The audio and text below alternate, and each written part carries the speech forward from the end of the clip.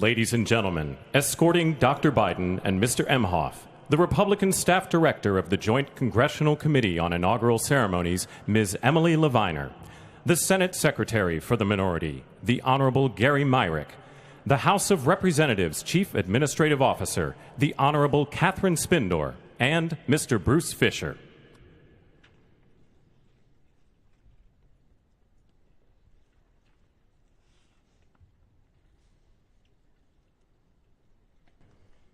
Ladies and gentlemen, Dr. Jill Biden and Mr. Douglas Emhoff.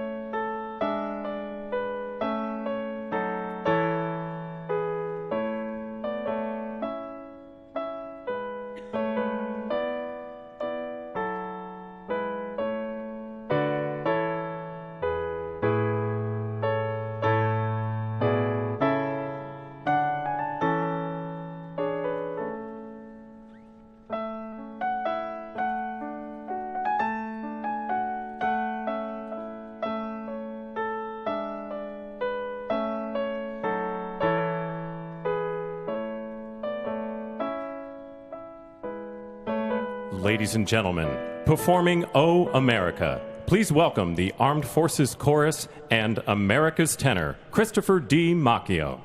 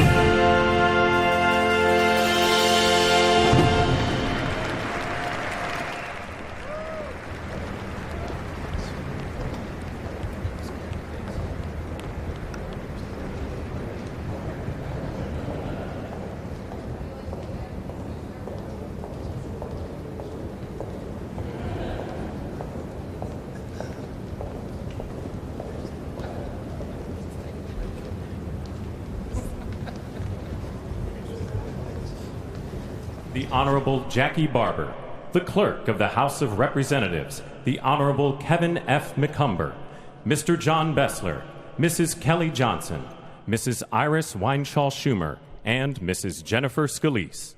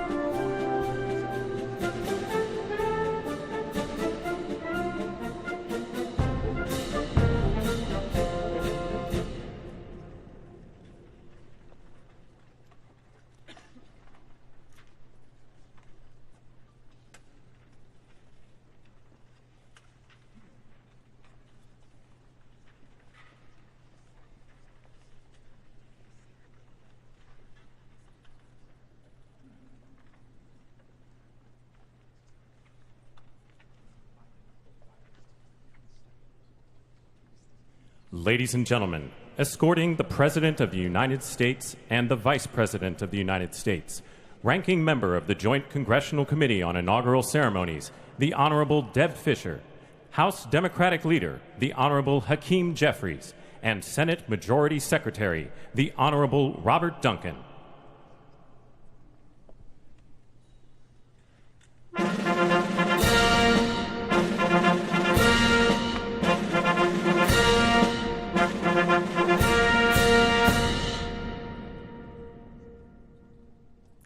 Ladies and gentlemen, the President of the United States, the Honorable Joseph R. Biden Jr., and Vice President of the United States, the Honorable Kamala Devi Harris.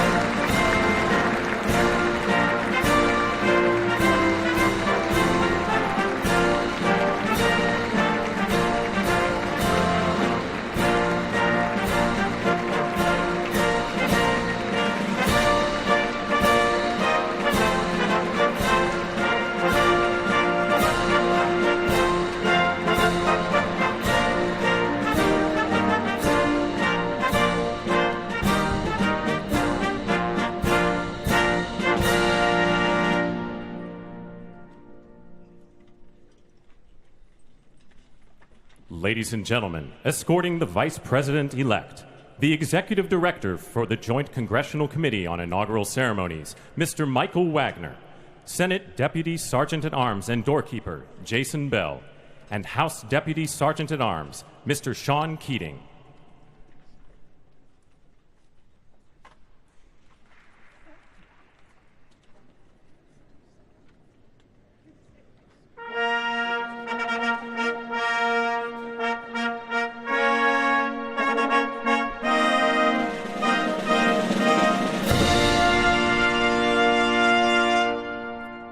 Ladies and gentlemen, the Vice President-elect of the United States, the Honorable J.D. Vance.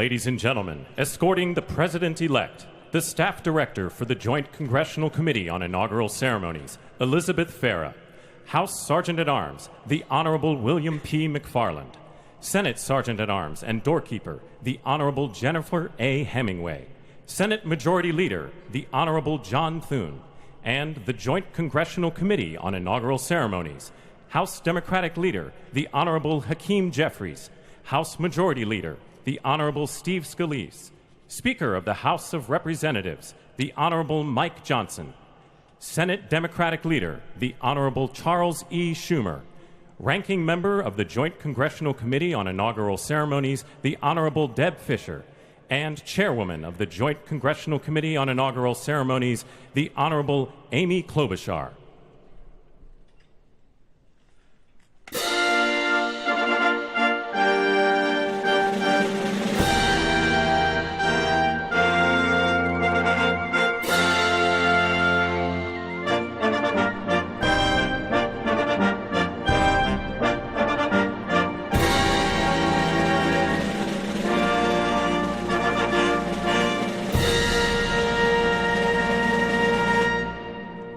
Ladies and gentlemen, the President-elect of the United States, the Honorable Donald John Trump.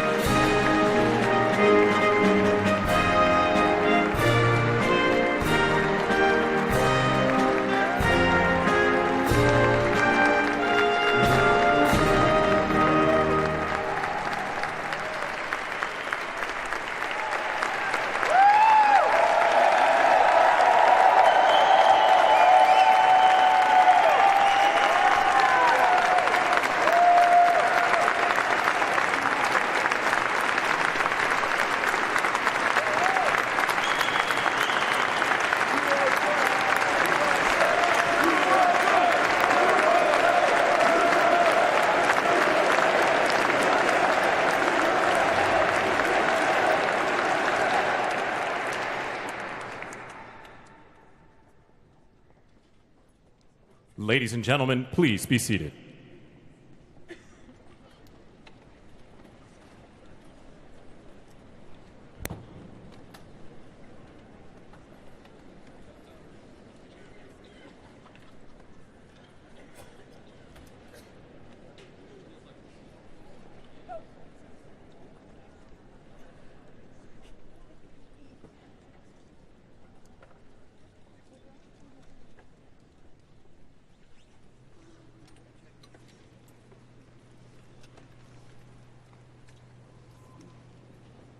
Please welcome the chairwoman of the Joint Congressional Committee on Inaugural Ceremonies, the Honorable Amy Klobuchar.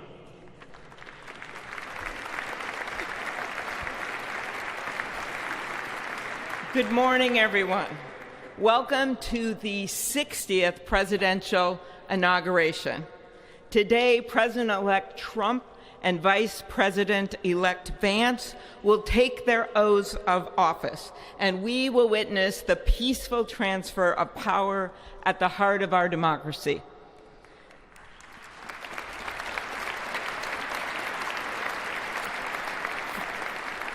For the past year, I've chaired the inaugural ceremony committee, which includes the leadership of Congress from both parties.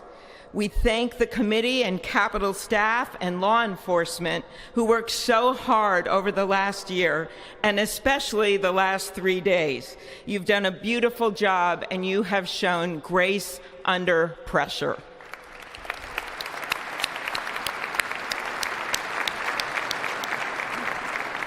Our theme this year is our enduring democracy. The presence of so many presidents and vice presidents here today is truly a testament to that endurance. We welcome President Biden and Dr. Biden. We welcome Vice President Harris and Doug Emhoff, President Obama, President Clinton and Secretary Clinton, President Bush and Laura Bush, Vice President Pence, Vice President Quayle and Marilyn Quayle. The justices of the United States Supreme Court are with us, all 9 of them, I counted, and of course, the Trump and Vance families. This ceremony marks what will soon be 250 years of our democracy. It is the moment when leaders, elevated by the will of the people, promise to be faithful to our Constitution, to cherish and defend it. It is the moment when they become, as we all should be, the guardians of our country. Through war and peace, through adversity and prosperity, we hold this inauguration every 4 years, and today it falls on Martin Luther King Day, a further reminder that we must strive to uphold the values enshrined in our Constitution, the freedoms, the liberties, and, as is inscribed on the entrance of the United States Supreme Court, equal justice under law.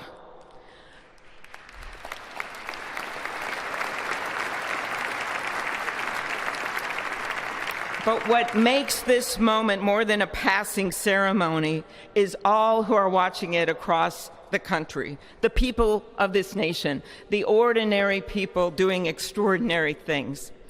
President Kennedy, who at one point worked as a senator in this building and would often walk through this very rotunda, once said, "In a democracy, every citizen, regardless of interest in politics, holds office. Every one of us is in a position of responsibility." With that responsibility of citizenship comes an obligation not to seek out malice, as President Lincoln once reminded us, but to view others with a generosity of spirit despite our differences. With that responsibility of leadership comes an obligation to stand our ground when we must and find common ground when we can. With everything swirling around us, the hot mess of division, it is on all of us, to quote an incredible songwriter who just happened to be born in my state, to ensure that our nation's democracy is our shelter from the storm. There's a reason this ceremony takes place at the Capitol. In other countries, it might be in a presidential palace or a gilded executive office building. Here it is traditionally held at the Capitol, the People's House. It is a fitting reminder of the system of checks and balances that is the very foundation of our government, 3 equal branches of government. That is how, for nearly 250 years, our great American experiment, grounded in the rule of law, has endured. So, as we inaugurate a new president and vice president, let us remember that the power of those in this room comes from the people. The construction workers who build our country, the teachers and healthcare workers who nurture us, the troops defending our freedoms, and yes, the firefighters in Los Angeles putting themselves on the line for us.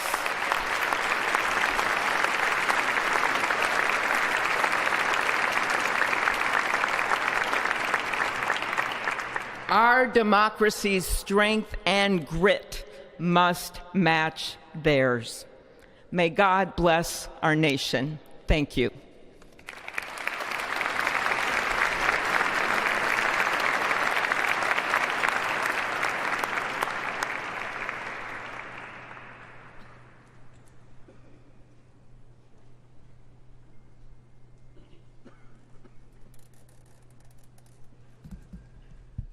Good afternoon. Endurance through the years is the ultimate test. To persevere through time is the truest measure of an idea, an institution, and a nation. Our founders wrote the Constitution so that America could withstand all the twists and turns of time.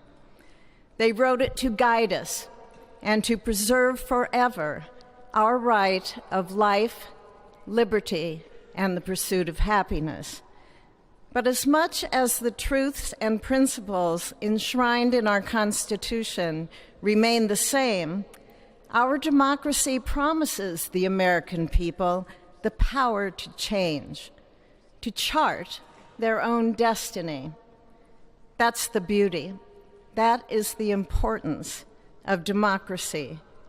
It allows the endurance, the permanence of a nation through change.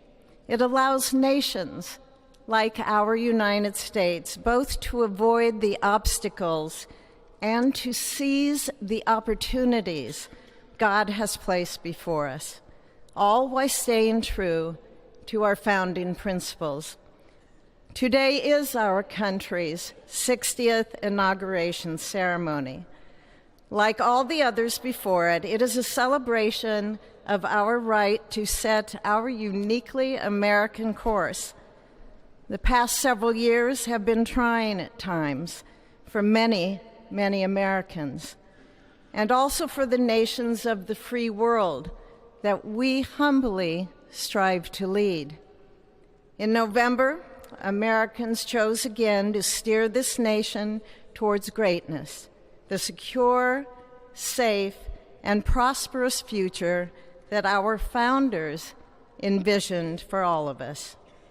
And today, we celebrate not only their decision to do so, but also the simple right and wisdom of a free people to make their own choice so that their nation might endure. And now, allow me to welcome Archbishop Timothy Dolan and Reverend Franklin Graham, who will deliver our invocation. Please rise.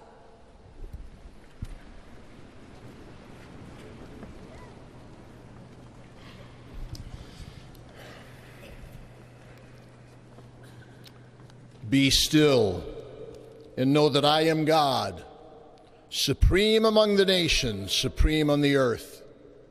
Let us pray. Remembering General George Washington on his knees at Valley Forge, recalling Abraham Lincoln at his second inaugural, with malice toward none, with charity for all, with firmness in the right as God gives us to see the right. Remembering General George Patton's instructions to his soldiers as they began the Battle of the Bulge 8 decades ago. Pray. Pray when fighting. Pray alone. Pray with others. Pray by night. Pray by day. Observing the birthday of the Reverend Martin Luther King, who warned, without God, our efforts turn to ashes.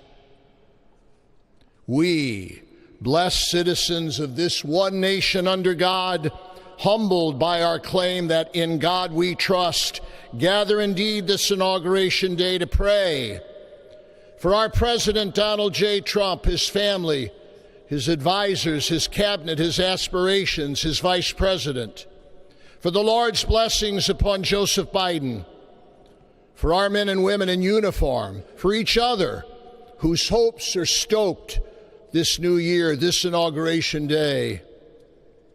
We cannot err in relying upon that prayer from the Bible, upon which our president will soon place his hand in oath, as we make our own the supplications of King Solomon for wisdom as he began his governance.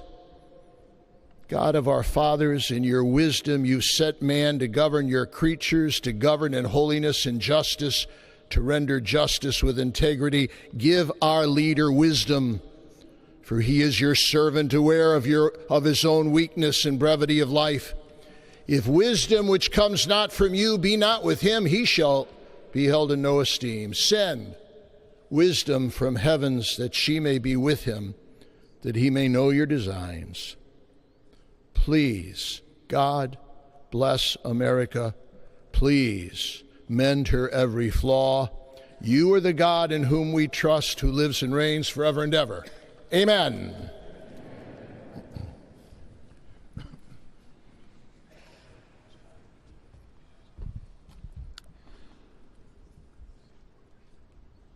Mr. President, the last 4 years, there are times I'm sure you thought it was pretty dark. But look what God has done.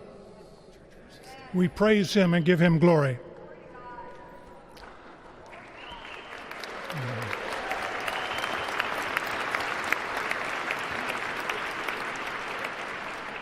Let us pray.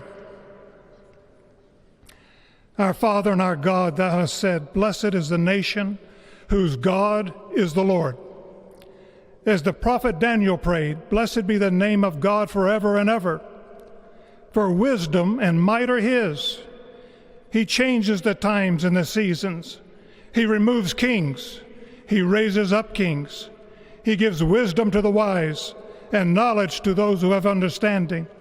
Our Father, today, as President Donald J. Trump takes the oath of office once again, we come to say thank you, O Lord our God. Father, when Donald Trump's enemies thought he was down and out, you and you alone saved his life and raised him up with strength and power by your mighty hand. We pray for President Trump that you'll watch over, protect, guide, direct him, Give him your wisdom from your throne on high. We ask that you would bless him and that our nation would be blessed through him. We also ask that you would bless and protect Melania as First Lady. We thank you for the beauty, the warmth, and grace that she shows not only to this nation, but to the whole world.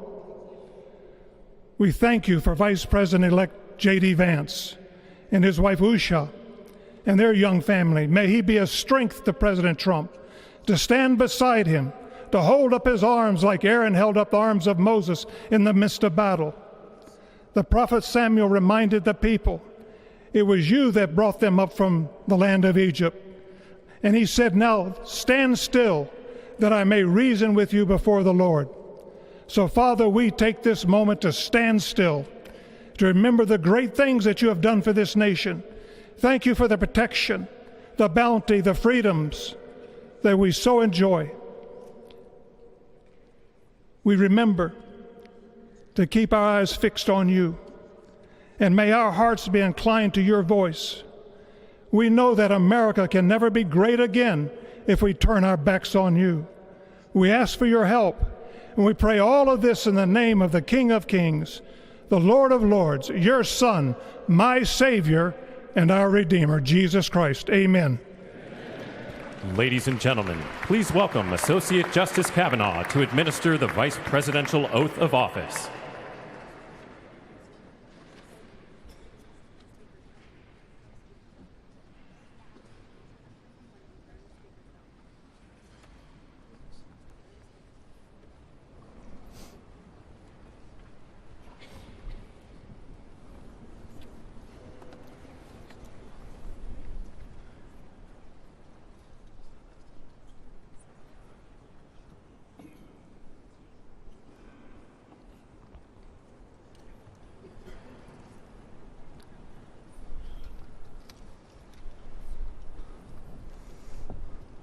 Please raise your right hand and repeat after me.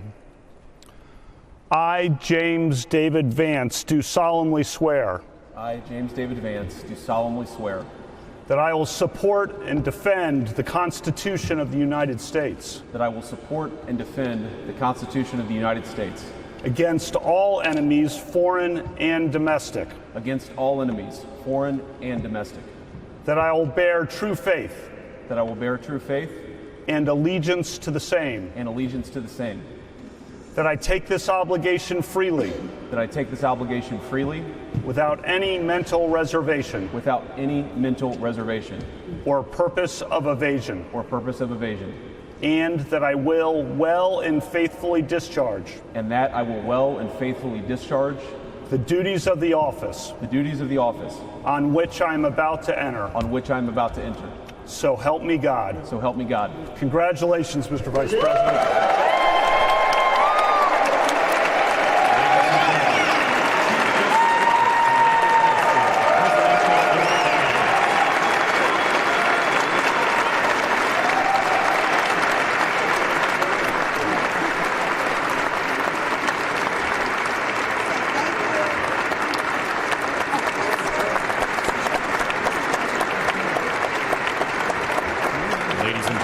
Please welcome Chief Justice Roberts to administer the Presidential Oath of Office.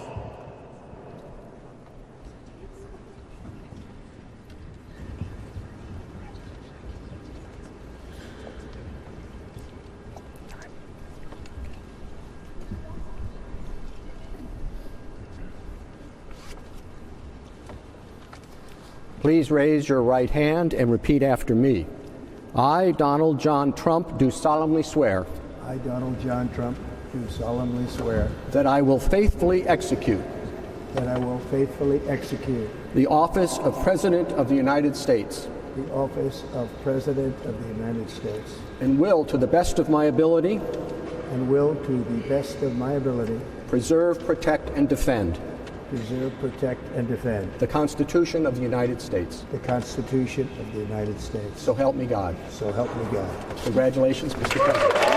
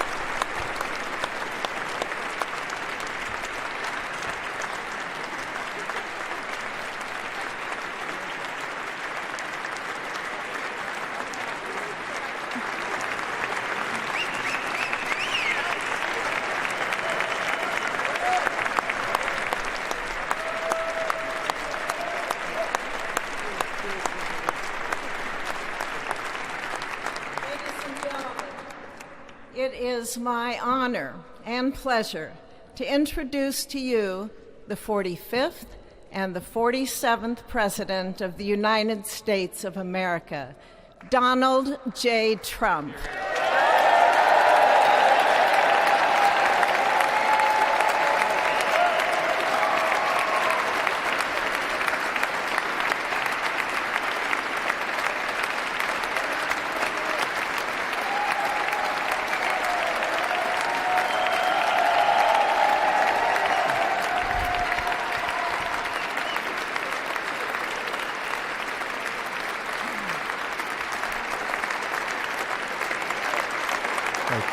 Thank you very much, everybody. Well, thank you very, very much.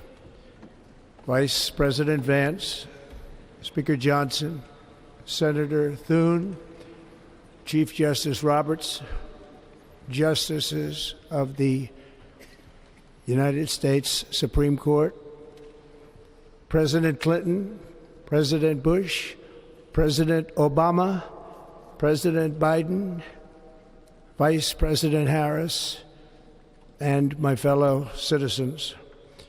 The golden age of America begins right now.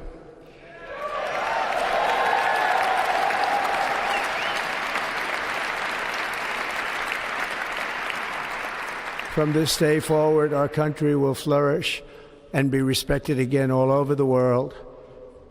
We will be the envy of every nation, and we will not allow ourselves to be taken advantage of any longer. During every single day of the Trump administration, I will very simply put America first.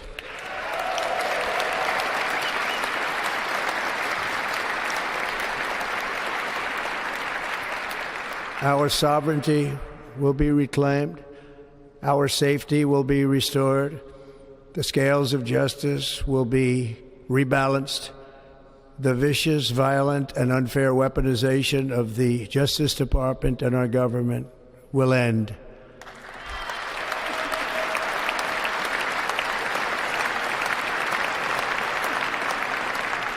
And our top priority will be to create a nation that is proud, prosperous, and free.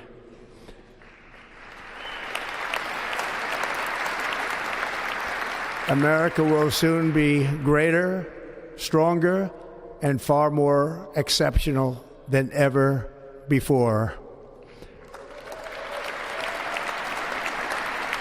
I return to the presidency confident and optimistic that we are at the start of a thrilling new era of national success. A tide of change is sweeping the country, sunlight is pouring over the entire world, and America has the chance to seize this opportunity like never before. But first, we must be honest about the challenges we face. While they are plentiful, they will be annihilated by this great momentum that the world is now witnessing in the United States of America. As we gather today, our government confronts a crisis of trust. For many years, a radical and corrupt establishment has extracted power and wealth from our citizens while the pillars of our society lay broken and seemingly in complete disrepair. We now have a government that cannot manage even a simple crisis at home, while at the same time stumbling into a continuing catalog of catastrophic events abroad.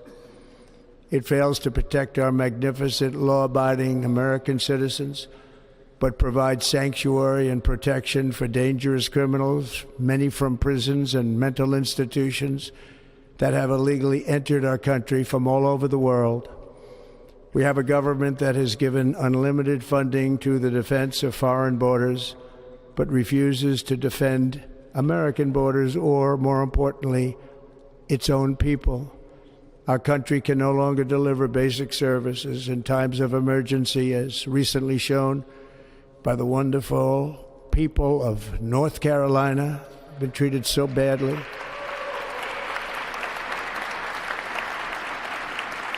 And other states who are still suffering from a hurricane that took place many months ago. Or more recently, Los Angeles, where we're watching fires still tragically burn from weeks ago without even a token of defense. They're raging through the houses and communities, even affecting some of the wealthiest and most powerful individuals in our country, some of whom are sitting here right now. They don't have a home any longer. That's interesting. But we can't let this happen. Everyone is unable to do anything about it. That's going to change. We have a public health system that does not deliver in times of disaster, yet more money is spent on it than any country anywhere in the world. And we have an education system that teaches our children to be ashamed of themselves in many cases, to hate our country despite the love that we try so desperately to provide to them. All of this will change starting today, and it will change very quickly.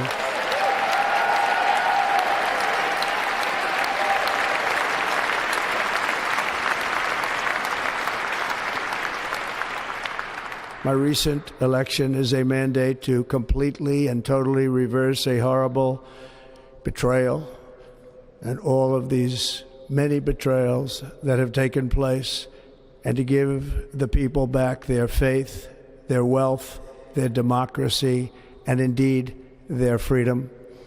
From this moment on, America's decline is over.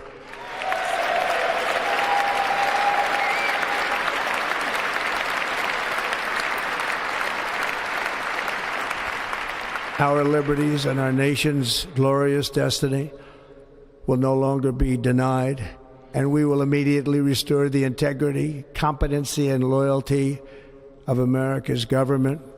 Over the past 8 years, I have been tested and challenged more than any president in our 250-year history, and I've learned a lot along the way.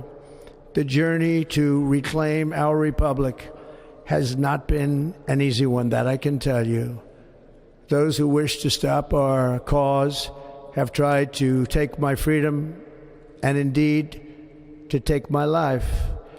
Just a few months ago in a beautiful Pennsylvania field, an assassin's bullet ripped through my ear. But I felt then, and believe even more so now, that my life was saved for a reason. I was saved by God to make America great again.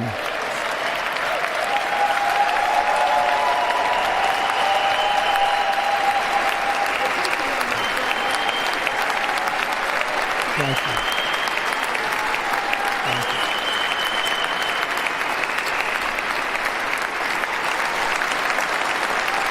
Thank you very much.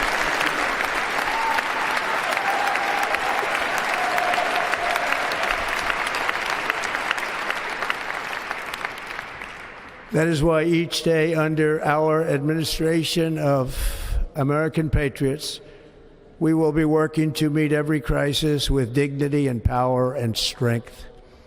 We will move with purpose and speed to bring back hope, prosperity, safety, and peace for citizens of every race, religion, color, and creed. For American citizens, January 20th, 2025 is Liberation Day.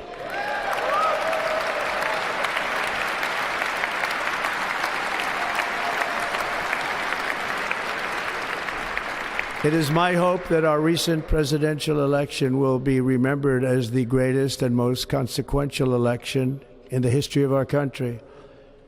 As our victory showed, the entire nation is rapidly unifying behind our agenda with dramatic increases in support from virtually every element of our society, young and old, men and women, African Americans, Hispanic Americans, Asian Americans, urban, suburban, rural. And very importantly, we had a powerful win in all 7 swing states. And the popular vote, we won by millions of people. To the Black and Hispanic communities, I want to thank you for the tremendous outpouring of love and trust that you have shown me with your vote. We set records, and I will not forget it. I've heard your voices in the campaign, and I look forward to working with you in the years to come. Today is Martin Luther King Day, and his honor, this will be a great honor, but in his honor we will strive together to make his dream a reality. We will make his dream come true.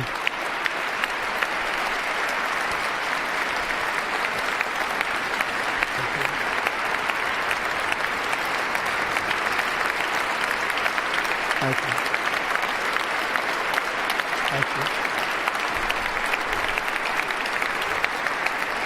you. National unity is now returning to America, and confidence and pride is soaring like never before. In everything we do, my administration will be inspired by a strong pursuit of excellence and unrelenting success. We will not forget our country. We will not forget our Constitution, and we will not forget our God. Can't do that.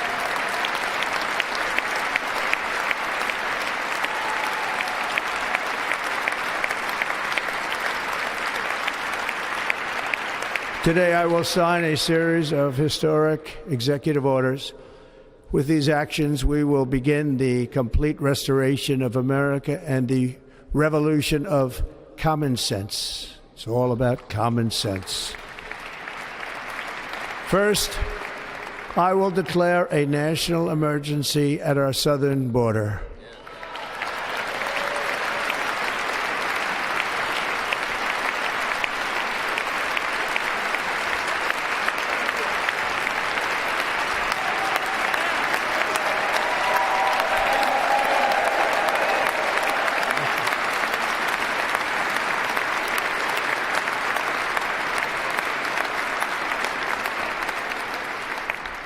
All illegal entry will immediately be halted, and we will begin the process of returning millions and millions of criminal aliens back to the places from which they came.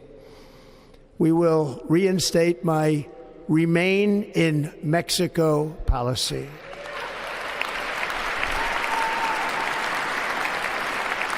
I will end the practice of catch and release. And I will send troops to the southern border to repel the disastrous invasion of our country.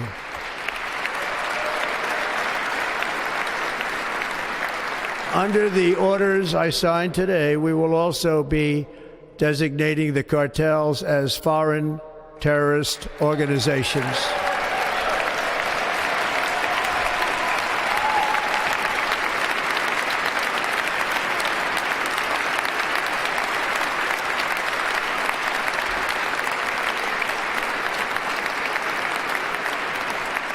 And by invoking the Alien Enemies Act of 1798, I will direct our government to use the full and immense power of federal and state law enforcement to eliminate the presence of all foreign gangs and criminal networks, bringing devastating crime to U.S. soil, including our cities and inner cities.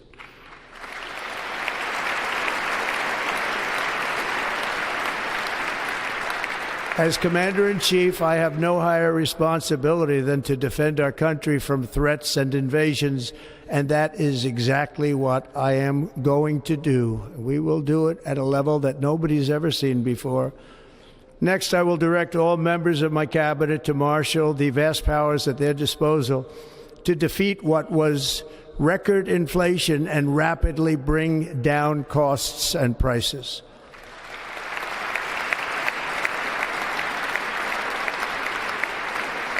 The inflation crisis was caused by massive overspending and escalating energy prices, and that is why today I will also declare a national energy emergency. We will drill, baby, drill.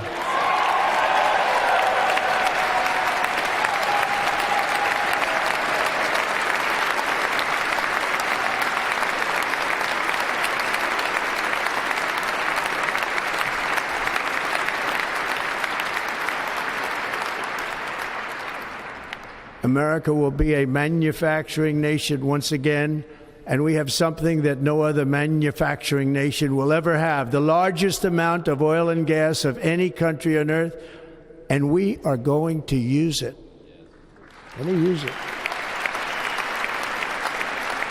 We will bring prices down, fill our strategic reserves up again, right to the top, and export American energy all over the world. We will be a rich nation again, and it is that liquid gold under our feet that will help to do it.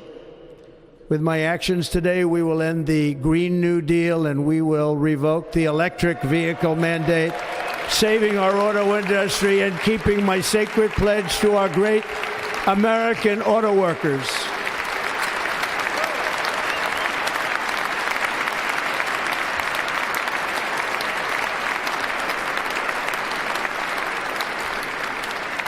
In other words, you'll be able to buy the car of your choice. We will build automobiles in America again at a rate that nobody could have dreamt possible just a few years ago. And thank you to the auto workers of our nation for your inspiring vote of confidence. We did tremendously with their vote. I will immediately begin the overhaul of our trade system to protect American workers and families. Instead of taxing our citizens to enrich other countries, we will tariff and tax foreign countries to enrich our citizens.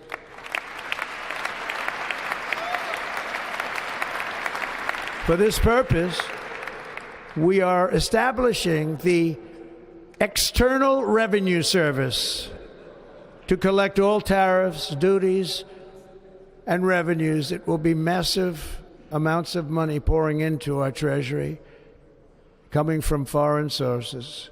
The American dream will soon be back and thriving like never before to restore competence and effectiveness to our federal government. My administration will establish the brand new Department of Government Efficiency.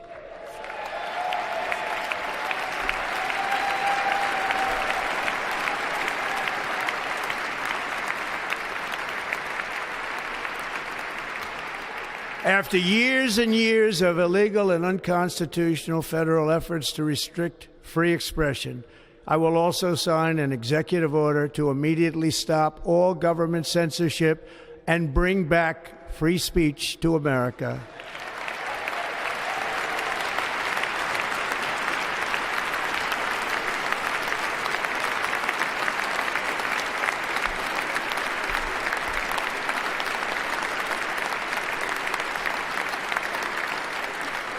Never again will the immense power of the state be weaponized to persecute political opponents, something I know something about. We will not allow that to happen. It will not happen again. Under my leadership, we will restore fair, equal, and impartial justice under the constitutional rule of law.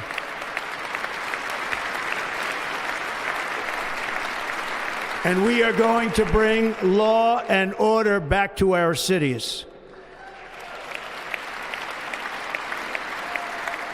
This week, I will also end the government policy of trying to socially engineer race and gender into every aspect of public and private life.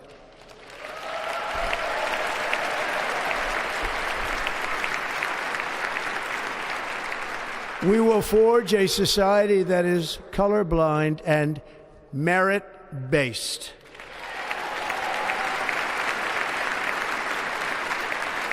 As of today, it will henceforth be the official policy of the United States government that there are only two genders, male and female.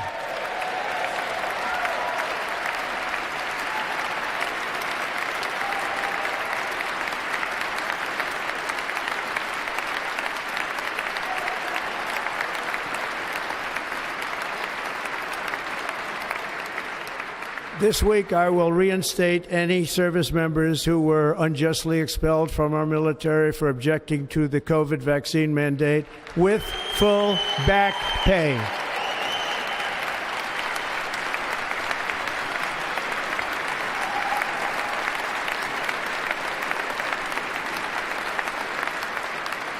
And I will sign an order to stop our warriors from being subjected to radical political theories and social experiments while on duty.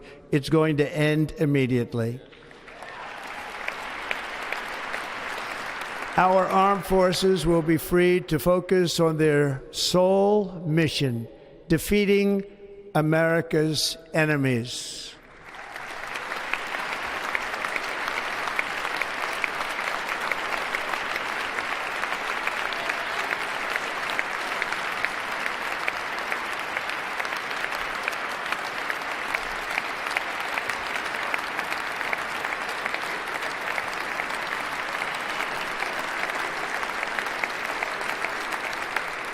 Like in 2017, we will again build the strongest military the world has ever seen. We will measure our success not only by the battles we win, but also by the wars that we end, and perhaps most importantly, the wars we never get into.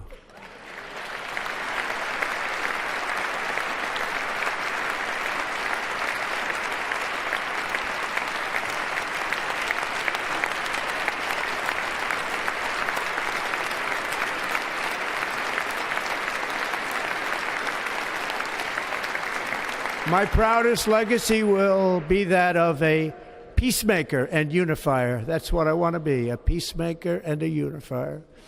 I'm pleased to say that as of yesterday, one day before I assumed office, the hostages in the Middle East are coming back home to their families.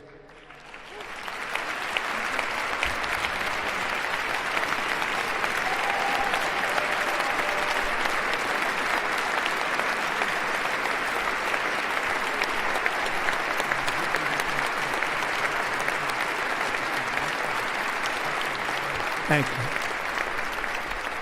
America will reclaim its rightful place as the greatest, most powerful, most respected nation on earth, inspiring the awe and admiration of the entire world. A short time from now, we are going to be changing the name of the Gulf of Mexico to the Gulf of America, and we will restore the name of a great president, William McKinley, to Mount McKinley, where it should be and where it belongs.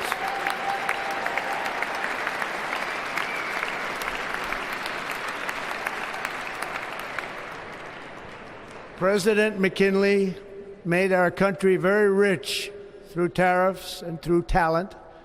He was a natural businessman and gave Teddy Roosevelt the money for many of the great things he did, including the Panama Canal, which has foolishly been given to the country of Panama after the United States. The United States, I mean, think of this, spent more money than ever spent on a project before and lost 38,000 lives in the building of the Panama Canal. We have been treated very badly from this foolish gift that should have never been made, and Panama's promise to us has been broken. The purpose of our deal and the spirit of our treaty has been totally violated. American ships are being severely overcharged and not treated fairly in any way, shape, or form, and that includes the United States Navy. And above all, China is operating the Panama Canal, and we didn't give it to China, we gave it to Panama, and we're taking it back.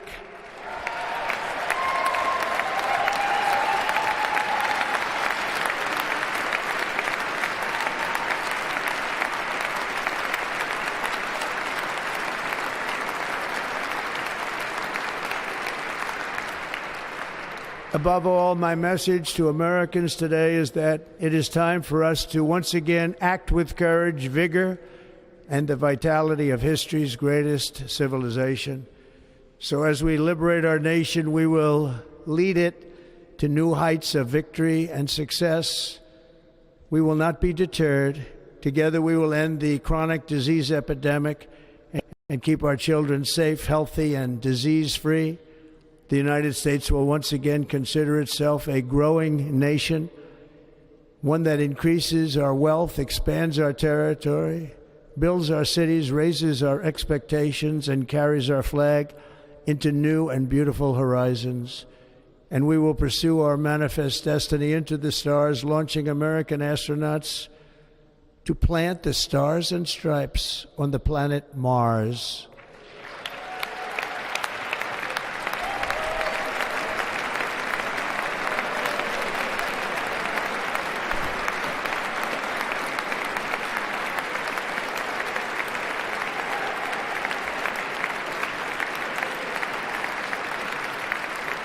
Ambition is the lifeblood of a great nation, and right now our nation is more ambitious than any other. There's no nation like our nation.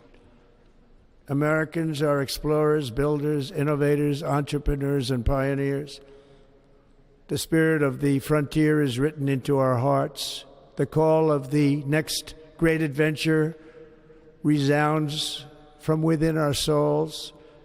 Our American ancestors turned a small group of colonies on the edge of a vast continent into a mighty republic of the most extraordinary citizens on earth. No one comes close. Americans pushed thousands of miles through a rugged land of untamed wilderness. They crossed deserts, scaled mountains, braved untold dangers, won the Wild West, ended slavery, rescued millions from tyranny, lifted billions from poverty, harnessed electricity, split the atom, launched mankind into the heavens, and put the universe of human knowledge into the palm of the human hand. If we work together, there is nothing we cannot do and no dream we cannot achieve. Many people thought it was impossible for me to stage such a historic political comeback. But as you see today, here I am. The American people have spoken.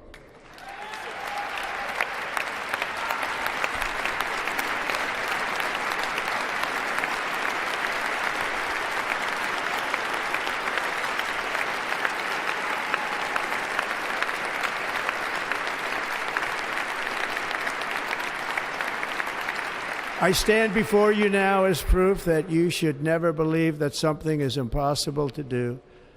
In America, the impossible is what we do best.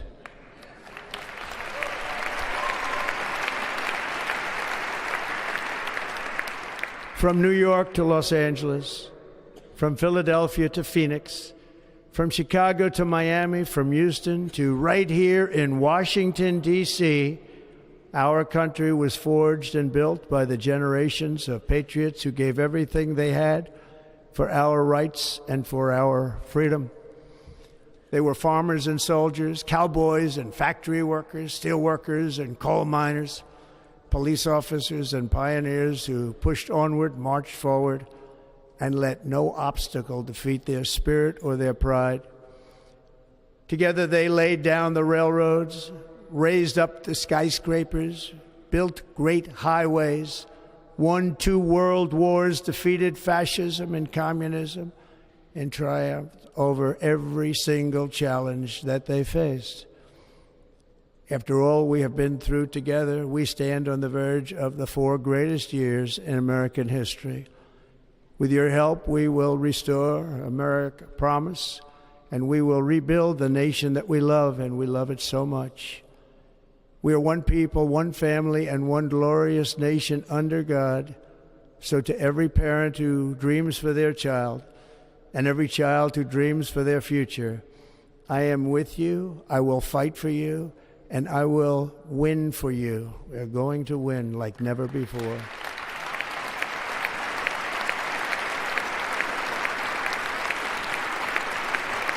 Thank you. Thank you.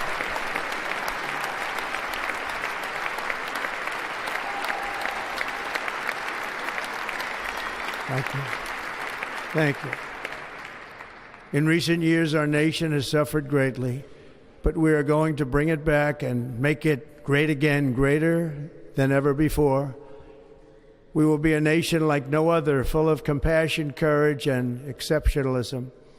Our power will stop all wars and bring a new spirit of unity to a world that has been angry, violent, and totally unpredictable. America will be respected again and admired again, including by people of religion, faith, and goodwill. We will be prosperous. We will be proud. We will be strong, and we will win like never before. We will not be conquered. We will not be intimidated.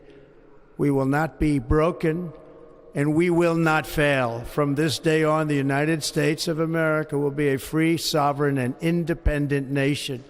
We will stand bravely. We will live proudly. We will dream boldly, and nothing will stand in our way because we are Americans. The future is ours, and our golden age has just begun. Thank you. God bless America. Thank you all. Thank you. Thank you very much. Thank you very much. Thank you.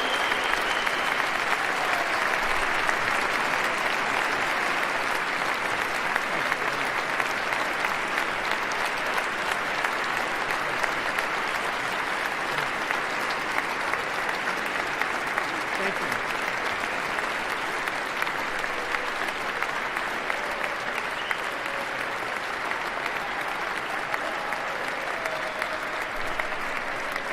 Ladies and gentlemen, performing America the Beautiful, please welcome the Armed Forces Chorus and Carrie Underwood.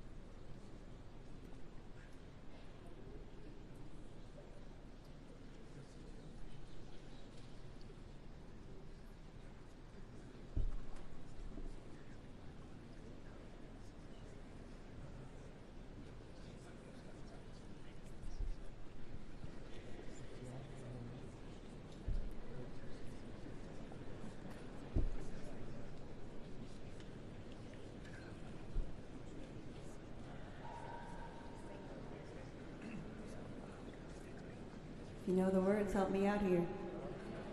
Oh, beautiful for spacious skies, for amber waves of grain, for purple mountain majesties above the fruited plain.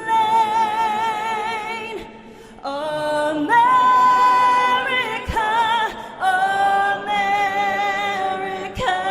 God shed his grace on thee and crown thy good with brotherhood from sea to shining sea.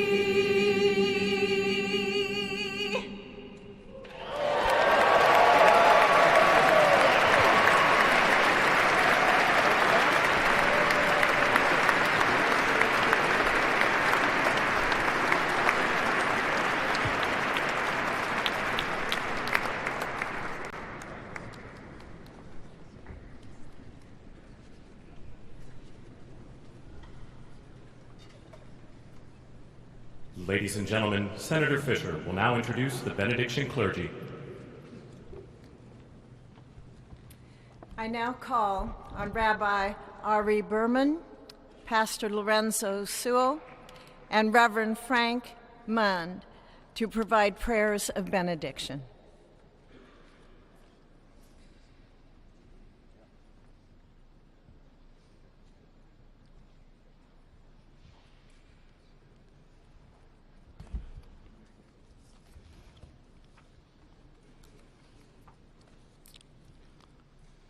Let us pray. Almighty God, your prophet Jeremiah walked the streets of Jerusalem and blessed its inhabitants with the Hebrew words, Baruch HaGever Asher Yiftach BaHashem. Blessed is the one who trusts in God. Thousands of years later, this great nation, which adopted these words as its motto, "In God we trust," stands at a moment of historic opportunity. Americans are searching for meaning. Our merciful Father, help us rise to meet this moment. Bless President Donald J. Trump and Vice President J.D. Vance with the strength and courage to choose the right and the good. Unite us around our foundational biblical values of life and liberty, of service and sacrifice, and especially of faith and morality, which George Washington called the indispensable supports of American prosperity. Guide our schools and college campuses, which have been experiencing such unrest, to inspire the next generation, to pair progress with purpose, knowledge with wisdom, and truth with virtue. Hear the cry of the hostages, both American and Israeli, whose pain our president so acutely feels.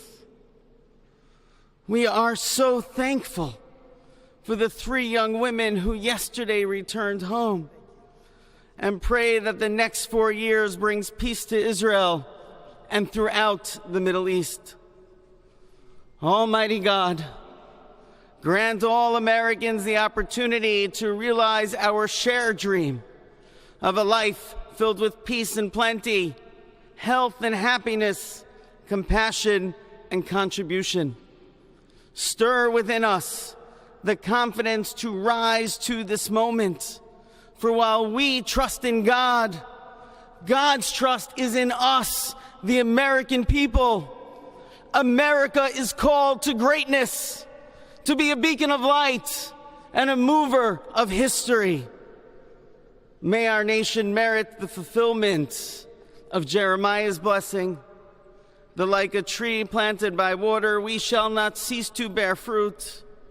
May all of humanity experience your love and your blessing. May it be thy will, and let us say, Amen. Let us pray for our 47th president. Heavenly Father, we're so grateful that you gave our 45th and now our 47th president a millimeter miracle. We are grateful that you are the one that have called him for such a time as this, that America would begin to dream again. We pray that we would fulfill the true meaning of our creed, that we hold these truths to be self-evident, that all men are created equal. We pray that you use our president, that we will live in a nation where we will not be judged by the color of our skin, but by the content of our character. Heavenly Father, in the name of Jesus, we are so grateful today that you will use our 47th president so we would sing with new meaning, my country, 'tis of thee. Sweet land of liberty, of thee I sing. Land where my fathers died, land of the pilgrim's pride, from every mountainside. Let freedom ring, and because America is called to be a great nation, we believe that you will make this come true. So let freedom ring. From the prodigious hilltops of New Hampshire, let freedom ring. From the mighty mountains of New York, let freedom ring. From the heightening Alleghenies of Pennsylvania, let freedom ring. From the snow-capped Rockies of Colorado, let freedom ring.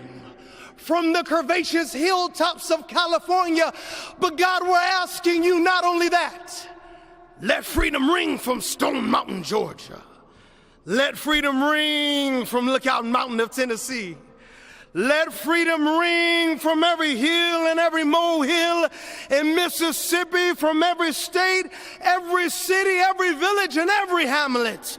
And when we let freedom ring, we will be able to speed up that day where all of your children black men and white men, Protestant and Catholic, Jew and Gentile will be able to sing in the meaning of that old Negro spiritual, free at last, free at last. Thank you, God Almighty.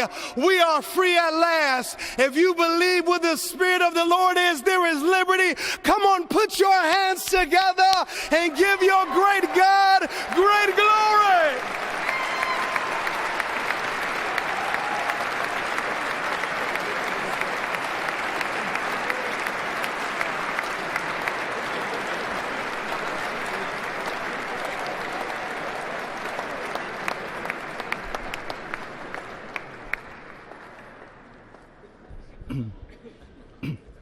Almighty and eternal God, we gather here today in reverence, joined in our shared hopes and dreams for our beloved nation.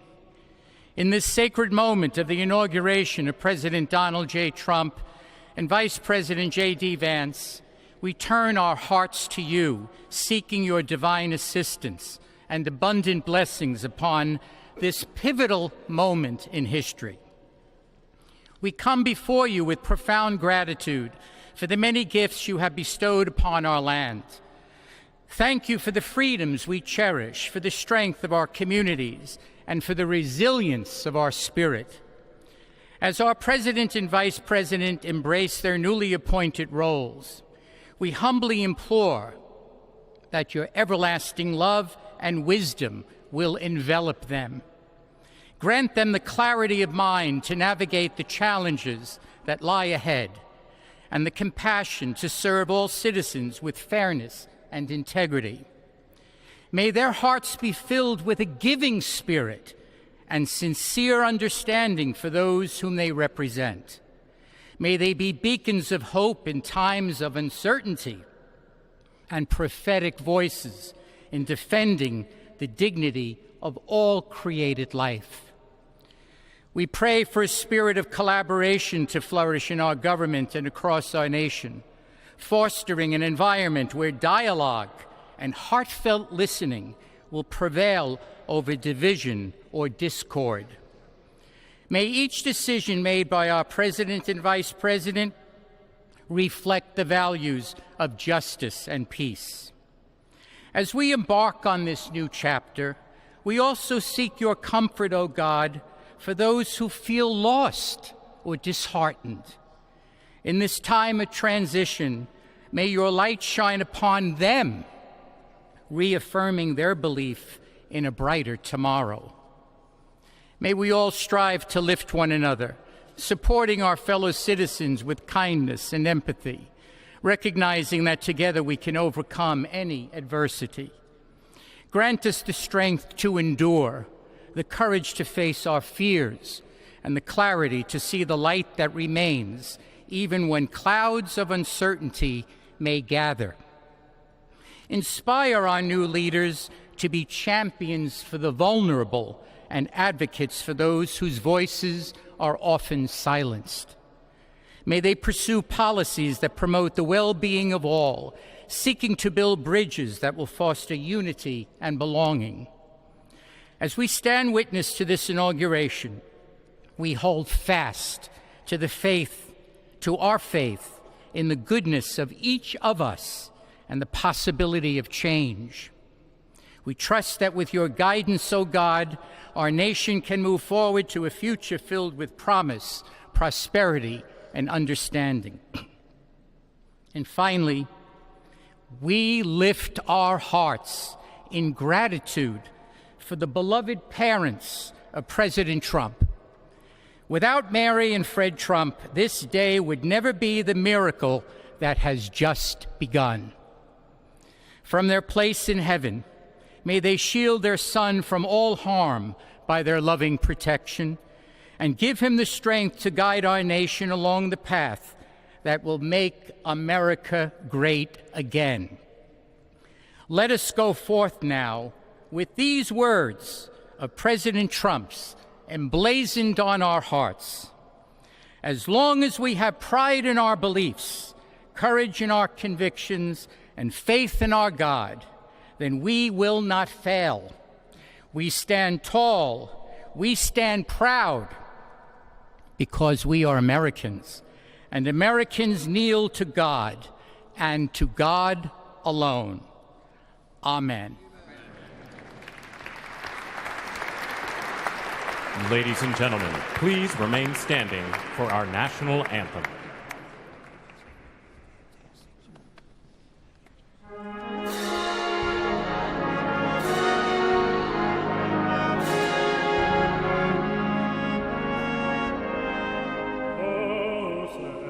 Can you say, o'er the dawn's early light, what so proudly we hailed at the twilight's last gleaming, whose blood stripes and bright stars through the perilous fight of the ramparts we watched were so gallantly streaming, and the rockets in glee, ribbons bursting in earth, gave proof to the night that our flag was still there.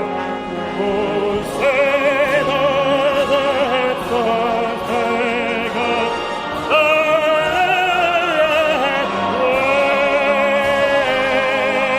wave, are the land and the free, and the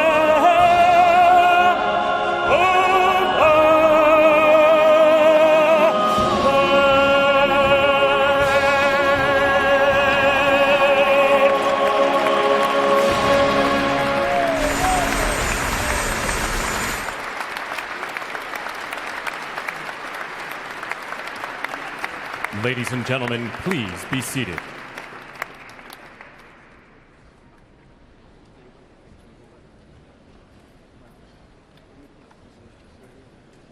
Ladies and gentlemen, please remain at your seats while the President and official party depart the platform.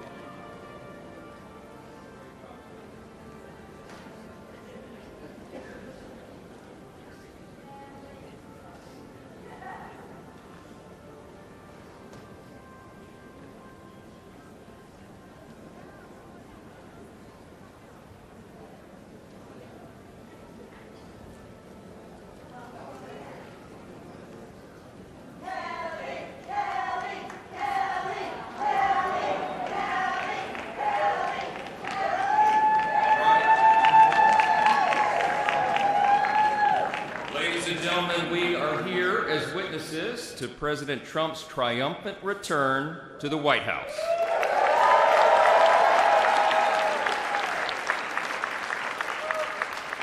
Right now, already this morning, you can feel it around the country. We certainly felt it here in the city. America is coming together and roaring back again, and it begins today, as the President just told us. I know we'd all rather be gathered together on the National Mall with hundreds of thousands of our closest friends, but our disappointment is well overcome with our excitement for the future that we feel today. We have the chance to make the next 4 years the most consequential period in our nation's history.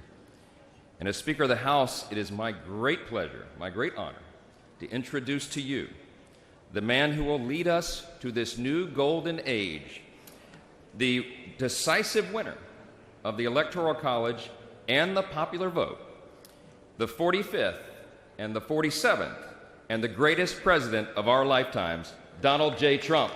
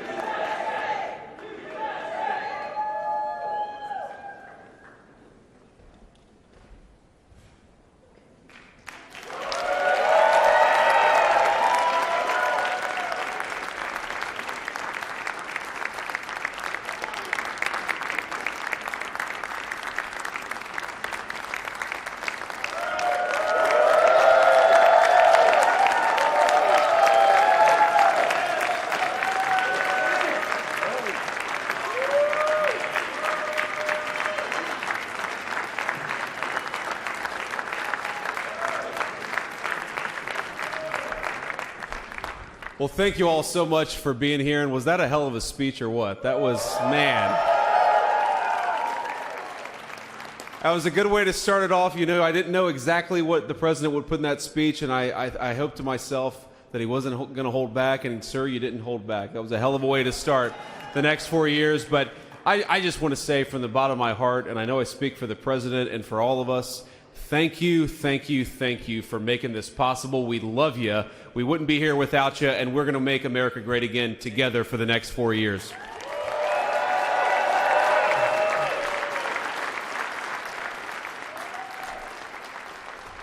And the last thing I'll say is, you know, having stood outside for about 5 minutes to wave goodbye to the Bidens, thank God we moved that thing indoors because it was a beautiful ceremony and it was cold as hell outside. So, sir, the 45th and 47th President of the United States, Donald J. Trump.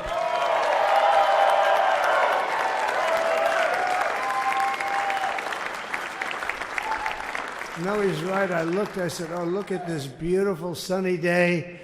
We blew it. And then I went outside and we were freezing. You would have been very unhappy. The sun was very deceptive, I will tell you. It is cold out. And I'm sort of saying, you know, that was so beautiful today. Maybe they should do it there every 4 years. Does that make sense? I don't know. Because, you know, the outdoor thing is really good, but it gets a little cold around this time of the year, as some people have noticed. And a lot of times they suffer through it. There was no suffering in that room. It was 72 degrees. It was perfect with the best acoustics I think I've ever heard in a room. This is not so bad either. But I just want to say, you're a younger, far more beautiful audience that I just spoke to. And I want to keep it off the record. I want to keep that off the record. Because I don't want to have all those big shots up there. I don't want to think you're more powerful than them, you look better than them, and I love you. Now, we just had a great time. We just had a great day.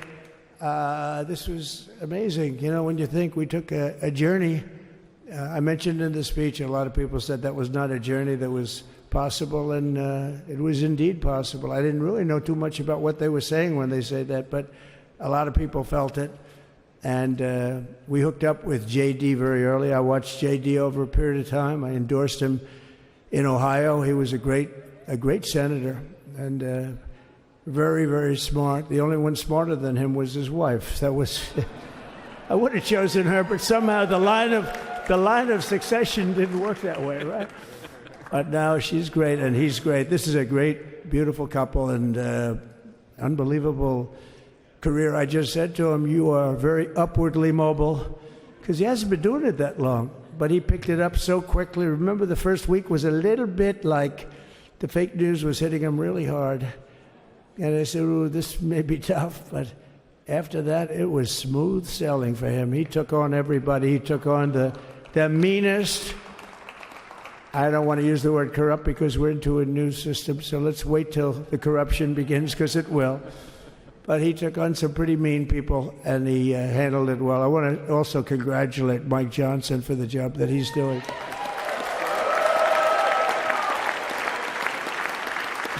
Steve, we gave him a majority of almost nothing, and then I said, to make it tougher on him, let me take 2 or 3 of the people, right? I said, he'll only have to suffer with that for about 3 months. How are they doing, by the way? Are they? Is that moving along? Totally unified. I said, do you mind if I take this one, that one, and a couple of others? He didn't mind. He can handle it. No, he's a man that's liked by everybody. I've never met a man like this. You've got how many is it, 219 or 220 or something? 220. And of the 220, 219 really like him. I noticed he got 1 negative vote once about 2 weeks ago. But I think even 220 like him, if you want to know the truth. And that's very unusual. I know a lot of nice guys in Congress, and they have 35 people that hate him. So if you have 35 people that hate you and you only have 1 or 2 or 3 votes, you'll have 5, I think. But that's going to be like, you know, the good news is when we get to that 5 number, it's going to feel like a massive majority. We could be really nasty to a couple of them at least, you know? So it's going to feel like hitting your head on the wall and stopping. It feels so good to stop. But he's done a fantastic job. And Steve Scalise is, he's our hero because, you know, I was with him. You talk about being shot.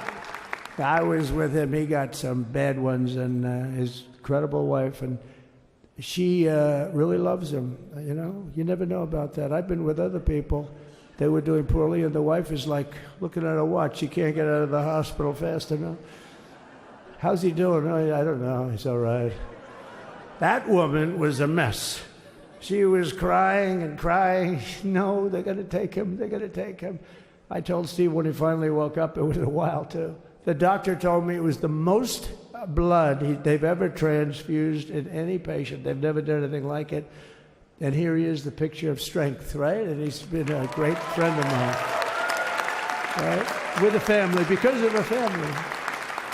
And what a job you did. It worked out pretty much better than we even thought, right? And I did have a couple of things, you know, to say that were extremely controversial. And between J.D. and Melania and anybody else that heard, please, sir, it's such a beautiful, unifying speech. Please, sir, don't say these things. I said, I'm telling you, it's going to play great. They say, you're right. For this group of people, it's going to play great. You're the only ones I hurt by not, but we had some beauties, didn't we, Melania? She said, sir, calls me sir when she's angry. No, I'm only kidding. I better say I'm only kidding, or the press is going to pick that one up loud and clear. No, but she said, no, I think it would be terrible. It's such a nice speech. I think it's, you know, it all depends on your delivery. How was the delivery? Was it good? But she said it's such a beautiful speech. You can't put things in there that you were going to put in. And I was going to talk about the J6 hostages, but you'll be happy because, you know, it's action, not words that count. And you're going to see a lot of action on the J6 hostages. See a lot of that. And I was going to talk about the things that Joe did today with the pardons of people that were very, very guilty of very bad crimes, like the Unselect Committee of Political Thugs, where they literally, I mean, what they did is they destroyed and deleted all of the information, all of the hearings, practically not a thing left. They deleted all the information on Nancy Pelosi having turned down the offer of 10,000 soldiers. You wouldn't have needed 10,000. You could have had 500, and it would have stopped. Because we may have had 1 million people that day, the people that were there. You don't see any photographs, but we have a lot of great photos. But you don't see those photographs. They don't put them in. They show the people at the Capitol. But I was talking about that. I was going to talk about that. They said, please don't bring that up right now. You can bring it up tomorrow. I said, how about now in front of the I'll bring it up right now. You know, this little time delay is good because we're getting great reviews on the speech. Now watch. They'll take the speech and say, I didn't like it because he left there and he talked to people. But we're giving you a little more information than we gave upstairs. But no, they pardoned a lot of people. They pardoned, before we even get to today, they pardoned, 33 murderers, absolute murderers, the worst murderers. You know, when you get the death sentence in the United States, you have to be bad because they don't give it much.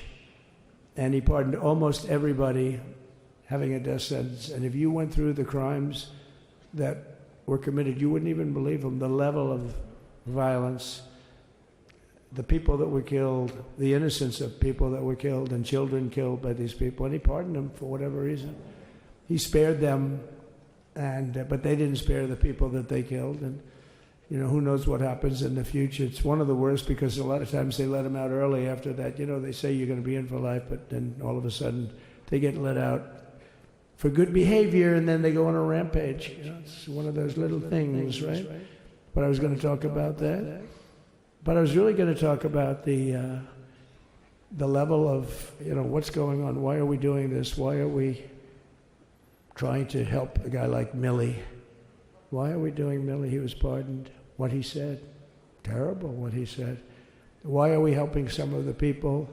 Why are we helping Liz Cheney? I mean, Liz Cheney is a disaster. She's a crying lunatic and crying Adam Kinzinger. He's a super crying. I never saw the guy not crying. He's always crying. I looked at him. I remember years ago he was actually on my side. And then one day, you know, when you don't want to kill people in wars, they turn against you. Liz Cheney hated the concept of not going to war with everybody. Let's kill everybody. Let's spend a lot of money on military equipment, you know, where her father works, right? And but what she did was incredible. Think of it. They destroyed and deleted all of that information that went on for almost 2 years against Trump. And the reason they did, because it was all false, like the person that said, I tried to strangle a Secret Service agent. That's one of the toughest human beings I think I've ever seen. I actually had a friend saying, please don't change that, sir. You are the coolest sucker in history. Remember, she said, I put my hands around his neck because he wouldn't go to the Capitol. Made up fiction. And I was rebuffed. And the guy on the right is a massive weightlifter. Probably stronger than me. Do you think he's stronger than me, honey? You know who I'm talking about. Possibly stronger than me. Slightly younger than me, like, I won't say how many years because I don't want to talk about that, but a lot of years. But I had a friend that said, why are you disputing that story? That's the coolest story I've ever heard. That I would attack a karate champion, get slightly rebuffed, and then throw my arms around a guy with a neck about this big. Even though there are bars, you know, there are bars, you can't really do that anyway. So I wanted to talk about that. But all of that stuff got deleted. And the reason it got deleted is they were all caught in lies. You know, Secret Service testified, and they said it didn't happen. Actually, the two guys were very embarrassed. They're suffering because their friends are saying, did Trump really do that to you? But they gained a whole new respect for me. But it was just make-believe stuff, and there were a lot of make-believe stories made up. So rather than suffer the wrath, like the story with Nancy Pelosi, I offered her 10,000 soldiers.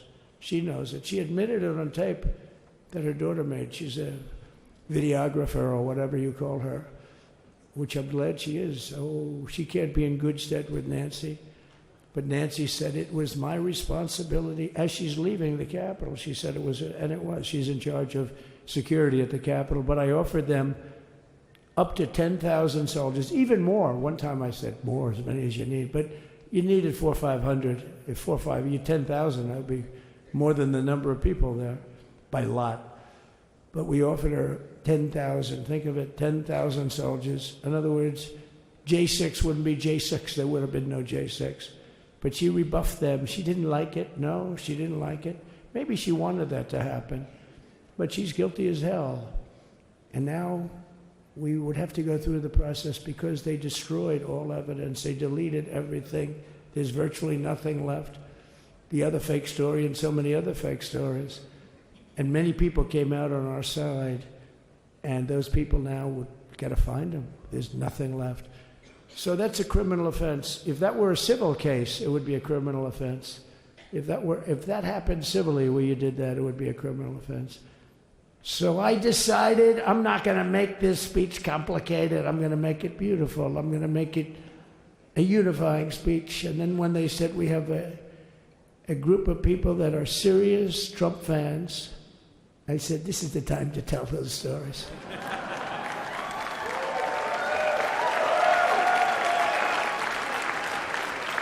He knows. So anyway, but seriously, I'd like to, I think it was a tremendous success. I think we're very lucky we put it inside because it is really cold. We just went to the helicopter out of respect. It's something that's taken place for a long time.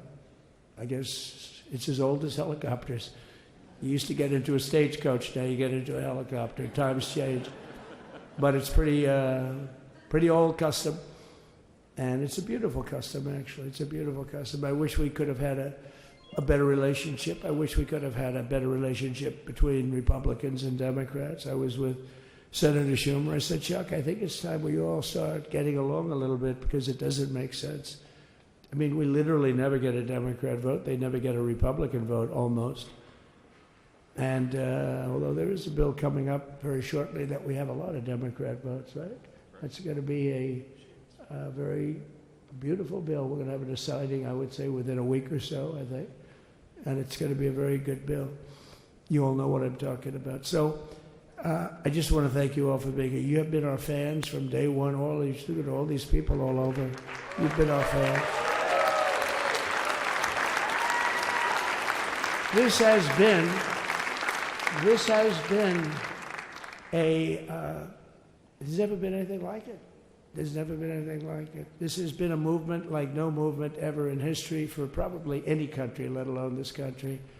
You know, if somebody's running for president, and if they go out and they announce they're going to Arizona, they're going to Nevada, they're going to someplace, if you have 200 or 300 people, that would be standard. Ronald Reagan would go out. I mean, outside of the last couple of days where people get a little excited, but even then you have a couple of thousand people. But if you're going to go someplace, any place, any one of the swing states, any one of the other states, I mean, how about the non-swing states? We won Alabama by 48 points. We won Tennessee by massive numbers. Wyoming, we won by numbers that are, nobody's ever seen numbers like that. And, you know, places like California, we did great, but when they send out like 38 million ballots, and nobody knows where the hell they're sending them, and then they come pouring back, the whole thing.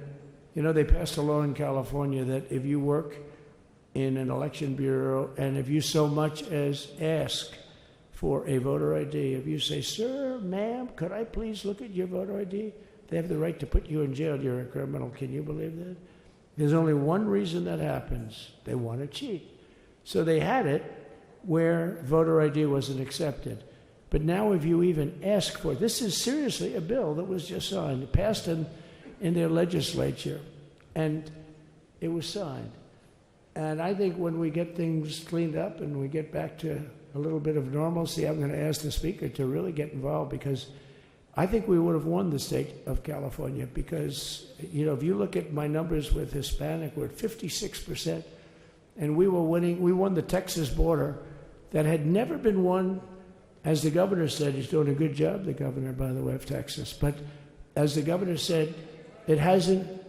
Oh, did I get lucky? Did I get lucky? Supposing I said, you know, he's not here, but the governor of Texas has done a terrible job. Wow, look at you. You mean we couldn't get you up in the front row? I'll tell you. Supposing I said, JD, the governor of Texas, he's not doing his job. You heard what I said. See, I didn't know you were there. I said he's doing a great job. He's doing a phenomenal job. But now you're going to have a partner that's going to work with you because you didn't have, not only didn't he have a partner, he had people selling the wall, right? We have a fence structure that we worked on, the governor worked on with me. And I didn't love it, to be honest with you. I wanted a nice precast concrete, you know, 40, 50 feet high, like a beautiful, could have been a T-shape, Y-shape. I love construction. I wanted that sucker to go up maybe 50, 60 feet. It would have looked beautiful, a nice Y shape. And they said, the problem is, sir, they climbed that like a rabbit. I said, what do you mean? No way. And they brought some of these guys out. They climbed it like... And the other thing is you hit it with acid and the thing will disintegrate. You know, they have things for concrete. So they needed very hardened steel, very special steel. And then they needed 7,000-pound concrete inside that steel, you know, inside that steel. And then they have a rebar that's the toughest steel made. Very hard to cut. So this is why very little is cut. I mean, it's right. And then they put a anti-climb panel on top. I hated it. I said, it's so unattractive. And I said, why would that work? I don't believe it works. And I went to watch the Border Patrol, gave a display. We had actually two sets of climbers. The guys that climb up walls with drugs on their back, I mean, they got like 60, 70 pounds of drug, and they go as fast as you can walk. They go bip, bip, bip. Or we have Mount Everest-type climbers. And honestly, the drug guys were much better. I couldn't believe it. The drug guys blew them away, right? But it's true, the anti-climb panel, they couldn't get around it. They just couldn't. When you didn't have it. So sometimes you sacrifice beauty for efficiency. And we did. So we built this wall, and we built over 500 miles of wall. That's why we had such good numbers. The famous chart that came down, very thankfully, the chart that came down on my right, Governor, had I not looked over there, I'm not speaking right now. You might be speaking here. You want to know the truth? You, JD, you've got a lot of great people in this party, but I got very lucky, but we had the best numbers we've ever had. But I bought, you know what happens is when you fill it up, it's like water. You fill it up. Now we have 571 miles of wall. And they would always say, you know, when we renovated a wall, so there'd be like a piece of plywood sitting there for 60 years, or a 2x4 sitting for 60 years on the ground and rotting. Because, you know, and they'll say, you didn't build a new wall. Here we're building 50 feet up in the air, 30 feet sections, 50-foot sections, all steel, all concrete, all everything. And all, by the way, they don't even want me to say this, but what the hell, doesn't take that long time. They're all wired for all of the equipment. We put wires in everything so they can easily wire for all the different types of equipment. And if there's a doubt, we have to wire. Whenever we just look, you just find the wires all over the place up top, so we can just hook it up. We don't have to have wires on the outside, which wouldn't do too well, right? So anyway, so we built an extra 200 miles of wall, and the governor wanted to buy it. He tried to buy it, and they wouldn't sell it to him. He wanted to put it up himself. Could have been done in 3 to 4 weeks, 200 more miles, because when you do it now, they just keep going further out, further out, further out, getting around. So we did an extra 200 miles, and it was all bought, and they announced that they're not going to put it up. And that's when I realized they wanted open borders, and that's when I realized that people are going to come pouring through the wall like nobody's ever seen before, but you've seen it. A lot of you are here because of that. I made it my number one issue. They all said inflation was the number one issue. I said I disagree. I think people coming into our country from prisons and from mental institutions is a bigger issue for the people that I know. And I made it my number one. I talked about inflation too, but you know, how many times can you say that an apple has doubled in cost. I'd say it, and I'd hit it hard, but then I go back to the fact that we don't want criminals coming into our country. We don't want the jails of every country in the world virtually being deposited into the United States. And that man had to suffer with it. And he did an unbelievable job. I'll tell you, he was a very popular governor, but now he's like an unbeatable governor because of your border policies. He was fantastic. And he really was. So. Governor Abbott is he's a great man, great leader. And but it did make him very more. Did you do it? You didn't do that for politics. You did it because you wanted to do the right thing. But I'll tell you, it sure as hell worked for politics too. It's self-preservation. That's right.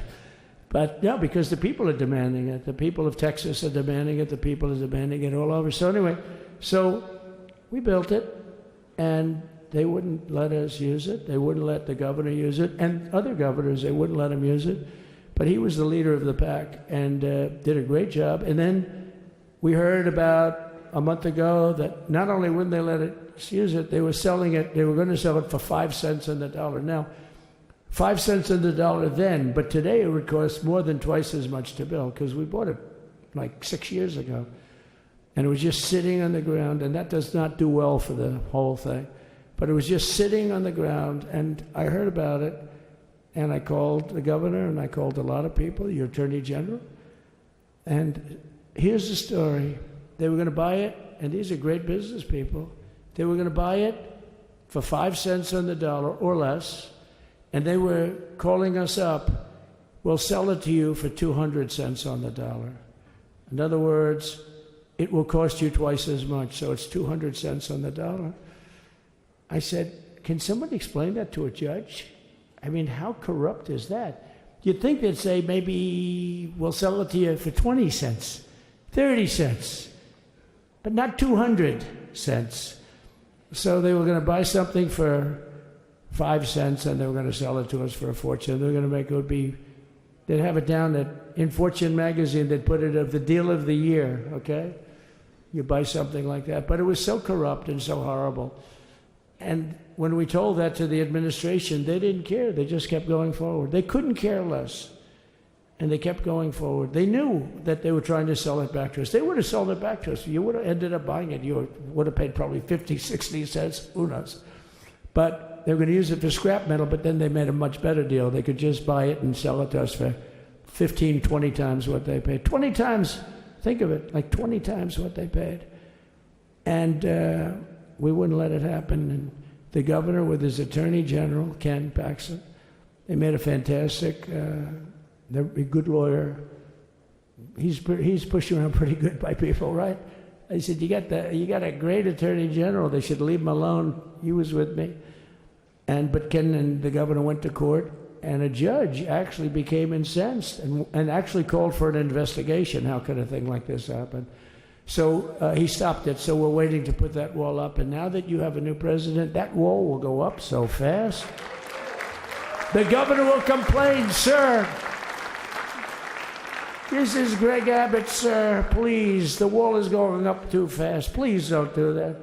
You know the story about winning. No, we're going to win too much. We're winning too much. Please, let's stop. People always love that one. We'll do this with the wall. Governor Abbott calls, sir, the wall is going up too fast. We can't take it. We just can't take it. No, I think you'll be very happy if the wall goes up too fast, right? But we'll get that done, and we'll work with you on that. But it was a great decision by a great Texas judge, right? And it was beautiful, beautiful to watch. He stopped them right in their track. I mean, they were literally loading this stuff onto trucks. It was terrible. Honestly, it was terrible.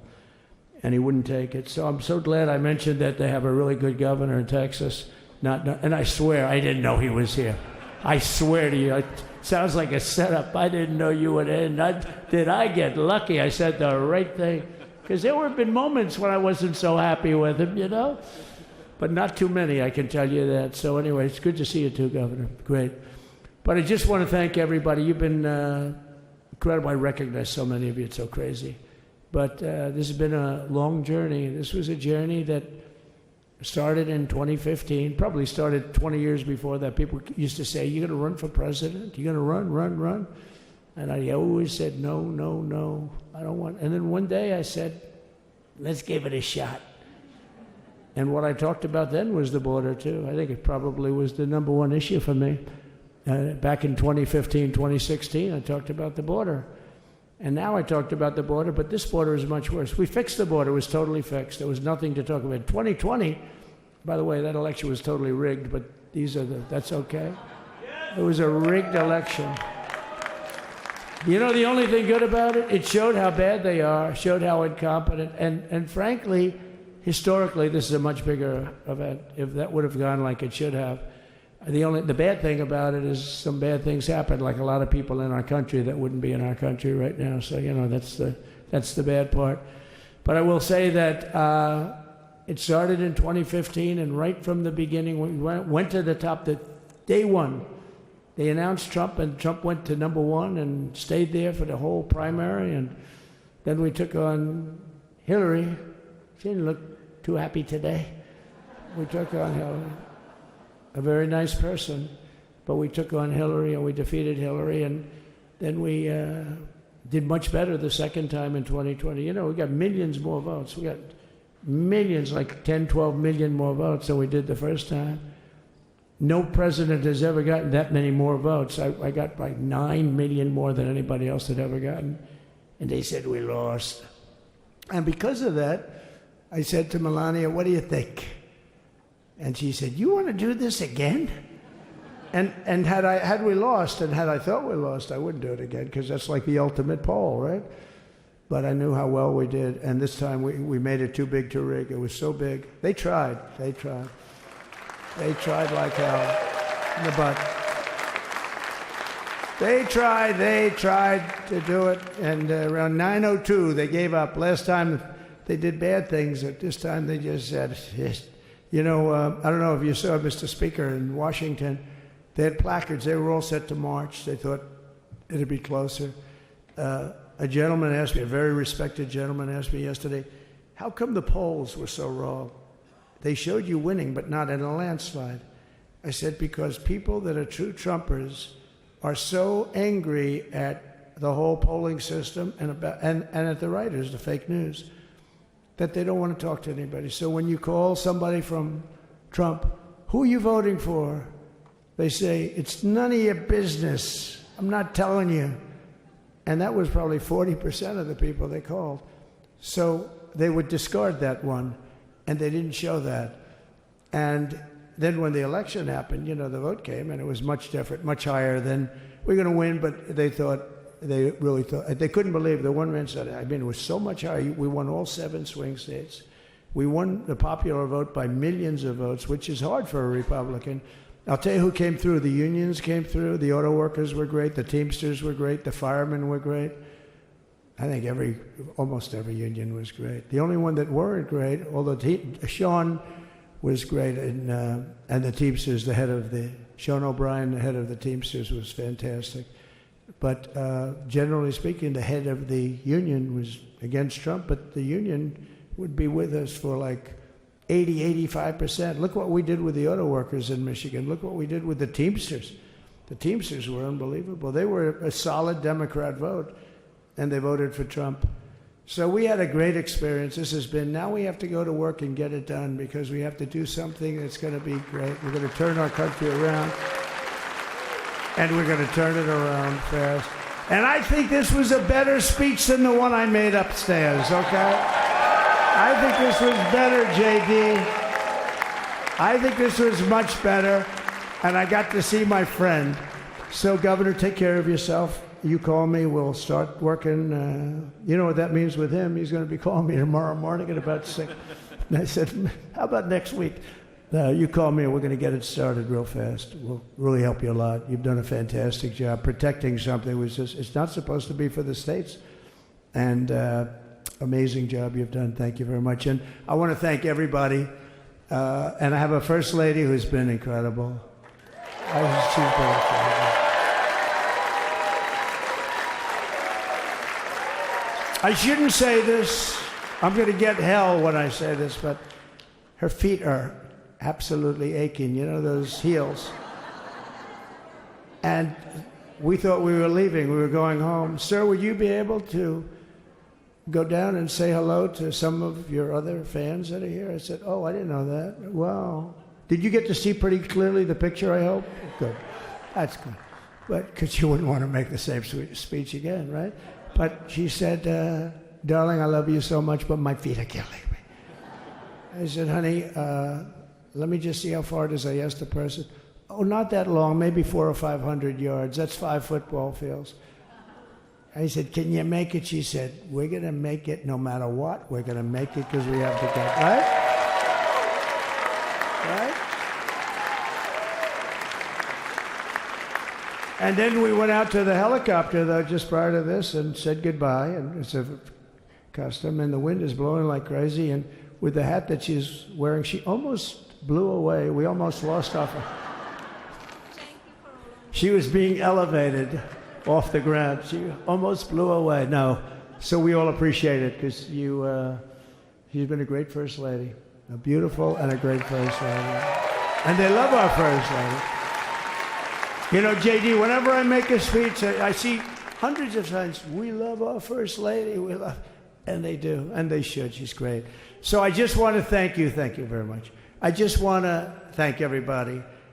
And I felt that, I said to JD, should we give him the A treatment, the B treatment, the C, the D, or the F? You know what the F is?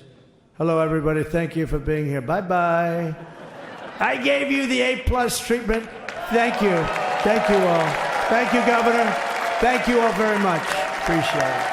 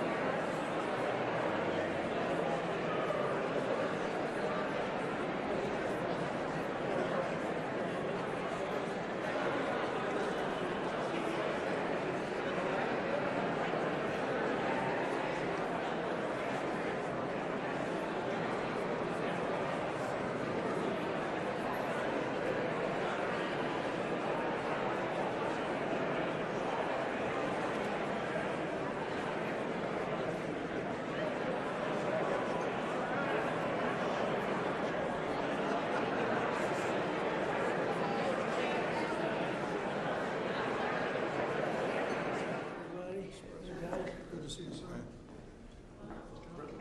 Mr. President, sir. Good to see you, sir. Congratulations.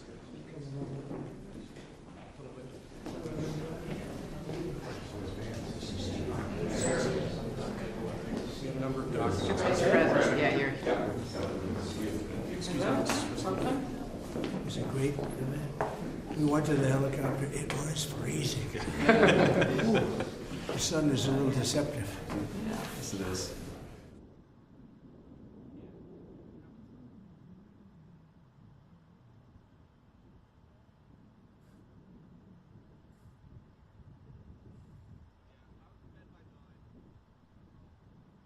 It's a tradition. Sir, the first is 22 cabinet and cabinet level appointments for your signature. Okay.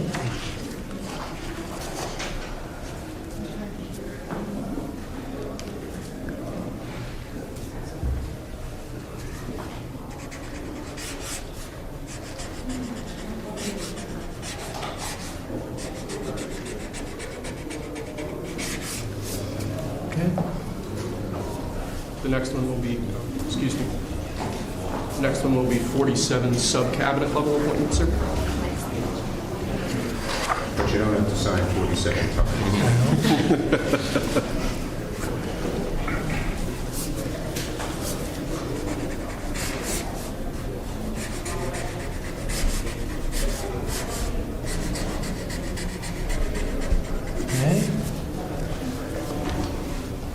Thank you, sir. You now have 31 acting designations and appointments to effectively take control of the government. Let's do that. That's important. That's important, isn't it?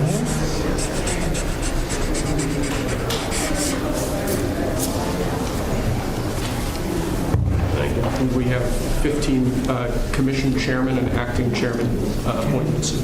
Send him. Commission chairman and acting chairman.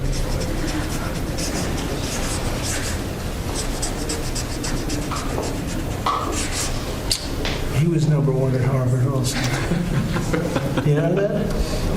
Good counsel. They have something in common. Thank you, sir. Lastly, we have a proclamation ordering that on all future inauguration days, including this inauguration day, that flags shall be flown at full mast. Very important.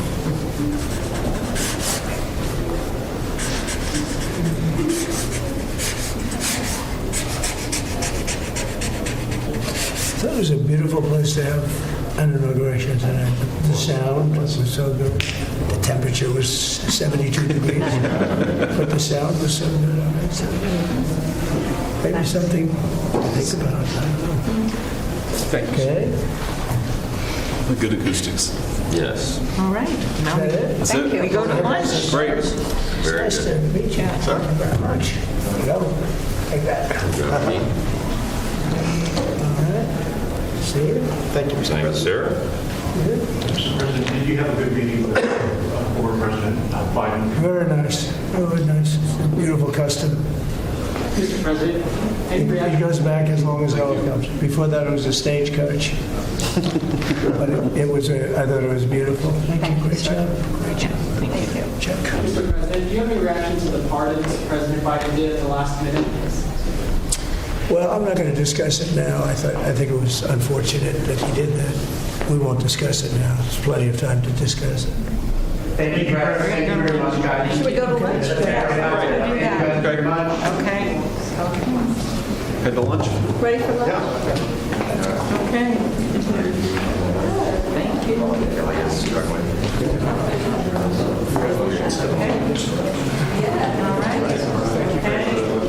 That was 3 times the number of appointments you did in 2017, sir. Plenty of time. Just getting started. A lot of good work to do. Closure. So where do you want to stop there? It's good counsel. Try to look through your documents. That's when they get green.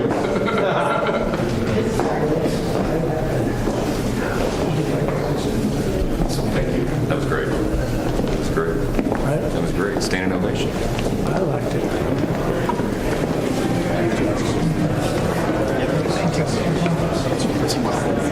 We're going to go right to the right.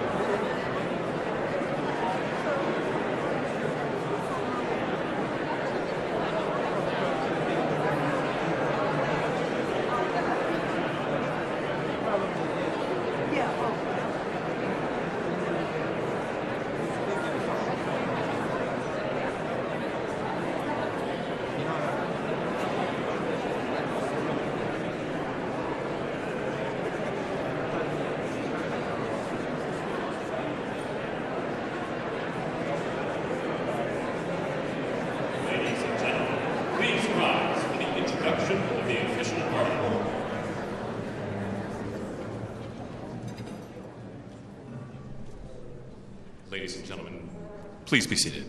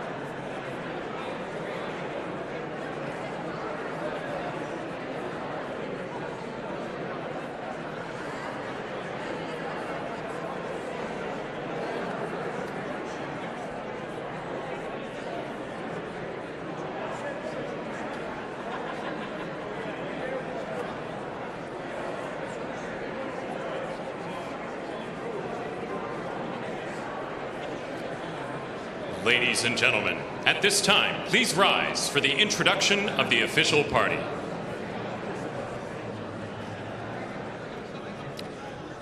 Please welcome members of the Joint Congressional Committee on Inaugural Ceremonies, the Speaker of the House, the Honorable Mike Johnson, accompanied by Mrs. Johnson, Senate Democratic Leader, the Honorable Charles Schumer, accompanied by Mrs. Weinshaw Schumer, House Majority Leader, the Honorable Steve Scalise, accompanied by Mrs. Scalise, and House Democratic Leader, the Honorable Hakeem Jeffries.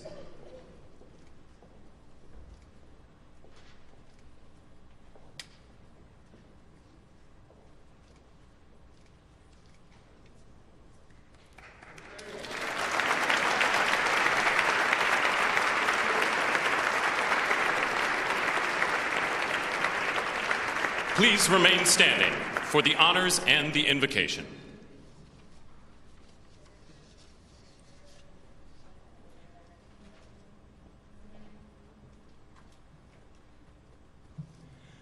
Ladies and gentlemen, escorting the Vice President of the United States, ranking member of the Joint Congressional Committee on Inaugural Ceremonies, the Honorable Deb Fischer and Mr. Fischer.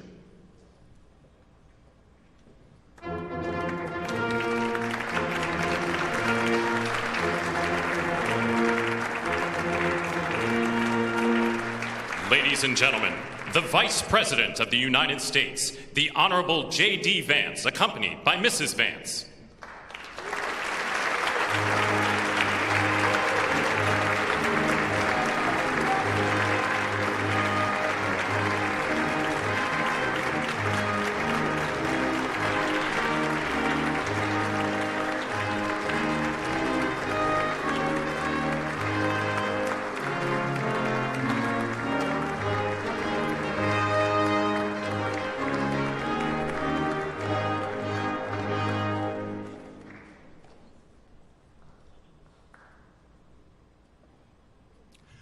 Ladies and gentlemen, escorting the President of the United States, the Chairwoman of the Joint Congressional Committee on Inaugural Ceremonies, the Honorable Amy Klobuchar, and Mr. Bessler.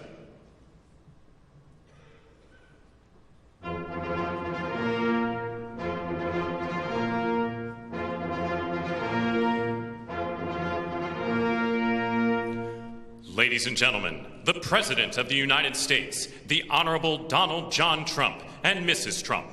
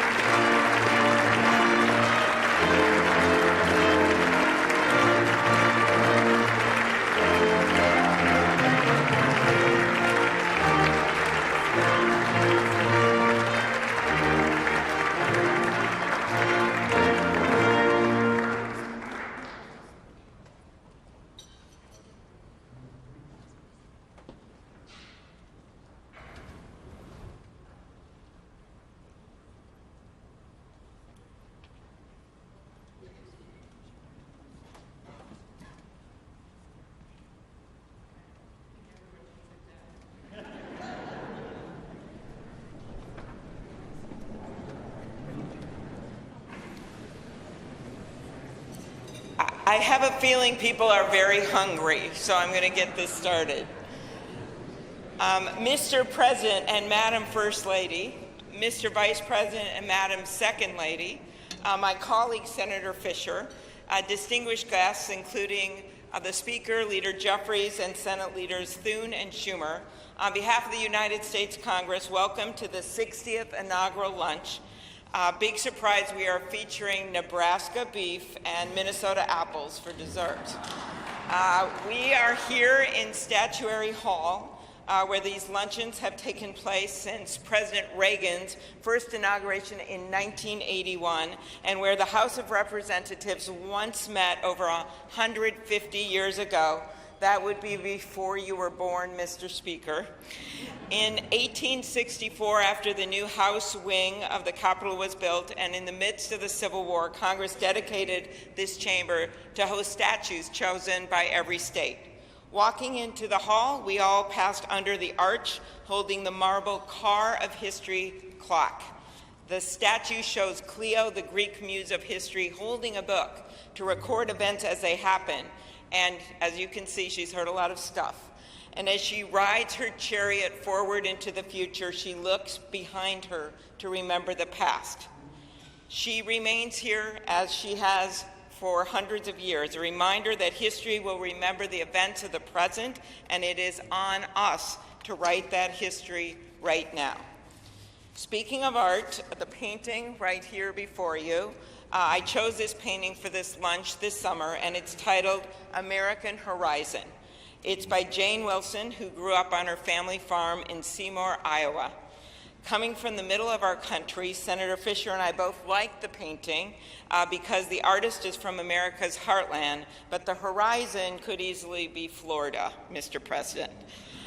I will also note that this is the first time in history we are featuring the work of a woman artist at this lunch, and we thank the Art Institute of Chicago for their assistance. Looking at the vast open landscape of this painting, we're drawn to the bottom of the frame where the land or the water, depending on where you're from, meets the sky, and the horizon endures. The enduring horizon is especially meaningful for us today as we mark our enduring democracy as we approach its 250th anniversary. It's a reminder that what's over the horizon is our next chapter, and it is my prayer that the people in this room can write that chapter together. I'd now like to ask U.S. Senate Chaplain Dr. Barry Black, and we thank God he is back with us and in good health, to deliver the invocation, after which lunch will be served. Thank you.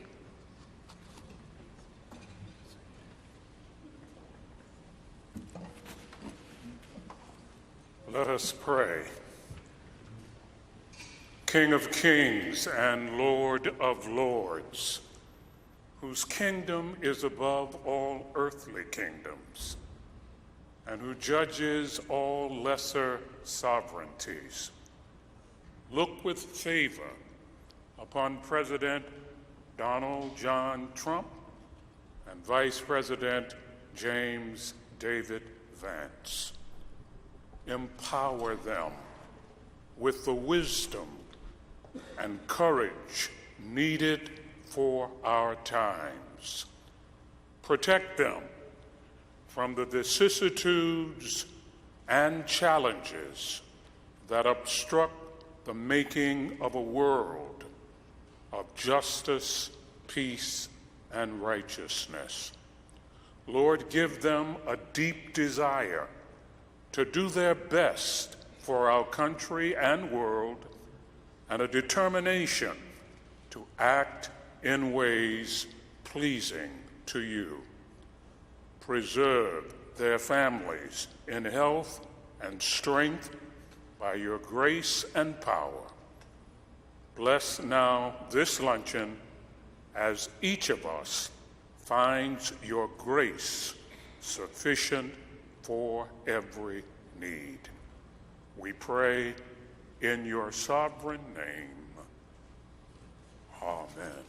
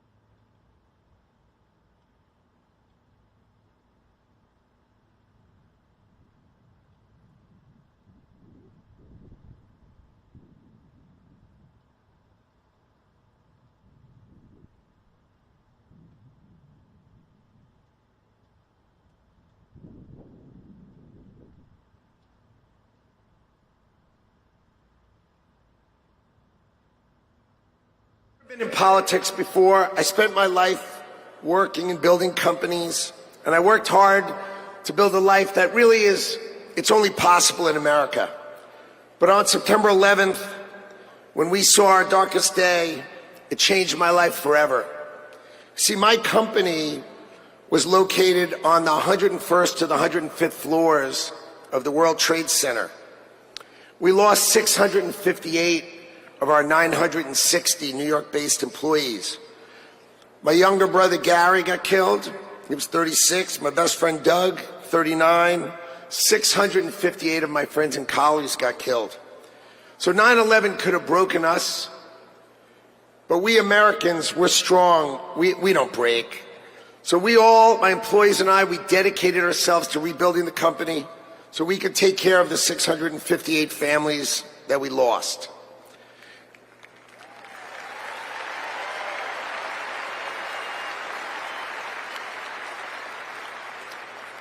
And I want you to know, we received thousands and thousands of cards and letters, and most importantly, we received all of your prayers, and that mattered to us and helped carry us through. So the events of September 11th, they instilled in me a sense of community and dedication for the country. So when the president asked me to join him in his administration, I jumped at the chance. So I was the co-chair of the transition team, which helped pick for the president and helped sort of set him up so he could pick all the nominees. And then I'm really proud to tell you that he was nominated, President Trump has nominated me to be the next Secretary of Commerce for the United States to serve all of you.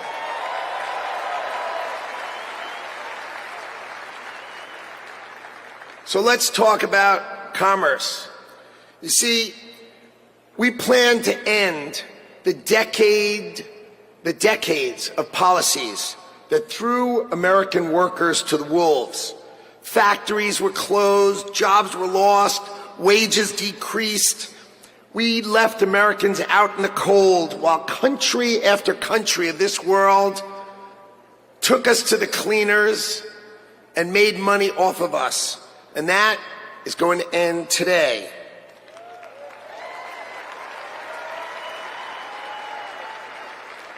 At the start of the 20th century, America was the richest country on earth, and we defended our workers from unfair trade policies with tariffs.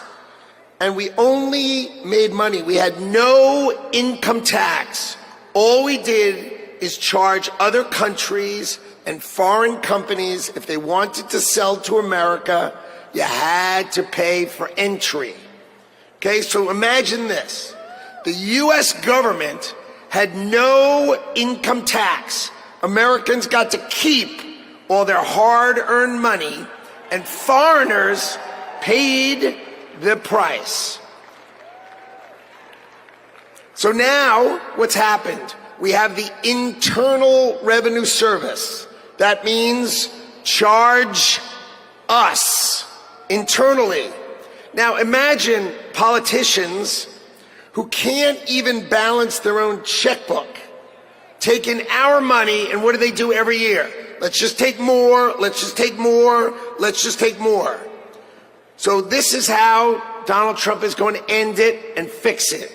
Last week, he announced that we're going to return America to greatness by creating, and today is its birth date, the External Revenue Service.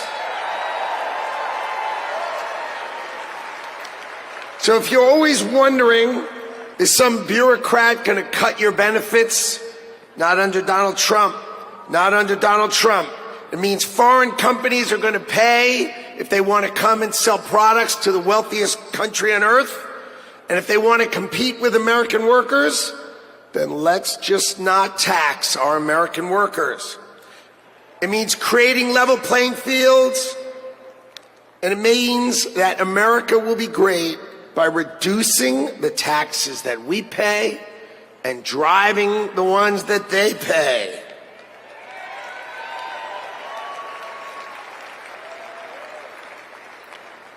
So what that means is the External Revenue Service will put up tariffs or walls that protect you. And that means if these companies don't want to pay, there's only one thing they can do.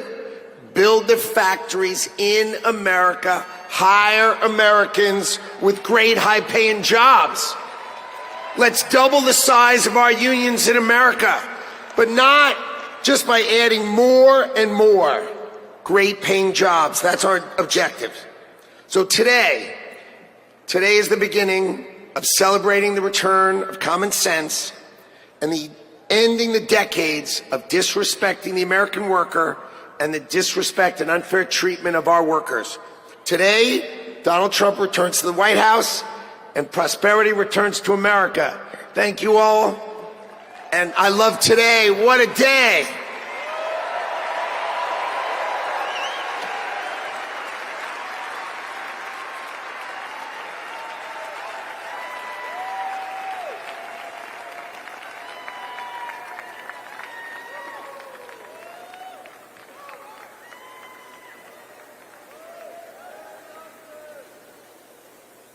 Ladies and gentlemen, please welcome to the stage Governor Glenn Youngkin.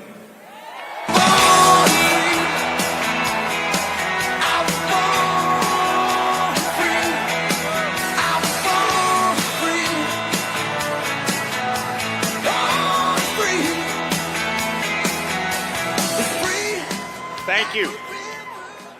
Well, come on now. Can't you feel it? The American spirit is alive and well.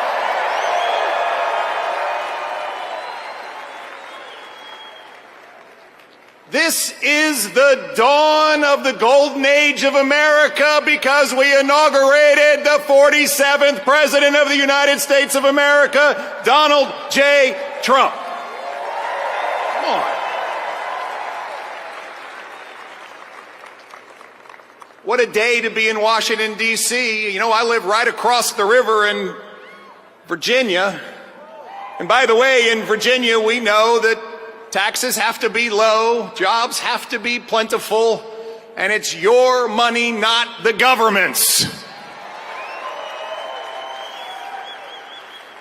But we also know that in Virginia and in America, freedom is not free. We know that our military heroes and their families sacrifice everything. We know that law enforcement stands in the breach. We must back the blue, and I want everybody here to give a rounding applause for the 25,000 military and police officers keeping us all safe today in Washington, D.C.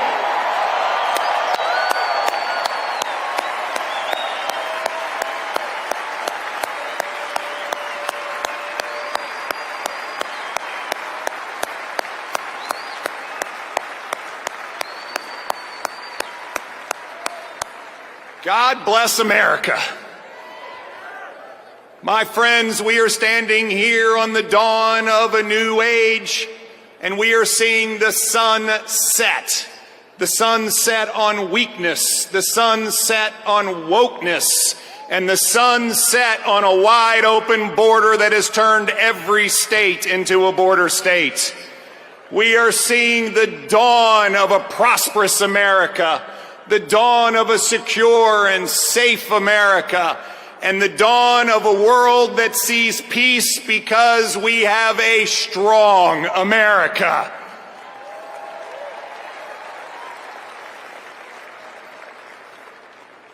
Our new president, Donald J. Trump, has never, ever lost faith in America. They tried to take him down legally. They tried to put him in jail. They tried to even assassinate him. And he never gave up on America. And America, we will never give up on him.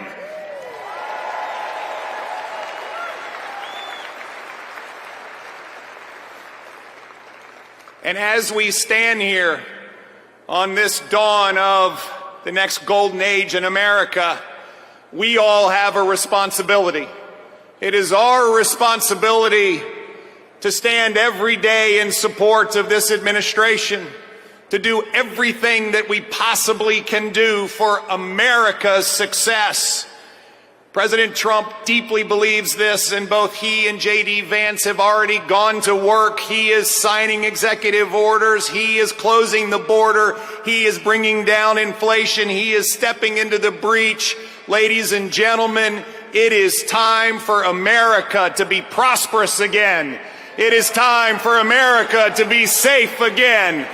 It is time for America to be strong again. And it is time for America to be great again.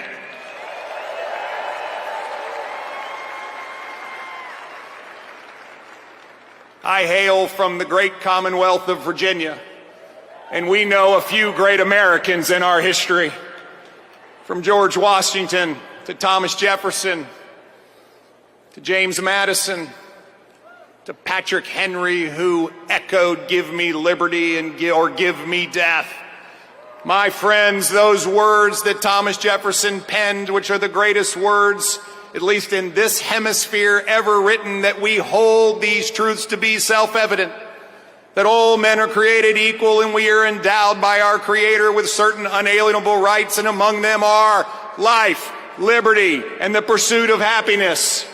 Well, ladies and gentlemen, we stand here on the dawn of a new age where life, liberty, and the pursuit of happiness are available to every American.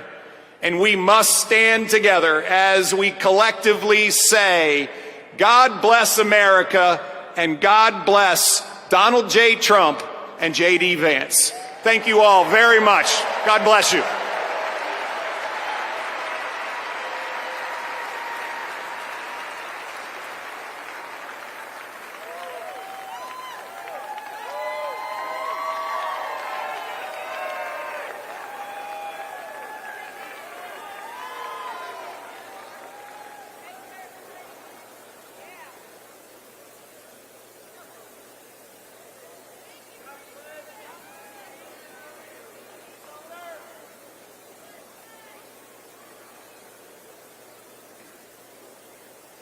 Ladies and gentlemen, please welcome to the stage, Mr. Elon Musk.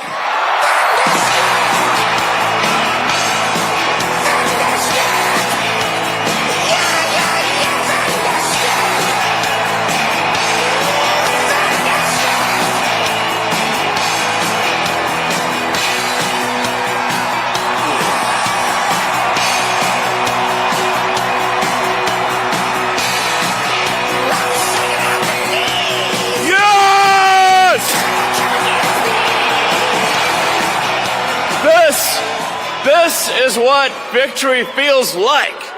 Yeah! And this was no ordinary victory. This was a fork in the road of human civilization. Okay. You know, there are elections that come and go. Some elections are, you know, important, some are not. But this one this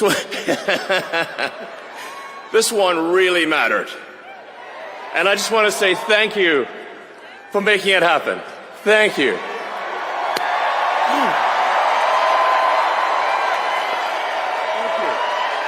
My heart goes out to you. It is thanks to you that the future of civilization is assured. Thanks to you. We're going to have safe cities, finally, safe cities. Secure borders, sensible spending, basic stuff. And we're going to take Doge to Mars.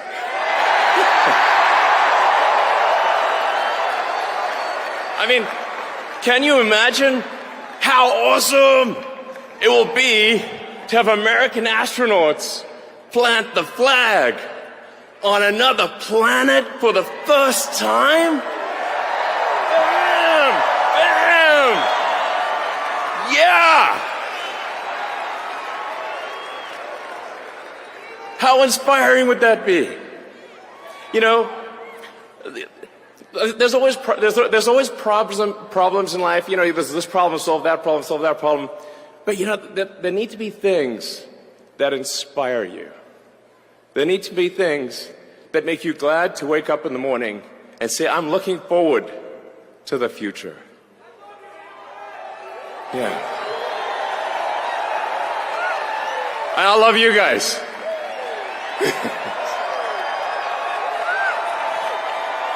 So,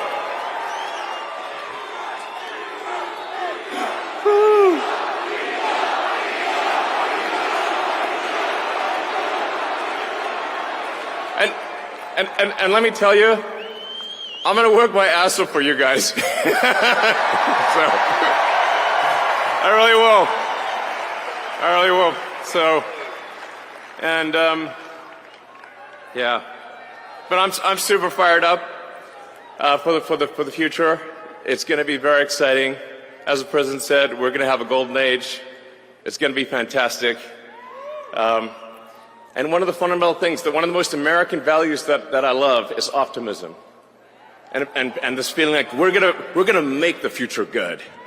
We're gonna make it good. So, man, I can't wait. This is gonna be fantastic.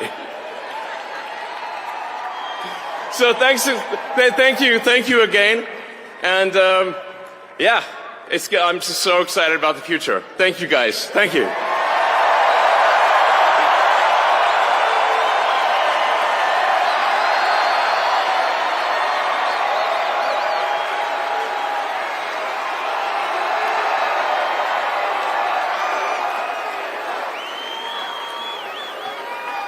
Ladies and gentlemen, please welcome to the stage Kash Patel.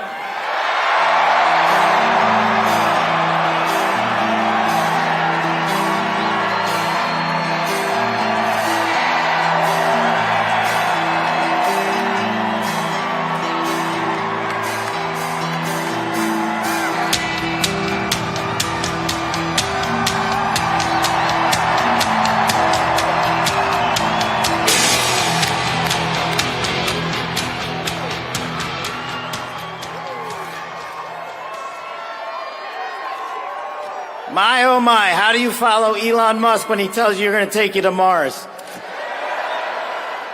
I'll tell you how.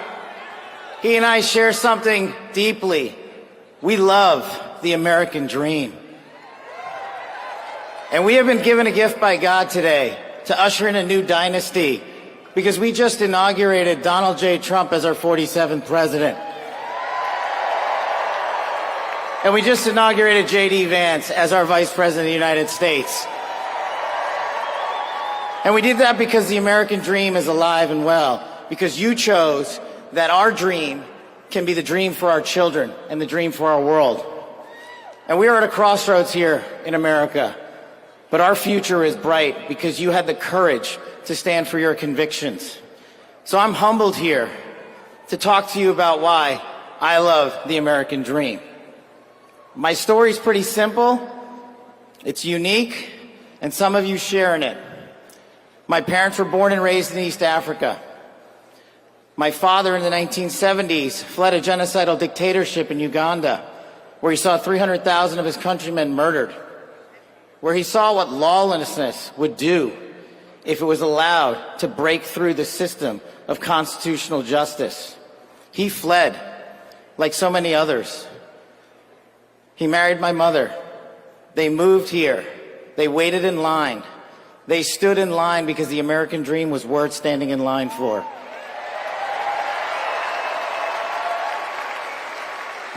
That dream is woven into the fabric of this nation, and our immigration policy is the greatest policy in the world. And now that we have Donald J. Trump and J.D. Vance, it will become the greatest policy in the world again.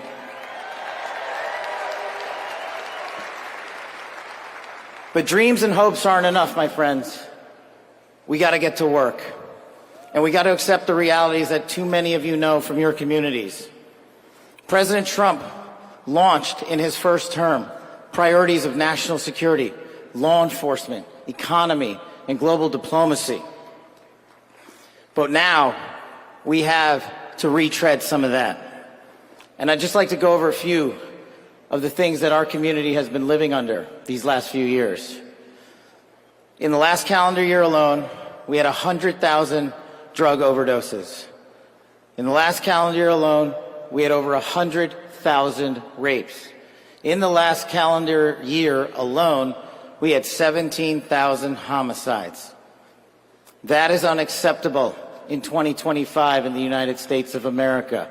That is why we need constitutional law and order.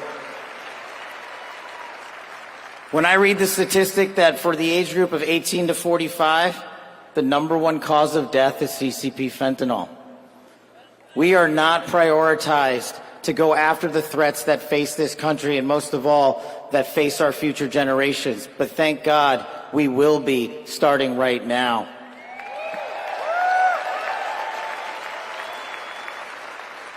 President Trump and J.D. Vance's leadership and administration will usher in the priorities that I cherished during my 16 years in government service.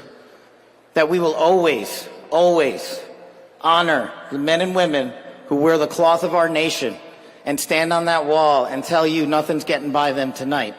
And so to them, thank you.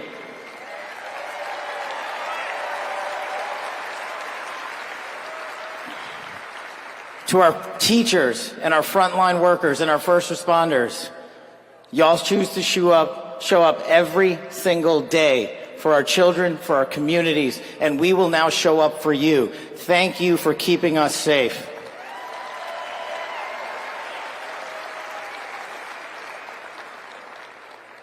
To the men and women in law enforcement, and maybe I'm biased on this one. Our police officers, our sheriffs, our federal agents are some of the greatest warriors that God has ever created.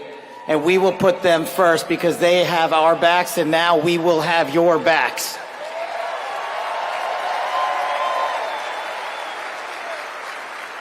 I am standing here because of the American dream. I am not standing here because of the color of my skin. I'm standing here because I earned my right on this stage, and you earned your right to be here with me.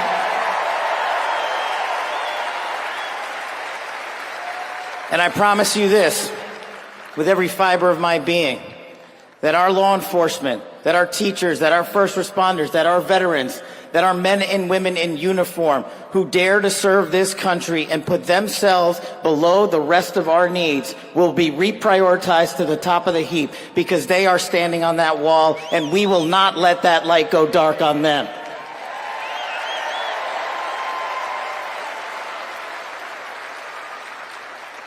Whether I was a national security prosecutor, a public defender, President Trump's deputy director of national intelligence, his chief of staff at the Department of Defense, or so many other roles that I was humbled and privileged to serve when I swore an oath to that Constitution, which I hope to do so again one day soon. You have my word that you have ushered in a dynasty of change. You have ushered in a dynasty that will allow our children to live this American dream. My American dream. I am living the world's American dream. I am the son of lawful immigrants. We worked our tails off just like you all do, and I'm going to make you a deal. I promise you I will never quit on your children. I will never quit on their children, because this American dream does not belong to me. It does not belong to them. This American dream belongs to the world.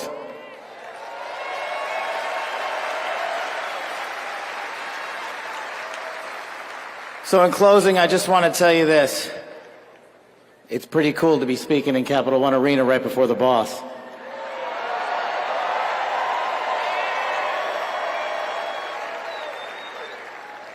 You've inspired me beyond words.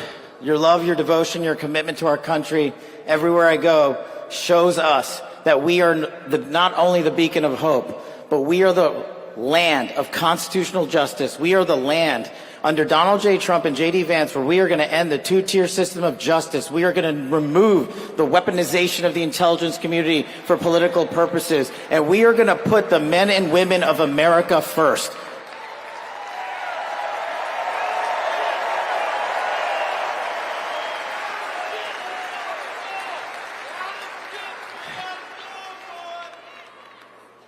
So listen, there's just one thing left to do. We all got work to do. We've got the greatest president and the greatest vice president in the history of the world. And so I just need y'all to do a little bit more. Every time you see a law enforcement officer, every time you see a veteran, Every time you see a teacher, shake their hand. Give them a little bit of your time, because they're giving us all of our time. And don't forget to enjoy the ride, ladies and gentlemen. God bless America. God bless these United States of America. God bless every one of you. I'm living the American dream. My name is Kash Patel, and I ain't going anywhere. Let's go to work.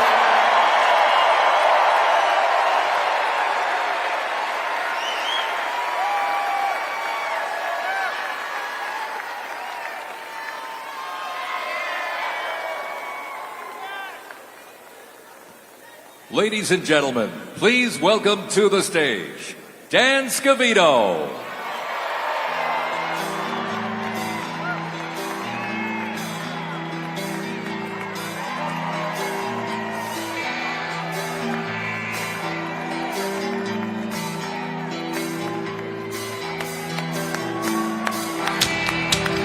Let's go! Let's go!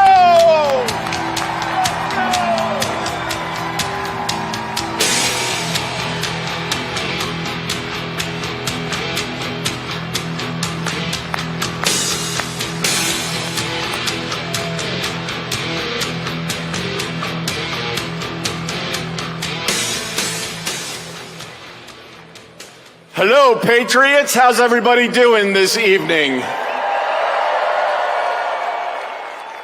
We're back!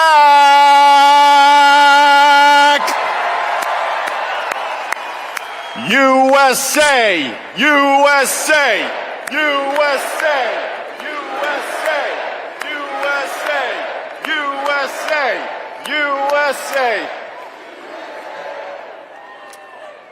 The 45th and the 47th President of the United States of America will be here shortly.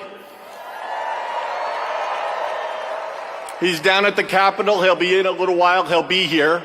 They asked me to come out and say a few words and say hello to you great American patriots that came from all over the country. Thank you for being here today.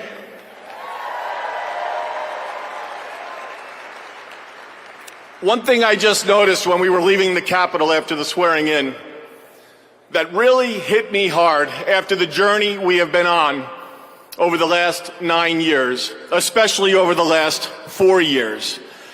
It really hit me when they took the presidential seal right here and put it on front of the podium for when the president gets here. President Trump often says to us on Team Trump over the years, "You're so lucky that I took you on this journey." In the good times and the bad times, no matter what would be happening, we'd be sitting on Trump Force One, Air Force One, in the Oval Office, at Mar-a-Lago, no matter where it may be. Good times, bad times. You are so lucky I took you on this journey.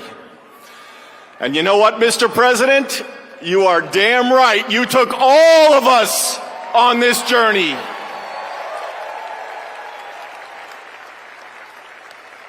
There's been a lot of stops along the way from 2016 when we started back in 2015 with a small campaign team flying around the country, doing rallies, small team, 6, 7, maybe 8 people. Then it continued to grow. Before you knew it, the GOP nomination was going to Donald J. Trump in Cleveland in 2016. Fast forward, he became the 45th President of the United States of America.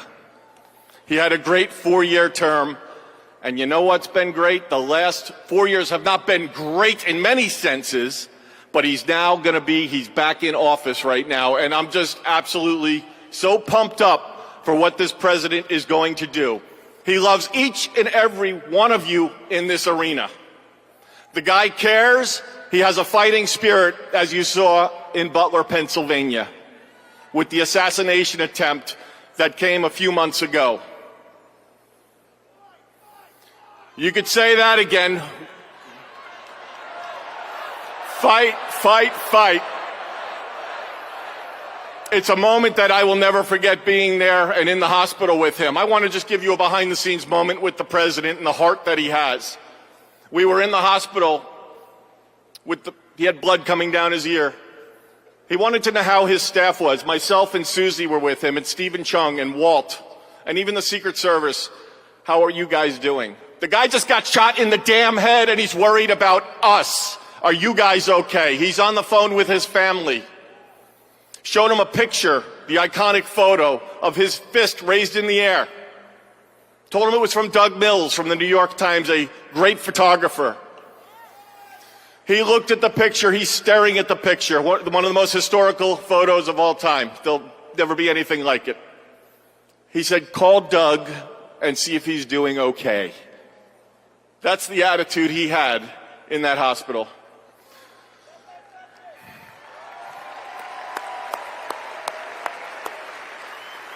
Our president has been resilient through a lot.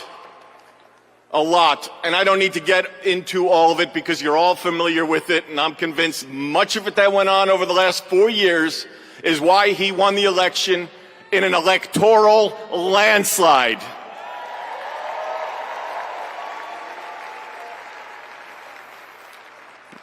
In Butler, Pennsylvania, when he got up and he raised that fist and he shouted, "Fight."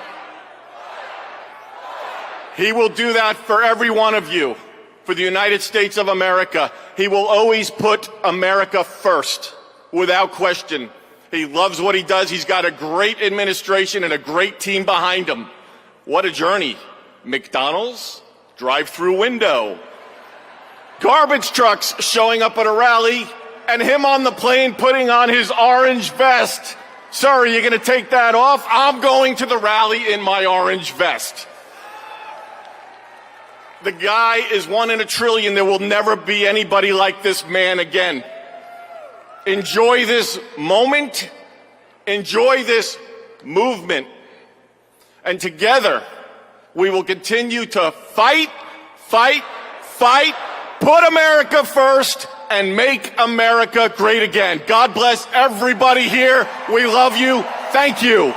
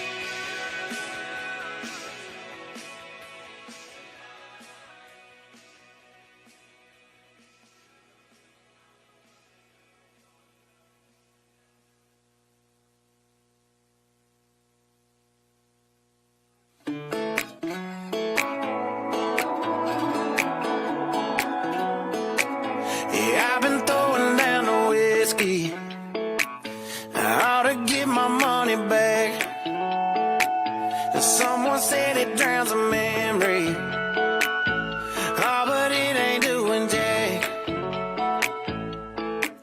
Yeah, I've been sipping, I've been buzzing, shooting doubles like it's nothing, all but nothing makes you go away. I need something you prove, something stronger than I'm used to. Yeah, I've been pulling 92 hard to feel like nothing's gonna cut it, that's the hard truth. Yeah, I need something you prove, oh, I need something you prove. Put them up till they shutting them down, yeah, you never ain't not around, yeah. Don't matter what time, what town, I can't get you gone. Turn the bar, yeah, upside down. Just looking for something that does it. I give them all my money, ain't nobody selling nothing. You prove something stronger than I'm used to. Yeah, I've been pulling 92 hard and feel like nothing's gonna cut it. That's the hard truth. Yeah, I need something you prove. Oh, I need something you prove.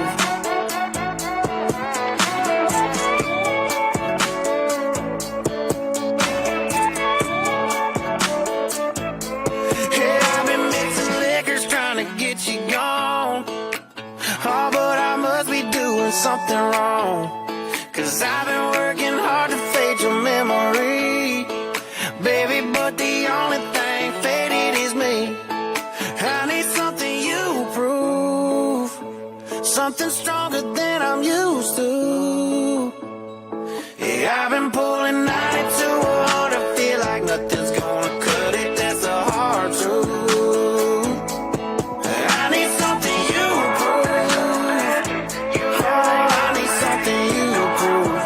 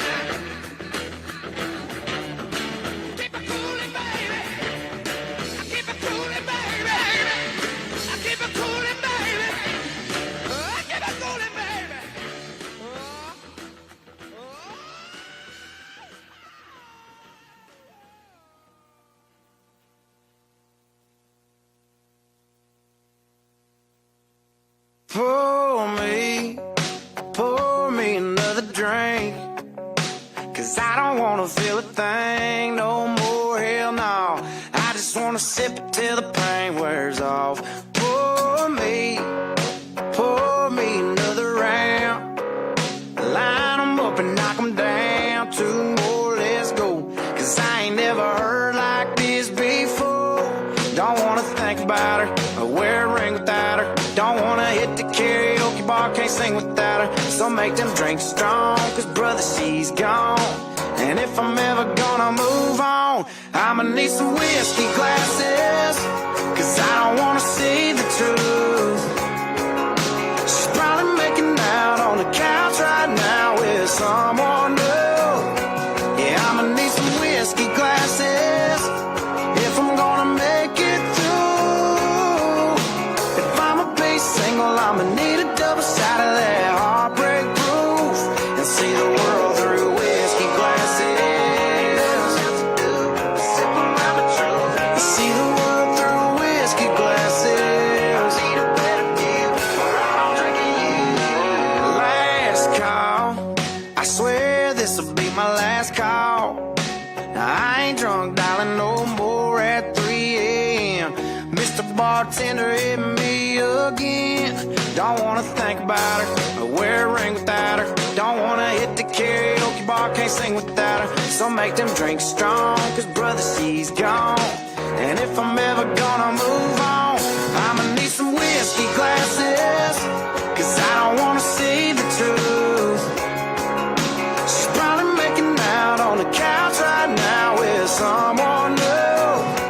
Yeah, I'ma need some whiskey glasses if I'm gonna make it through. If I'ma be single, I'ma need a double shot of that heartbreak proof and see the world through whiskey glasses. Oh, see the world through whiskey glasses. Yeah.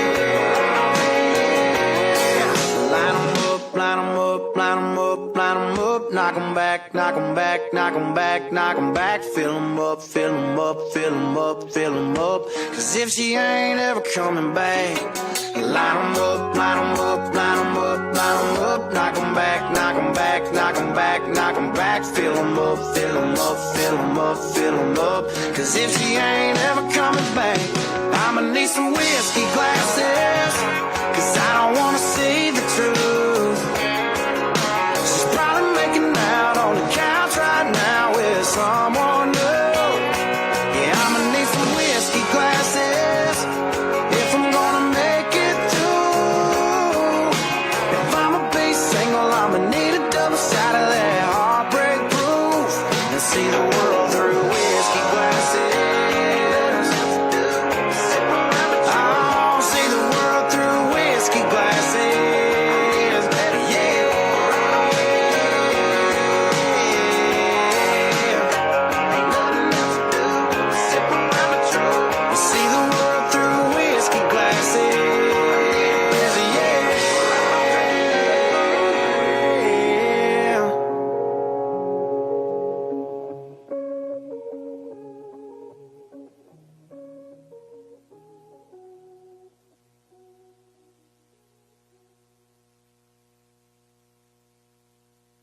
Sunday morning, man, she woke up fighting mad,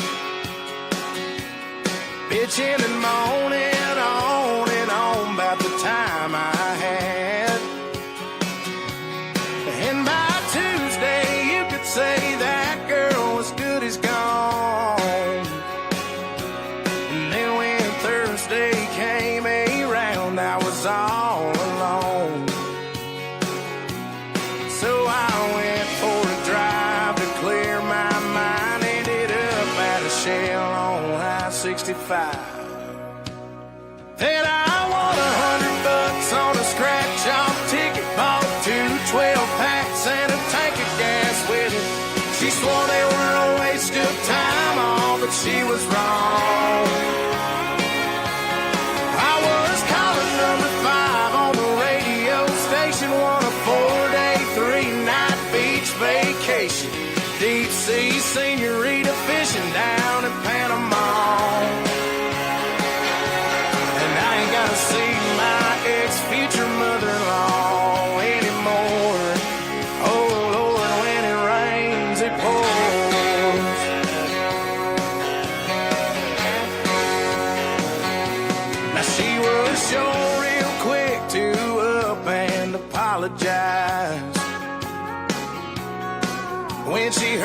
about my newfound luck on that FM dial.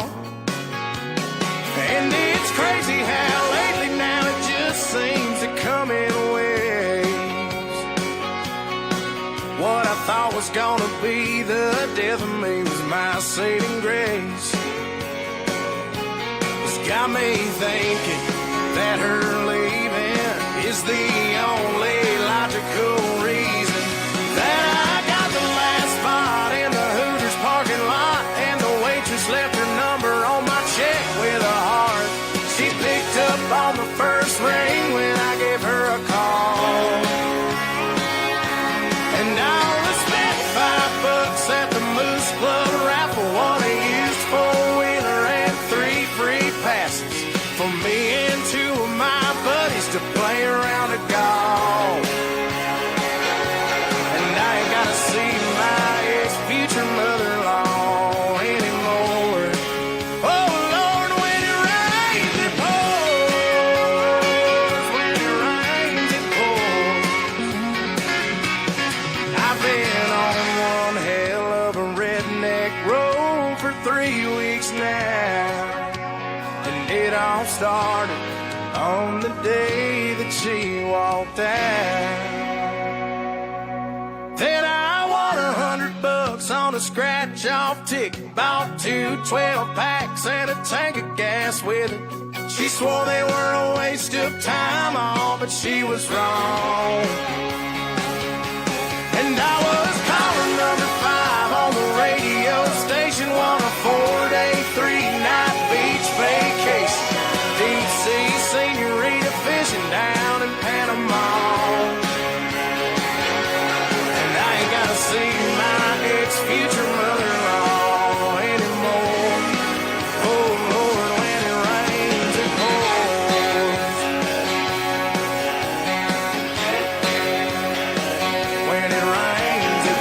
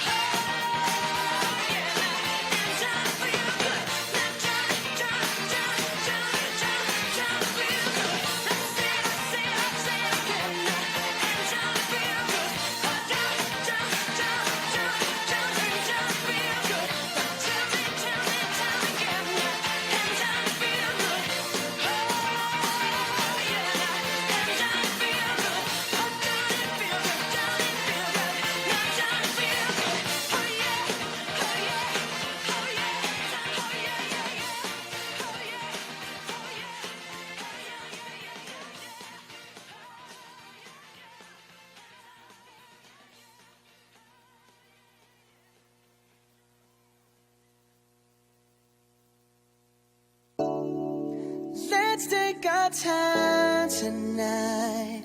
Girl, above us all the stars are watching. There's no place I'd rather be in this world. Your eyes are where I'm lost in. Underneath the chandelier, we're dancing all alone. There's no reason to hide what we're feeling inside right now. So baby, let's just turn down the lights and close the door. Ooh, I love that dress, but you won't need it anymore.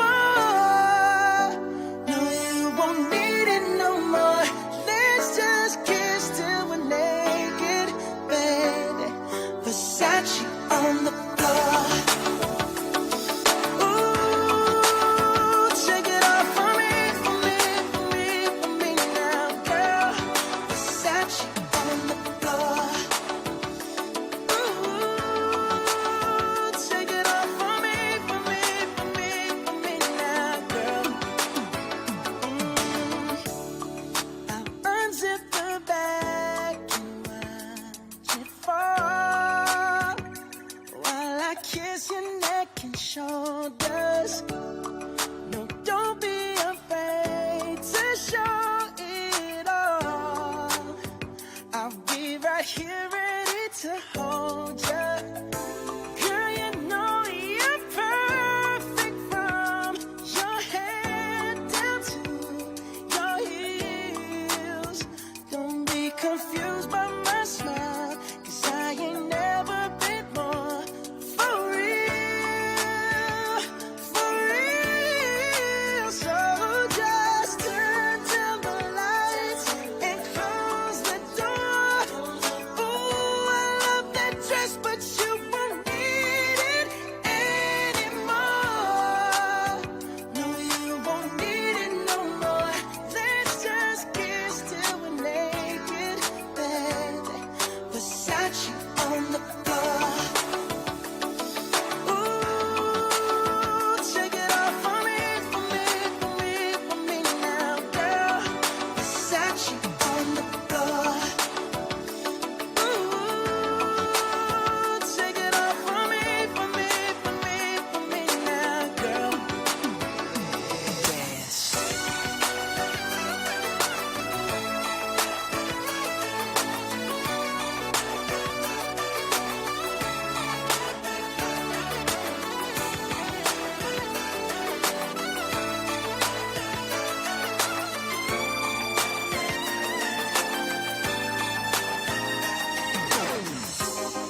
It's warming up, can you feel it?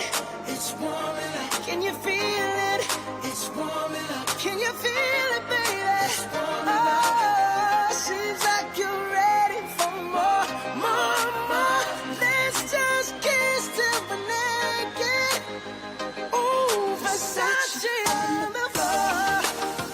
Hey, baby, take it off for me, for me, for me, for me now, girl. Versace on the floor. Oh, oh, oh.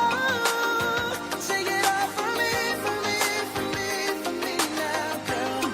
Versace on the floor. Floor, floor.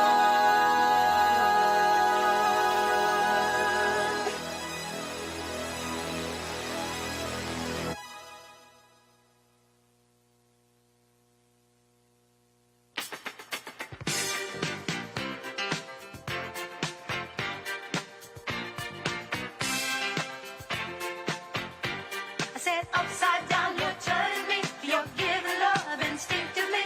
Round and round, you're turning me. Upside down, boy, you turn me inside out and round and round. Upside down, boy, you turn me inside out and round and round. Instinctively, you give to me the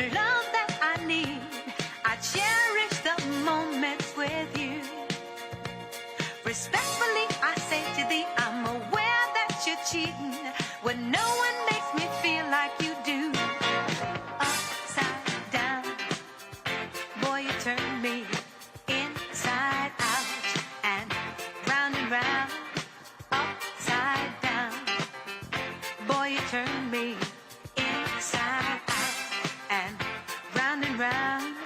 I know you got charm and appeal. You always play the field. I'm crazy to think you're all mine. As long as the sun continues to shine, there's a place in my heart for you. That's the bottom line. Upside down, boy, you turn me inside out and round and round. Upside down, boy, you turn me inside out and round. Instinctively you give to me the love that I need. I cherish the moment with you. Respectfully I say to thee, I'm aware that you're cheating, but no one makes me feel like you do. Upside down, boy, you turn me inside out and round, upside down. Boy, you turn me inside out and round, upside down. Boy, you turn me inside out and round, upside down. Boy, you turn me inside out and round, upside down. You turn me, you're giving love instinctively. Round and round, you're turning me. I say to thee respectfully, upside down, you're turning me. You're giving love instinctively. Around and around, you're turning me. I say to thee respectfully. I said upside down, you're turning me. You're giving love instinctively. Around and around, you're turning me. I say to thee respectfully. Upside down, you're turning me. You're giving love instinctively. Round and round, you're turning me. I say to thee respectfully. Upside down, you're turning me.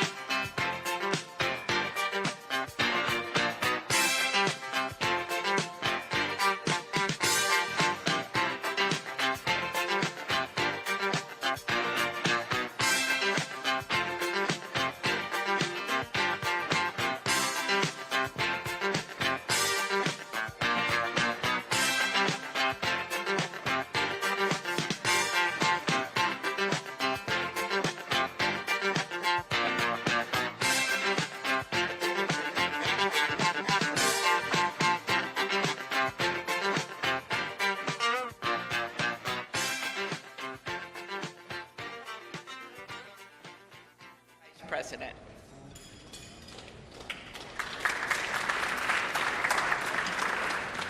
Thank you so much. It is my great honor to offer a toast to our new Vice President, Mr. J.D. Vance. J.D., you wrote something very poignant in your memoir, actually many things very poignant, but let me quote you here.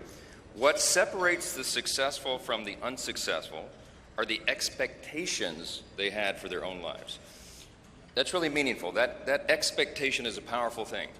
We remember the people in our lives who provided that to us. We all need that. Everybody needs hope and encouragement. They need a greater expectation. We need people in our lives who will make us look farther and reach higher. JD's written a lot about the people in his life that have done that. He's written about, we know the great story of your grandparents and what they did in your life. He's written about his professors and mentors that he met in law school. He speaks a lot about his gracious, beautiful wife, our new second lady, Usha. Is a great inspiration as well. And JD, you yourself have been inspiring people.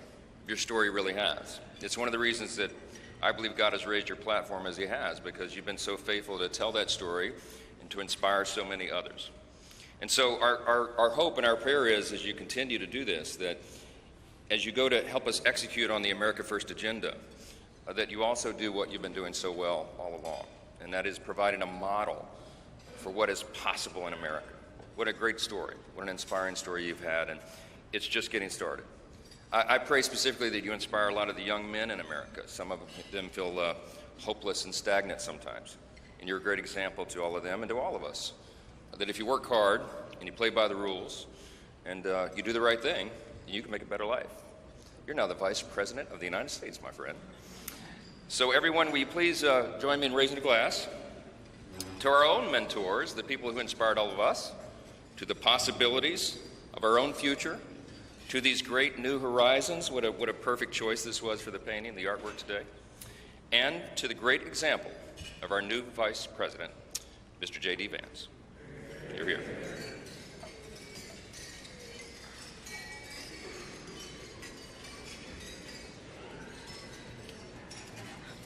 Thank you, Speaker Johnson and Vice President Vance. I will now invite my senator next door in the state of South Dakota, Senate Majority Leader John Thune, to give the toast for the President.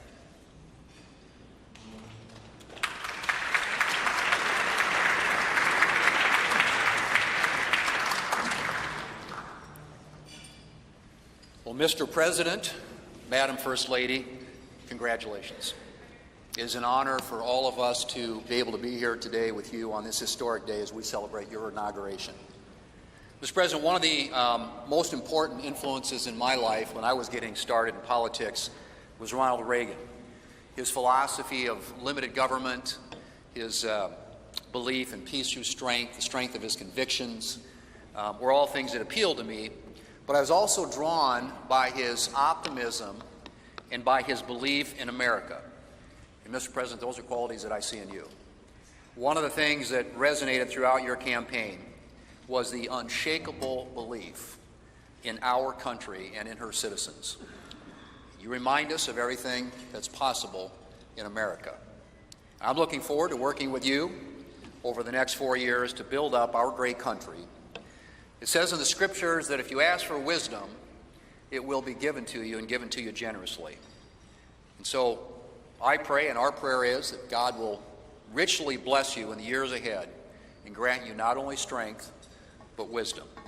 And ladies and gentlemen, I ask you to join me in raising a glass to the President of the United States, President Donald Trump. Hear, hear.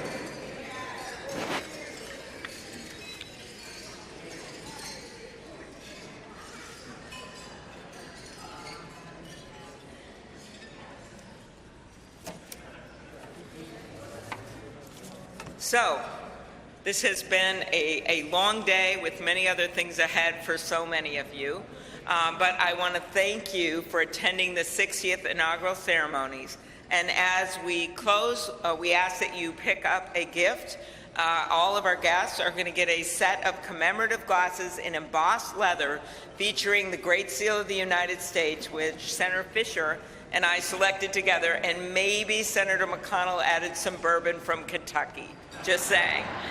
It is now my privilege to conclude this luncheon by asking Margaret Kibben, the chaplain for the House of Representatives, to deliver the benediction.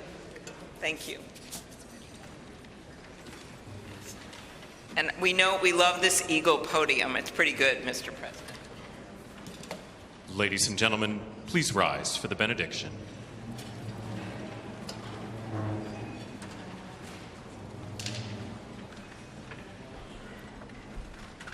Would you pray with me? Holy and merciful God, having witnessed another successful moment in the experiment that you have entrusted into the hands of the American people, we pray your blessing on our 47th President of these United States, Donald J. Trump, and Vice President James D. Vance.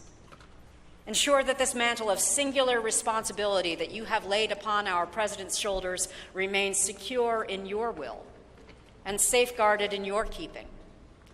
Uphold him as he preserves, protects, and defends the Constitution to the best of his abilities, relying on your divine help.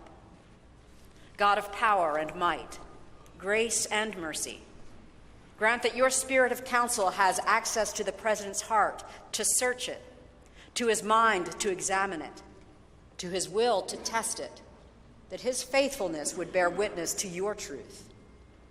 Surround him with angels and advisors who will serve as your agents to guide and guard him, caution and encourage him to remain upright and blameless in your sight. Buckle the belt of truth around his waist. Place the breastplate of righteousness over his heart. Fit his feet with readiness, that your gospel of wisdom and justice will shine forth throughout President Trump's administration. We offer this prayer to the one whose voice we follow, to guide all that we do and all that we hope for. Amen. Ladies and gentlemen, please be seated. Please remain at your seats as President Trump, Vice President Vance, the Joint Congressional Committee on Inaugural Ceremonies, and the official party depart National Statuary Hall.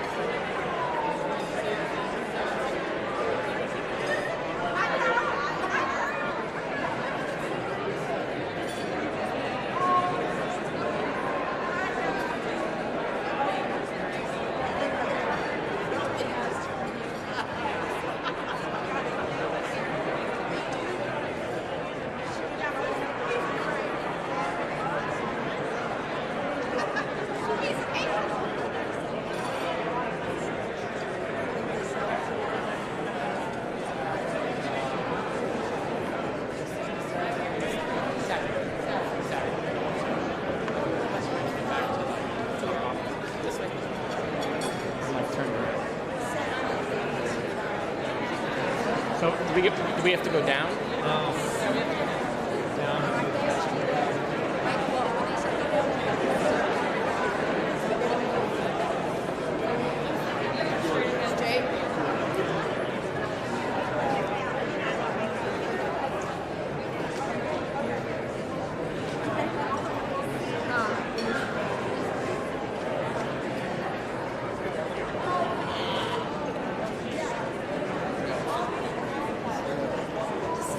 Step to the governor's mansion, and then 1600 Pennsylvania.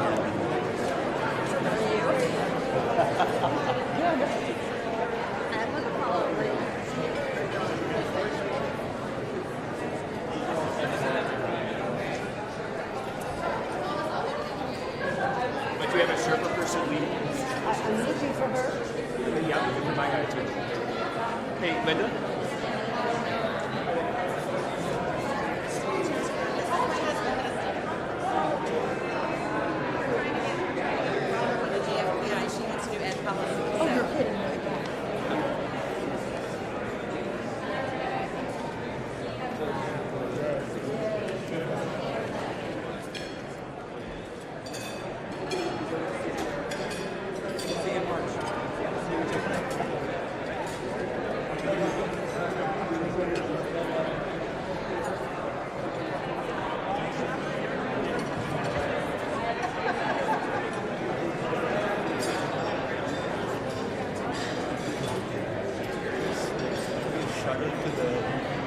Villa Hotel, and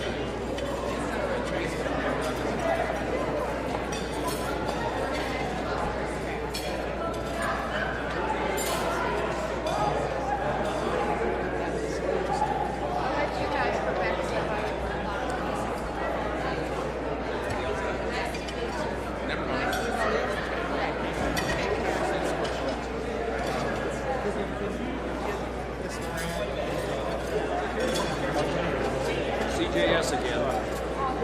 You too? I'm Jerry Moran. Hello there. Hello, Cynthia.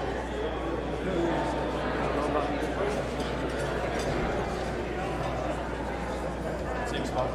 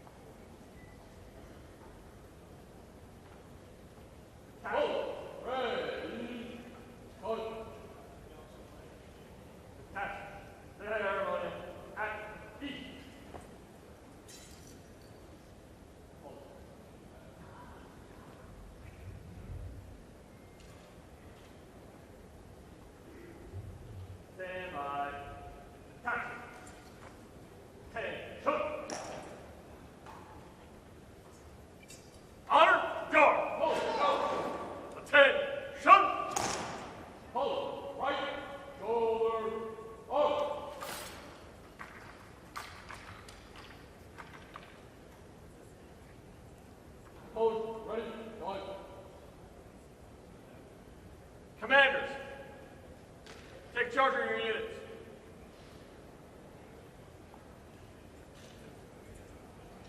Right. Back. Forward. Forward. Forward. Right. Hands. Forward. Left. Hold. Side. Hold.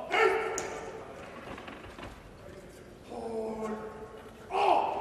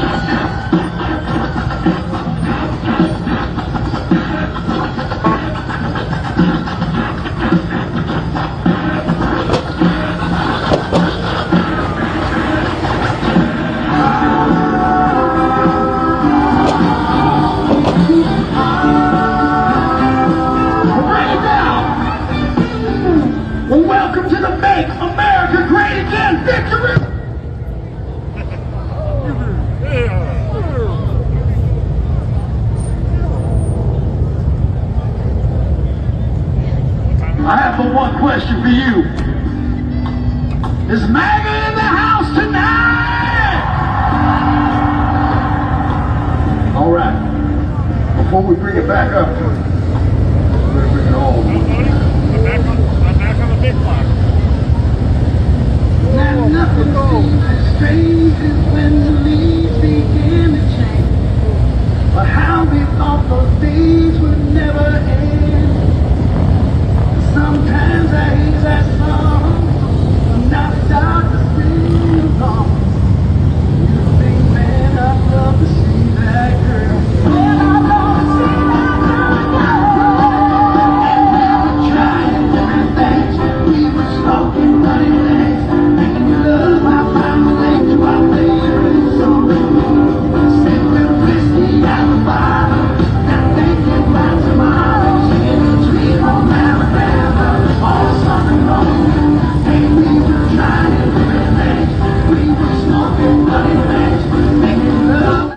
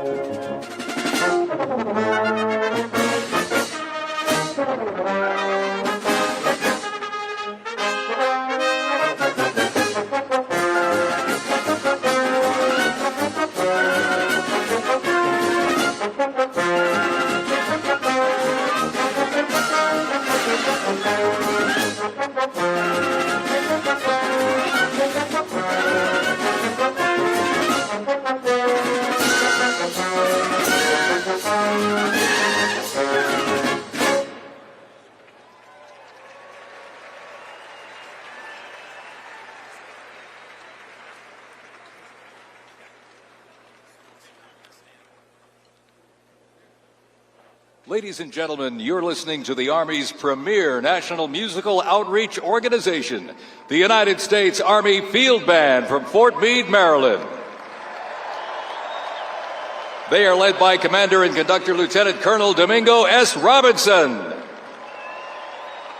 The U.S. Army Field Band develops positive connections on behalf of the Army, the Department of Defense, and the United States through live music, multimedia performances, television productions, and emergent technologies, traveling thousands of miles annually across our nation and around the world, and appearing regularly on major television and streaming events. The Field Band proudly honors our soldiers and veterans while strengthening ties with communities worldwide.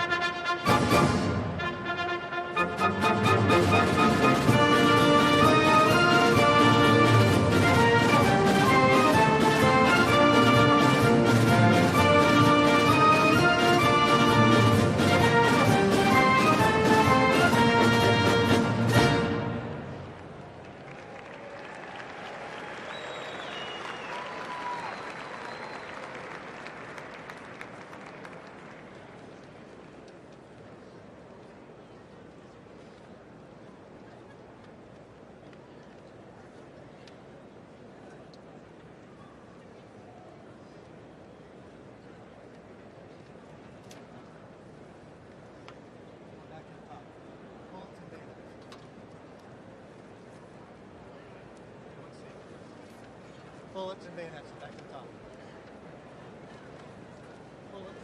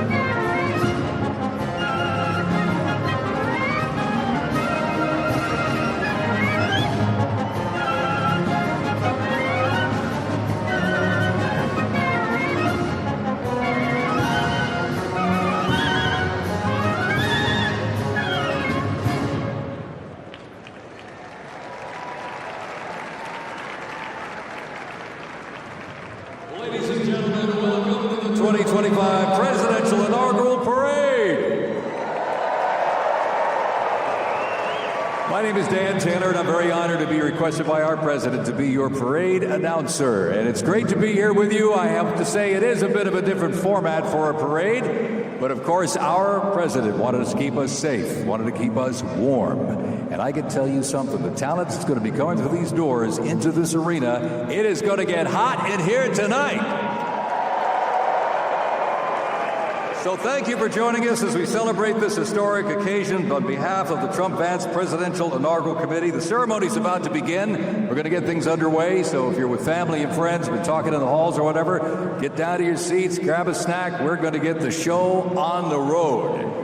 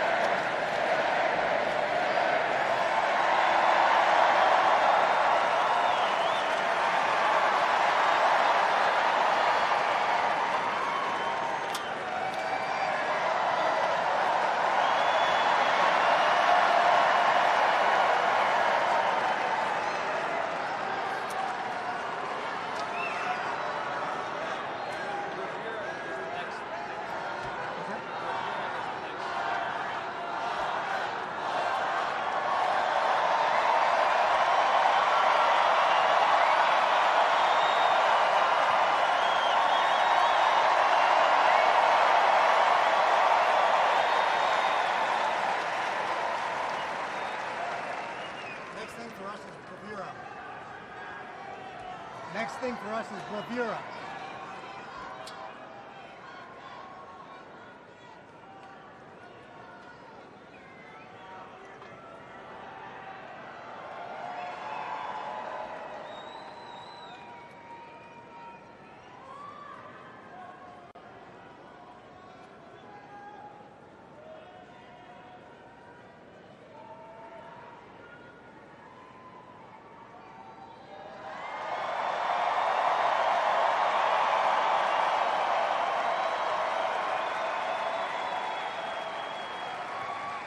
Ladies and gentlemen, we'd like to welcome the official fanfare music group of the President of the United States. Under the direction of Major Aaron Morris, the U.S. Army Band Herald Trumpets performing their fanfare that's actually written for the 47th President of the United States. Listen to this, it's amazing. This is Brass and Glory.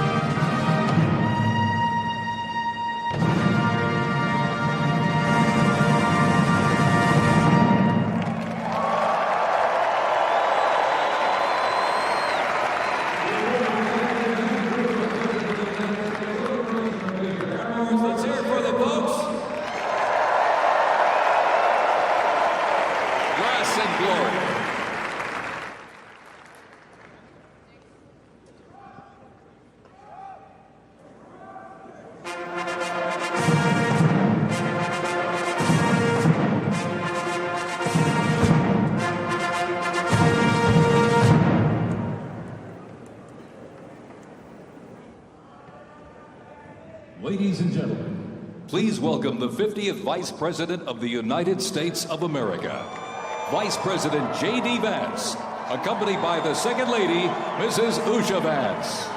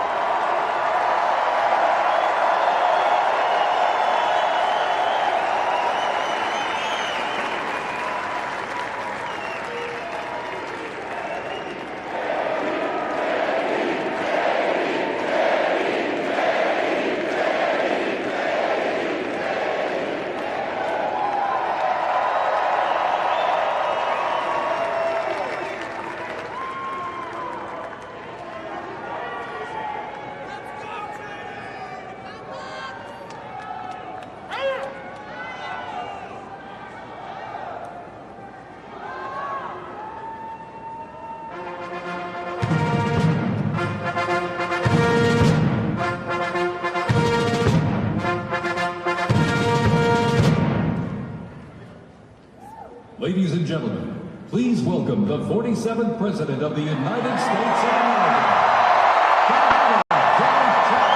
accompanied by the First Lady, Mrs. Melania Trump.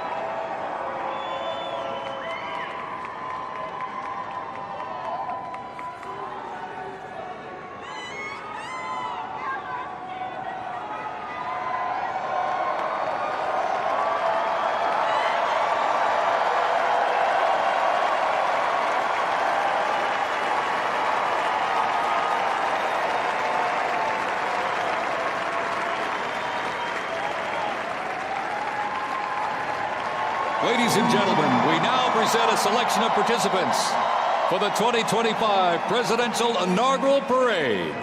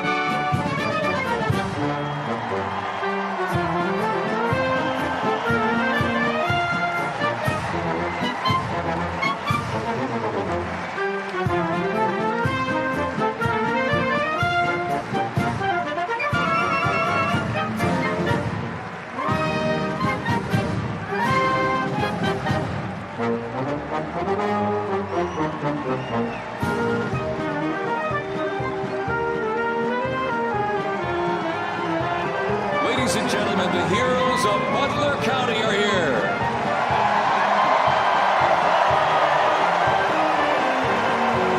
And they are here to pay homage to the life, selfless community service, and sacrifice of Corey Comparatori. Mr. Comparatori, a 10-year U.S. Army Reserve veteran and past fire chief to the Buffalo Township Volunteer Fire Company, who died during the assassination attempt on the life of President Trump in Butler, Pennsylvania, July 13th, 2024. Their formation consists of Pennsylvania State Police, local police, county sheriffs, emergency services unit, EMS, 911 radio dispatch, and hospital personnel, who all heroically stepped into action during the horrific attack. They are also paying tribute to the courageous service of first responders nationwide.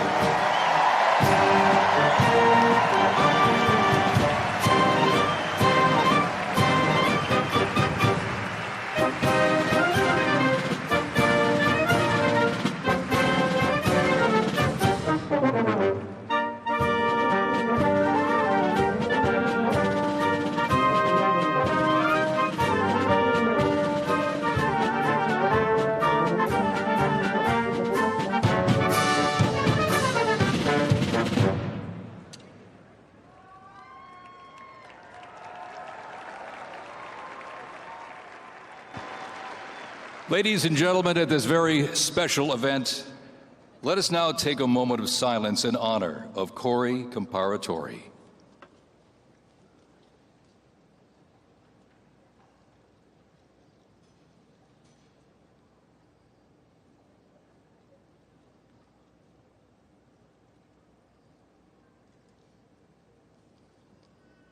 Thank you very much, ladies and gentlemen.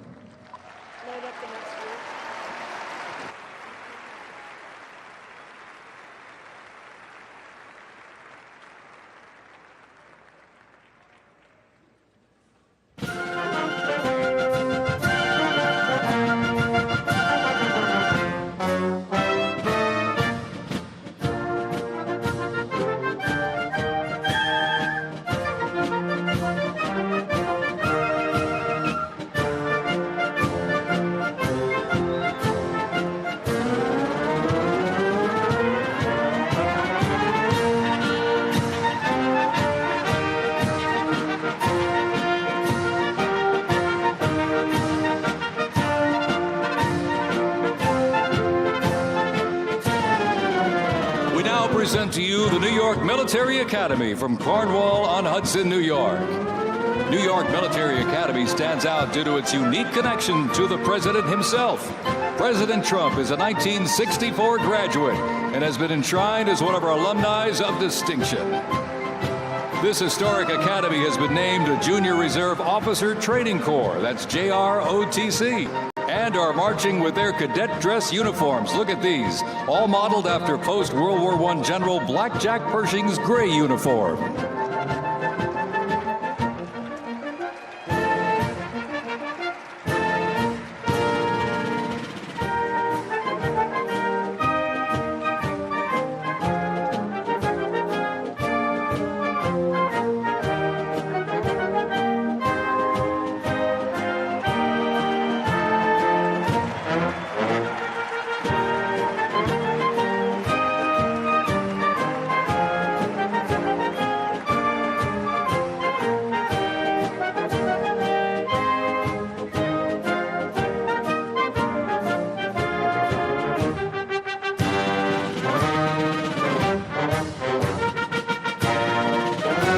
Introducing the Palm Beach Police and Fire Honor Guard unit, representing the town of Palm Beach, Florida.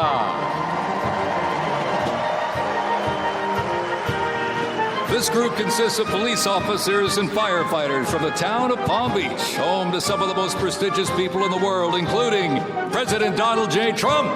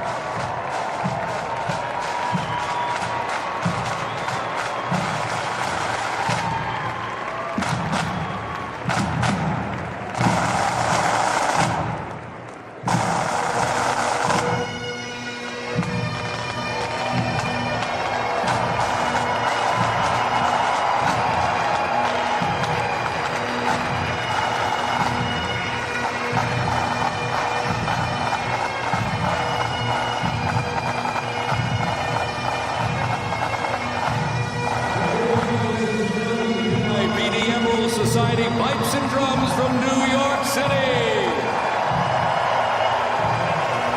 They have performed internationally in Ireland, Canada, Australia, Germany, and Switzerland. And as of this past December, the band has had the distinct honor to perform at the 75th commemoration of the attack on Pearl Harbor in Oahu, Hawaii. The band has also played for hospitalized children, military veterans, as well as the 1980 and 2005 presidential inaugural parades, and His Holiness Pope John Paul II. The NYPD Emerald Society Pipes and Drums formed way back in 1960. And you know, they are the oldest, largest police pipe band in the United States, comprised of all active and retired police officers of various ranks and assignments. Listen to those bagpipes. Let's hear it for them, folks.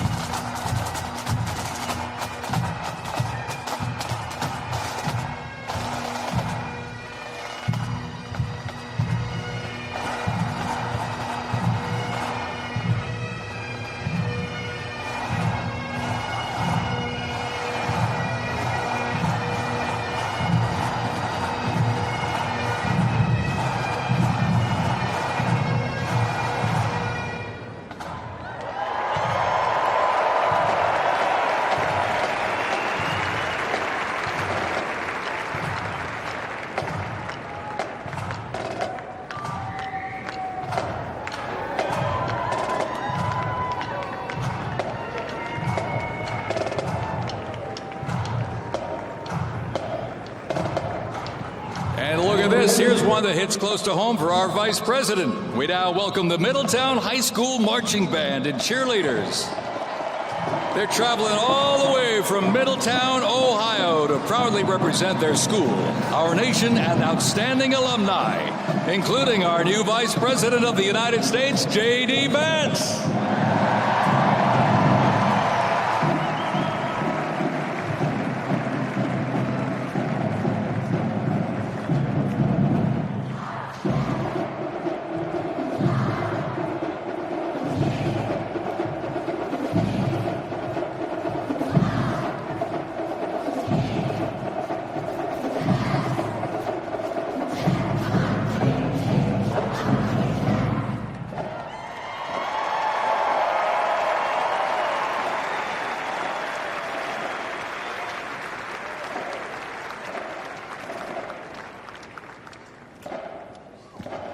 The band has performed in countless parades, community and sporting events, as well as competitions. They have also always qualified for the Ohio Music Educators Association state finals for 23 years straight. How about that?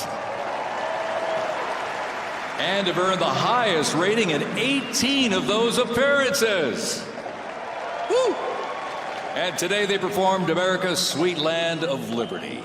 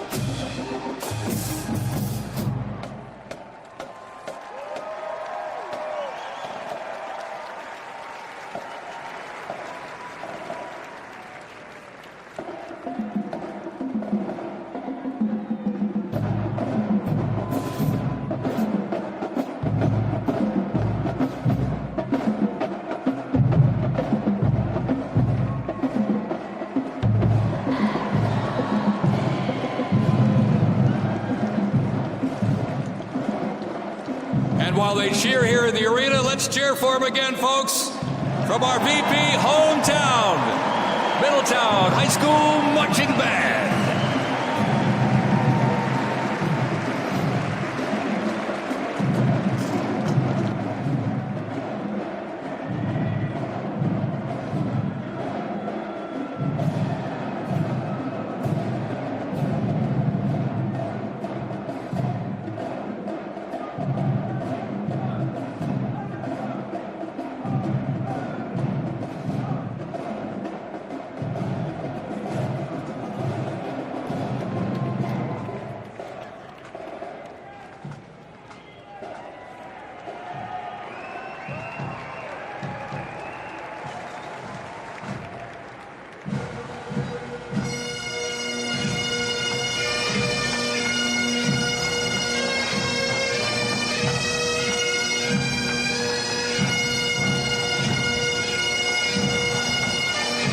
Ladies and gentlemen, entering the arena right now, traveling from Boca Raton, Florida, the Florida firefighters, pipes and drums. And they are well seasoned when it comes to civic events. They've played and participated in parades, memorials, and other ceremonial events across both the United States and Europe. Today, they are wearing their most notable uniforms. What a great photo opportunity. Consisting of the Glengarry headgear and kilts. And they are proud to honor their fallen brothers and sisters each and every day.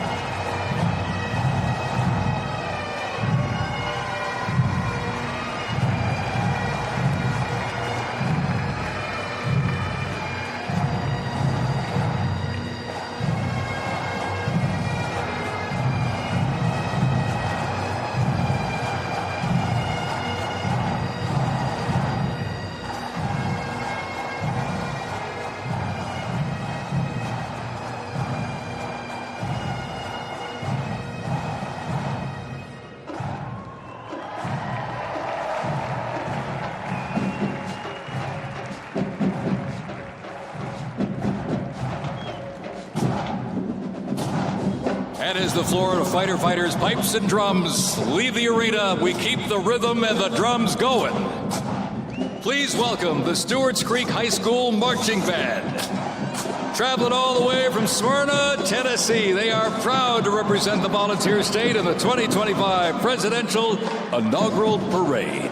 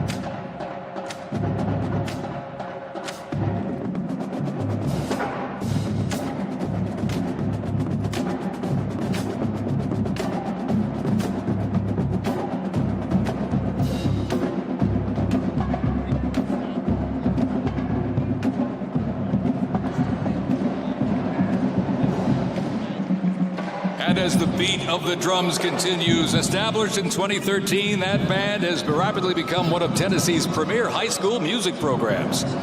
This band has participated in numerous civic events that honor significant moments in our nation's history, like the 75th anniversary of the attack on Pearl Harbor, Captain Jeff Cuss, United States Marine Corps Memorial Dedication, Chicago Thanksgiving Day Parade, and a Lincoln Memorial performance as well. The Stewart's Creek High School Marching Band, everybody!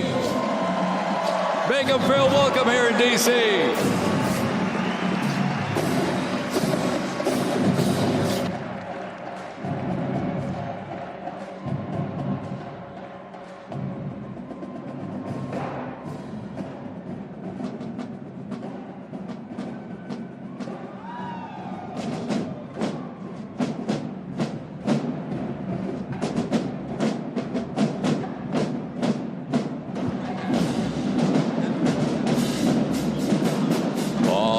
Ladies and gentlemen, now welcoming the Mississippi Valley State University Band. They're traveling all the way from Edina, Mississippi. Look at this, gang. This is the Mean Green Marching Machine. They are proud to represent historically black colleges and universities at the 60th presidential inauguration.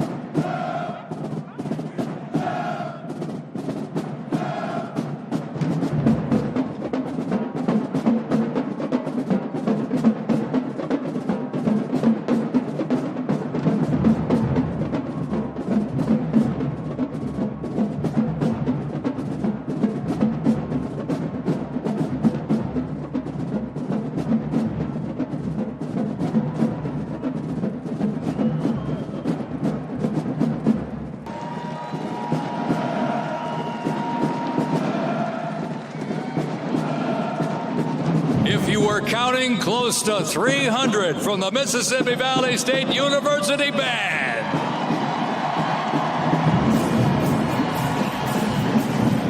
You know, since its founding, the band has consistently played a significant role at their university and across the United States. They have performed for athletic events, Mardi Gras parades, Rose Bowl parades, and many, many more.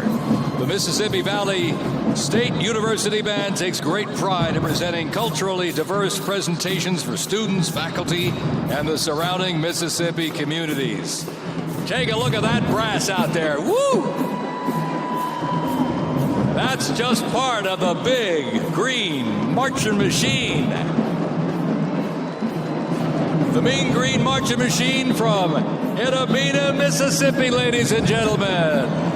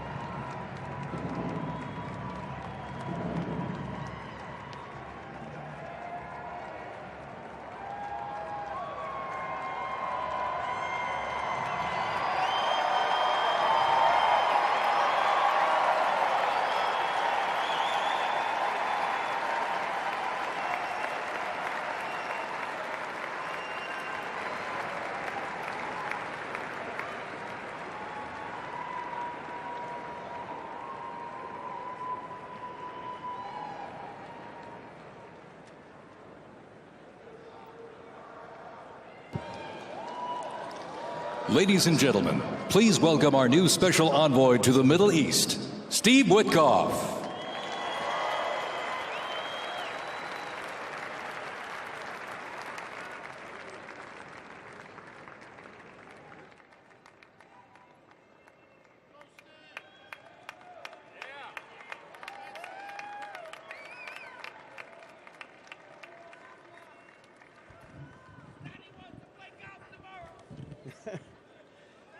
Good evening, everybody.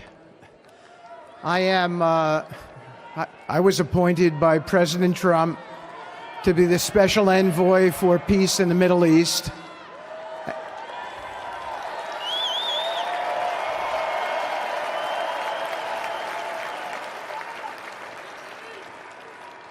And I'd like to describe to you some of the things we're doing and how it informs on President Trump's policies. First of all, it is an honor to stand before you today as I reflect on the enormity of the role that President Trump has tasked me with. I am constantly reminded of the privilege it is to serve under the leadership of my boss, President Donald J. Trump.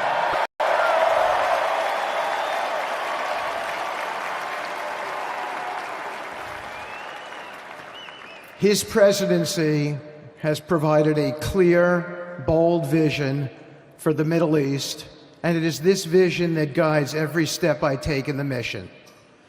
President Trump's leadership has redefined what is possible in the pursuit of progress and stability in the Middle East. His decisive, pragmatic approach ensures that even the most entrenched conflicts are met with fresh perspectives and innovative strategies.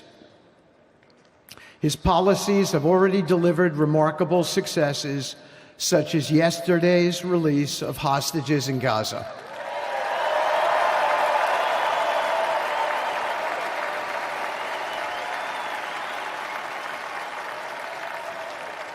Thank you. This achievement demonstrates the strength of President Trump's leadership and the respect he commands on the global stage. It is yet another example of his ability to deliver results in the most complex and challenging situations. The Abraham Accords, a testament to his vision and determination, have also brought historic progress to the region, transforming old rivalries into new alliances. These agreements are not merely symbolic. They represent a practical roadmap for peace, economic cooperation, and mutual respect across nations. My role, as President Trump has tasked me, is straightforward yet profoundly challenging: to turn his vision into actionable outcomes. He sets the agenda, he lays the framework, and he inspires people like me into bold action. My responsibility is to implement his vision, engaging with leaders across the region to find pathways towards sustainable peace and stability. And let me tell you, having Donald Trump as a boss makes this task not only possible, but far more effective.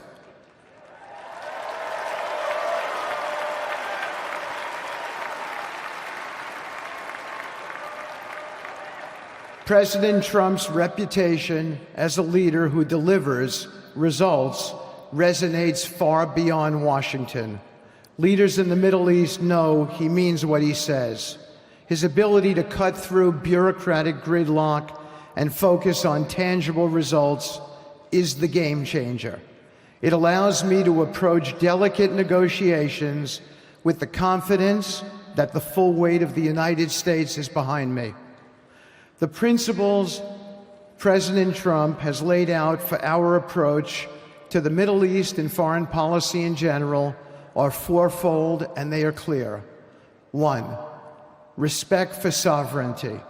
Every nation deserves the right to determine its own destiny, free from the interference of external powers.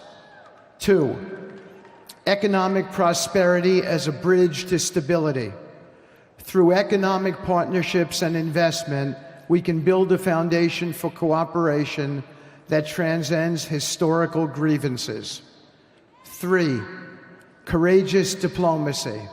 Real progress requires difficult conversations and bold decisions, and it is through these that trust is built and maintained. And finally, 4, reciprocity and accountability. The United States requires reciprocal actions from our partners. We are done carrying the financial burden for nations that are unwilling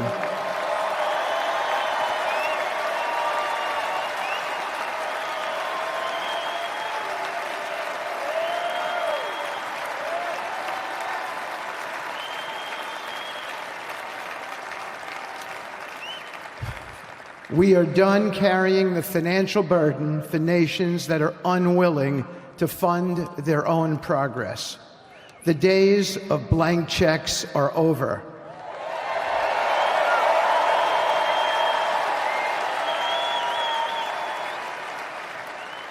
Partnerships under President Trump's leadership must be equitable, and contributions must reflect shared commitments to our goals. In my work, I've seen firsthand how these principles resonate. They provide a foundation that transcends politics and speaks to the shared humanity of all people in a region. Leaders across the Middle East recognized that this Trump administration is serious about results, not symbolic gestures, but real, meaningful progress that improves lives. Thank you.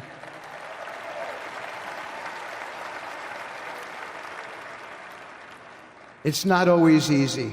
There are moments of deep challenge and frustration. Decades of mistrust cannot be undone overnight. Yet I take comfort in knowing that I am not in this alone. President Trump's clarity of vision ensures that I never have to question what success looks like. His leadership provides the confidence and direction necessary to navigate these complexities.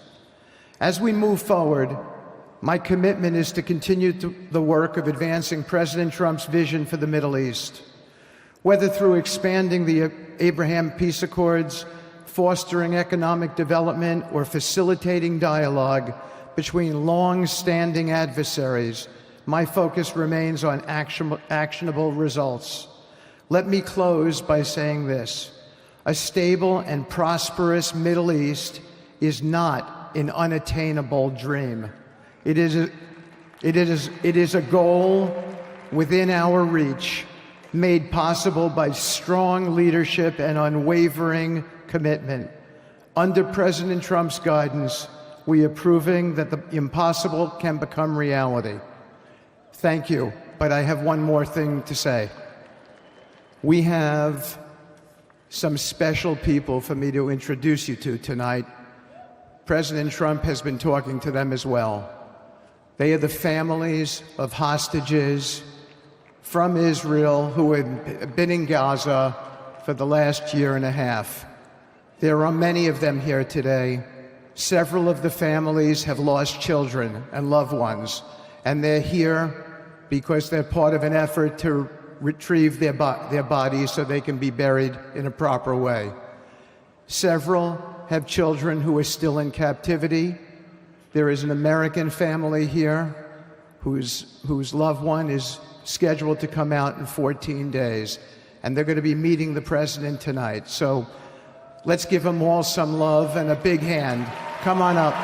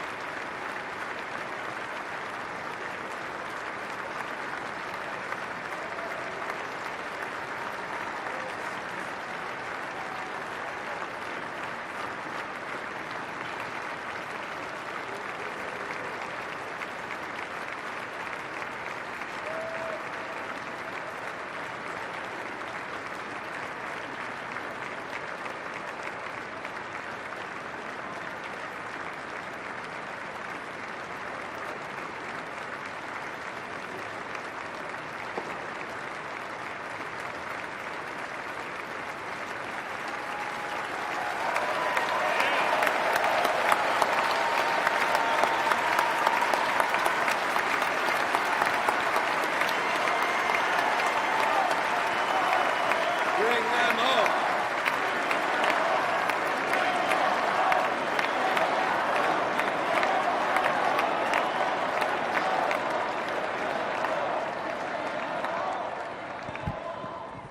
And now, I get to introduce my dear friend and the President of the United States, Donald J. Trump.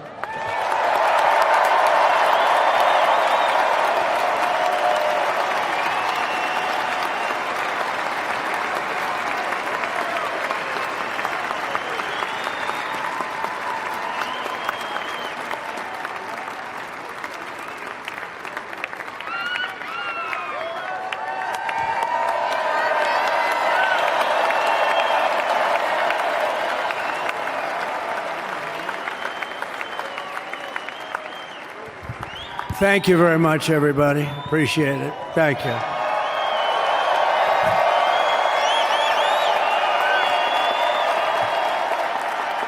So now the work begins. We won, but now the work begins. We have to bring them home.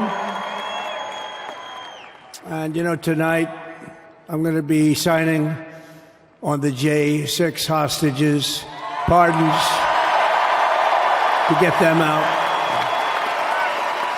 And as soon as I leave, I'm going to the Oval Office and we'll be signing pardons for a lot of people,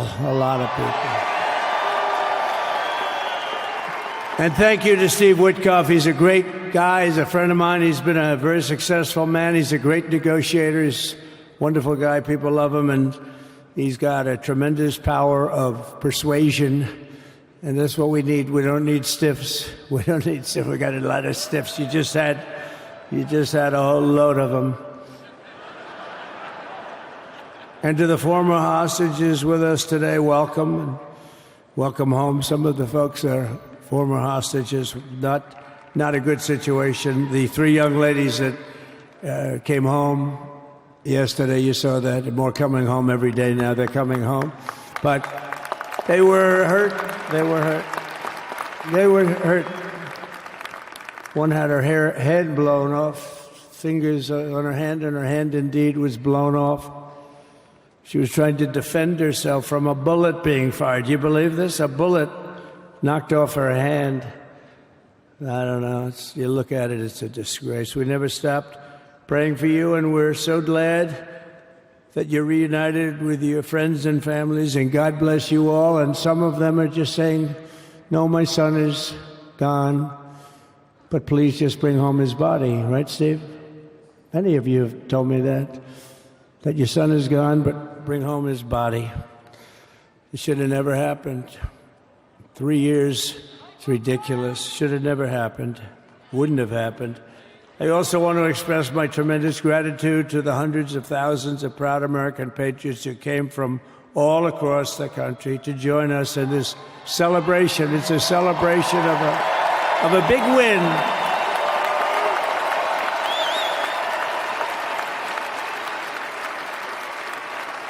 And you're witnessing the dawn of the golden age of America. That's what it's going to be. We're bringing it back. We're going to bring it back fast.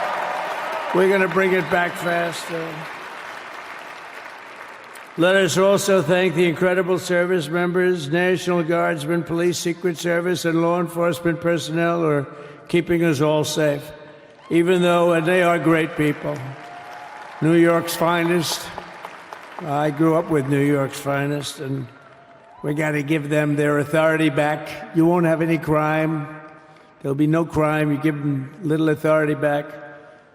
The whole way they run things in this country now, it's disgraceful. But it's going to change rapidly. We're going to make our cities safe again, too. Even though we're indoors, we've had a magnificent inaugural parade. And let's give a big round of applause. They were great. To all of the incredible performers and hardworking men and women who made it possible. Those people, really talented, amazing people. I also want to thank my wonderful family for being here, especially my beautiful wife, our First Lady, Melania.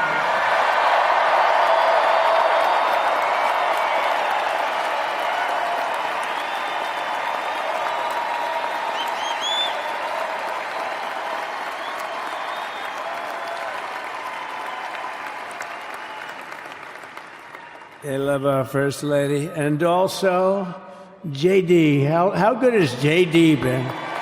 And his beautiful wife, Usha. How good is JB? JD has been great. He's another good negotiator, Steve. He's a great negotiator, too. We need negotiators in this country. But so many of the people on the stage behind, not only family members, as an example, Lara Trump, the wife of Eric. She was the head of the Republican Party, along with my friend Michael. Stand up, the two of you. What a job. What a job they did.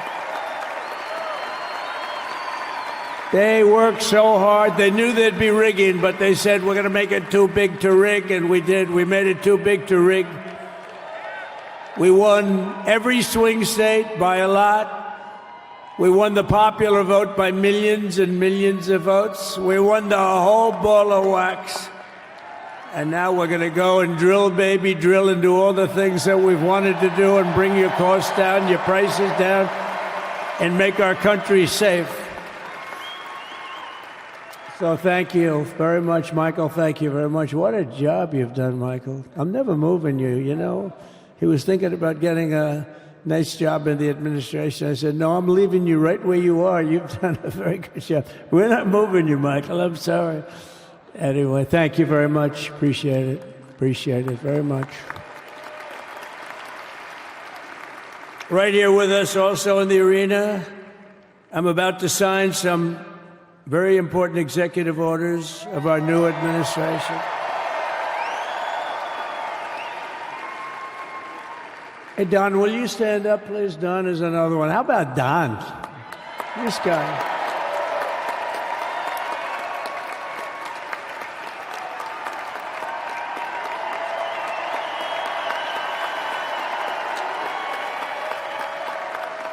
He's a popular one. He goes out and speaks. He gets a big crowd.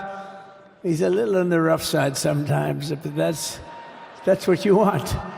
He's done a fantastic job, and he loves our country. Thanks, Don. Great job. You've done a great job. And Ivanka.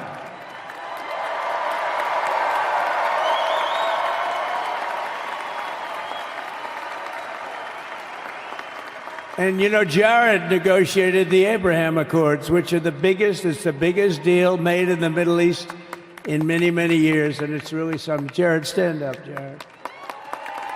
The Abraham Accords.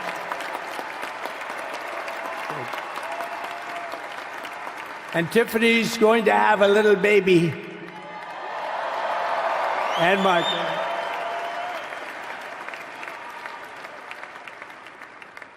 And then I have a very tall son named Barron. Has anyone ever heard of him?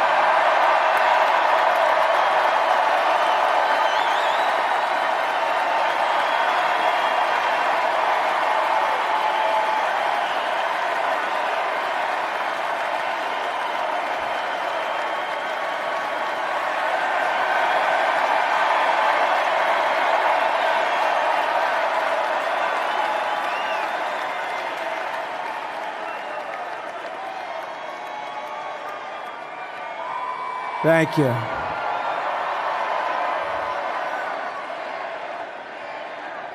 He knew the youth vote. You know, we won the youth vote by 36 points.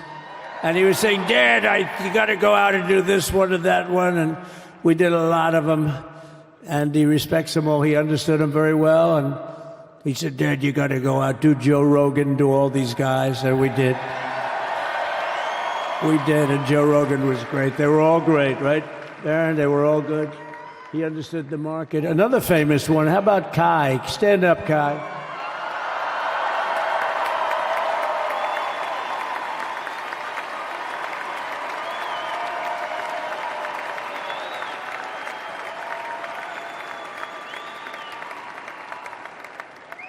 Is that Byron Donalds back there?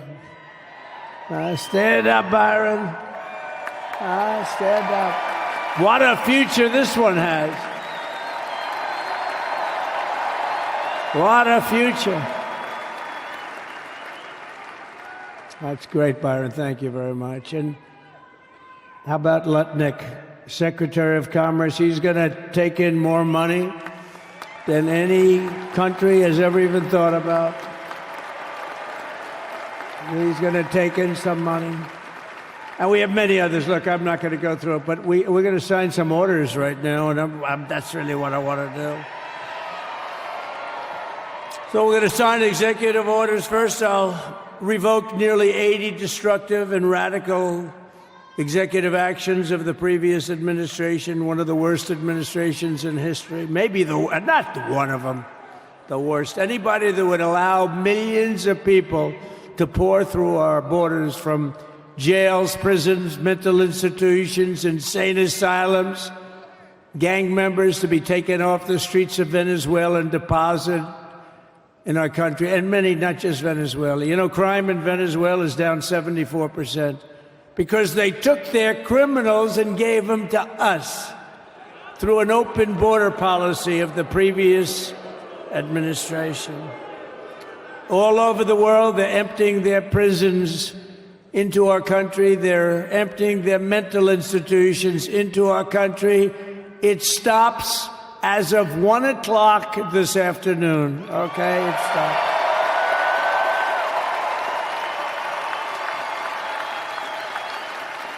So I'm revoking nearly 80 destructive, radical executive actions of the previous administration. They'll all be null and void within about, 5 minutes? Is that them over there? 5 minutes? And next, to gain immediate control of the vast federal, out-of-control bureaucracy, I will implement an immediate regulation freeze which will stop Biden bureaucrats from continuing to regulate. Most of those bureaucrats are being fired. They're gone.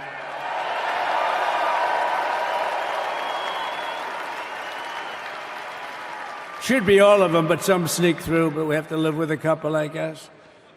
I'll also issue a temporary hiring freeze to ensure that we're only hiring competent people who are faithful to the American public. And we will pause the hiring of any new IRS agents. We will also require that federal workers must return to the office in person. And we're going to take the 88,000 people that they hired to go after you with guns. By the way, they're allowed to use guns and harass you like they were so many other people. Remember this? Okay, remember? Do you remember a little statement about tips? Does anybody remember that little statement? I think we won Nevada because of that statement. But they went out and harassed you over the tips. In other words, we are restoring control of our government to the people. We're going to take those 88,000. Let's see if they'd like to work on the border, because that's where we want them, really.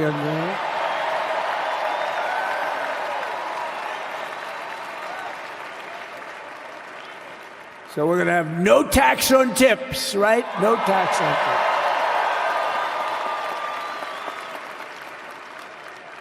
And we may have, like the Speaker of the House, is he here? He's done such a good job. Is Mike here? He's around here someplace. I saw him just a little while ago. Hello, fellas. Look at you guys. Yeah, I know it. He's great. He's doing great. They're all doing good. The Republican Party has never been unified like it is right now. They want to save our country. And we're going to more than save it. We're going to make it greater than it's ever been before by a lot. Next, I'm going to sign a presidential memorandum directing every member of my cabinet to marshal every power at their disposal to defeat inflation and rapidly bring down the cost of daily life, because your costs have gone through the roof in the last 4 years. Perhaps you didn't notice. Does anyone notice their costs are like double, triple, quadruple? You can't buy bacon. Apples have doubled in price. You want an apple, anybody? Pay twice what you did 2 years ago. We'll put more money in your pocket, and we'll bring back the American dream and to reduce energy costs and liberate our economy. So we have more oil and gas than any country in the world, and we're going to use it. We're not going to do the wind thing. Wind. Big, ugly windmills, they ruin your neighborhood. They ruin you. If you have a house that's near a windmill, guess what? Your house is worth less than half. And did you see up in New England with the whales? You see what's happening? So they had 2 whales killed in about 14 years. Last year and the year before, total, they had 28. So if you're into whales, you don't want windmills either. And they're the most expensive form of energy that you can have by far. And they're all made in China, by the way, practically all of them. And they kill your birds and they ruin your beautiful landscapes. But other than that, I think they're quite good, right? Now, remember when we used to joke and kid when we were kidding, but we don't kid anymore? They want to watch the debates on television. They want to watch your favorite president on television. But the wind isn't blowing, so we can't watch television that night, Gladys. Remember? Gladys, I'm sorry, the wind is just not blowing. We're not watching Trump tonight. But I'm immediately withdrawing from the unfair, one-sided Paris Climate Accord ripoff. The United States will not sabotage our own industries while China pollutes with impunity. You know, China, I mean, look, they use a lot of dirty energy, but they produce a lot of energy. And when that stuff goes up in the air, you know, it doesn't stay there. It's not like you got a wall. We love walls, don't we? Not like you have a wall around and it doesn't. It floats into the United States of America after 3.5 to 5.5 days. It floats across the oceans and it comes right over your neighborhood and it falls into your neighborhood.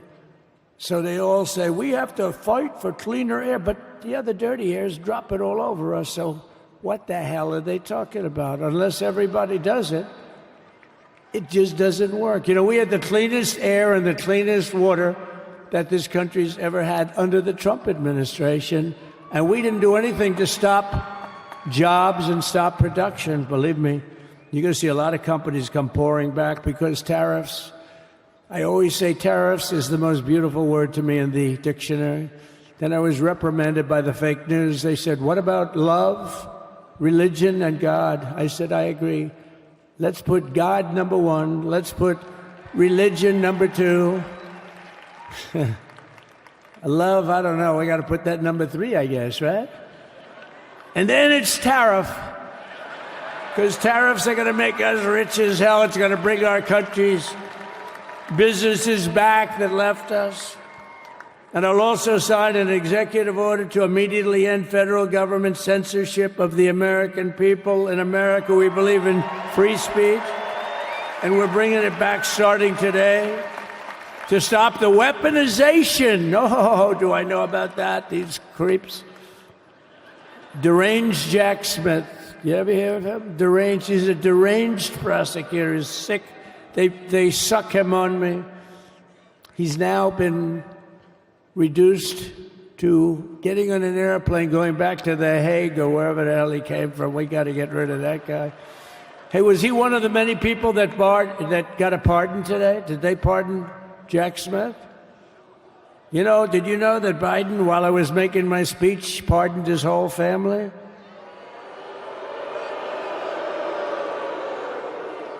The brother, the whole deal was pardoned.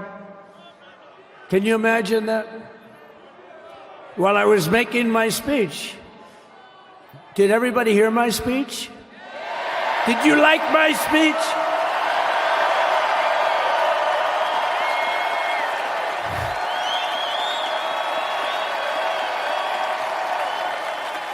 Thank you.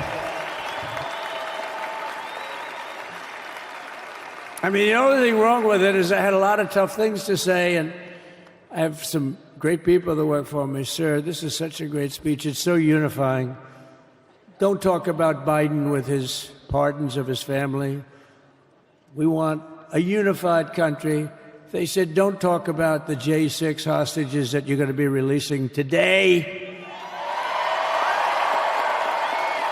Sir, don't put that in your speech, please. I said, but I want to put it in my speech. I said, sir, it won't be unified like it is. It's so beautiful the way it is. And it is getting great reviews. You know, if I put things like that in, I'll get terrible reviews. One little paragraph that's a little bit wrong, the fake news goes crazy, right? So I said, all right, I won't put it in my speech, but you know what? I'm speaking in front of a hell of a lot of people at a place called Capital One Arena, and I'll talk about it there. So we're going to be going over the beautiful Oval Office, one of the great offices in history. Even if it wasn't beautiful, it's the Oval Office, but it is beautiful. And we love the Oval Office. It all starts with the wars start and end there. Everything starts and ends at the Oval Office. We love it. But we're going to go to the Oval Office. We're going to release our great hostages that didn't do, for the most part, they didn't do stuff wrong. You take a look at what went on, and look what happens in other parts of the country. In Portland, where they kill people, they destroy the city, nothing happens to them. In Seattle, where they took over a big chunk of the city, nothing happened. Minneapolis, where they burned down the city, nothing happened. Essentially nothing happened. All they want to do is go after the J6 hostages. A 76-year-old grandmother was arrested the other day because she was looking at the Capitol or something like that. No, we're not going to put up with that crap anymore.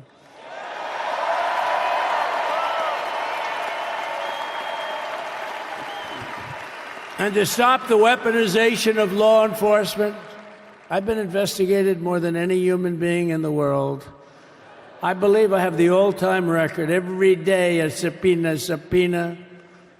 Every single day would get subpoenas. I was more than any person. Alphonse Capone, remember I used to talk about it? Now, Alphonse Capone, Scarface, he was a pretty rough guy.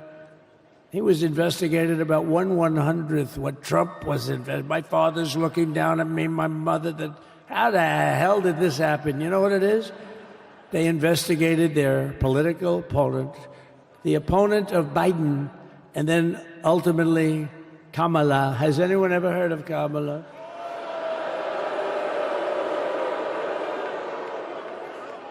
We had to beat two opponents. You know, we had to beat Biden, then we beat him. Now he goes on top. The guy was like 39 points down. I think I could have beaten Trump. They should have left me and I would have beaten. No, his debate performance wasn't the best, right? That's what killed him. And then they had to change, and that's like you get into a fight. The great Dana White spoke last night. We love Dana White, right? UFC. That's like he puts in two fighters, one of them's getting creamed, getting really beaten, and they say, all right, take him out, let's put somebody else in to finish up the fight. That's what they did to us. They gave us somebody new, but we took care of both of them. So we beat actually two opponents. But to stop the weaponization of law enforcement and our government, I will also sign an order directing every federal agency to preserve all records pertaining to political persecutions under the last administration, of which there were many, and beginning the process of exposing any and all abuses of power, even though he's pardoned many of these people. Can you believe it? He's pardoned them.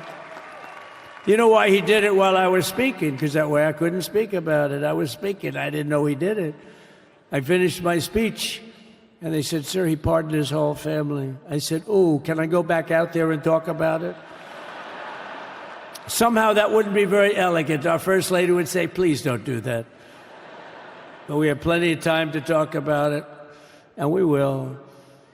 We're doing all of this on our very first day in office. You know, don't forget, we've been in this position, really, where we won the primaries in record time. We were the fastest win of a primary ever in political history, which is a very nice thing. It's nice to know.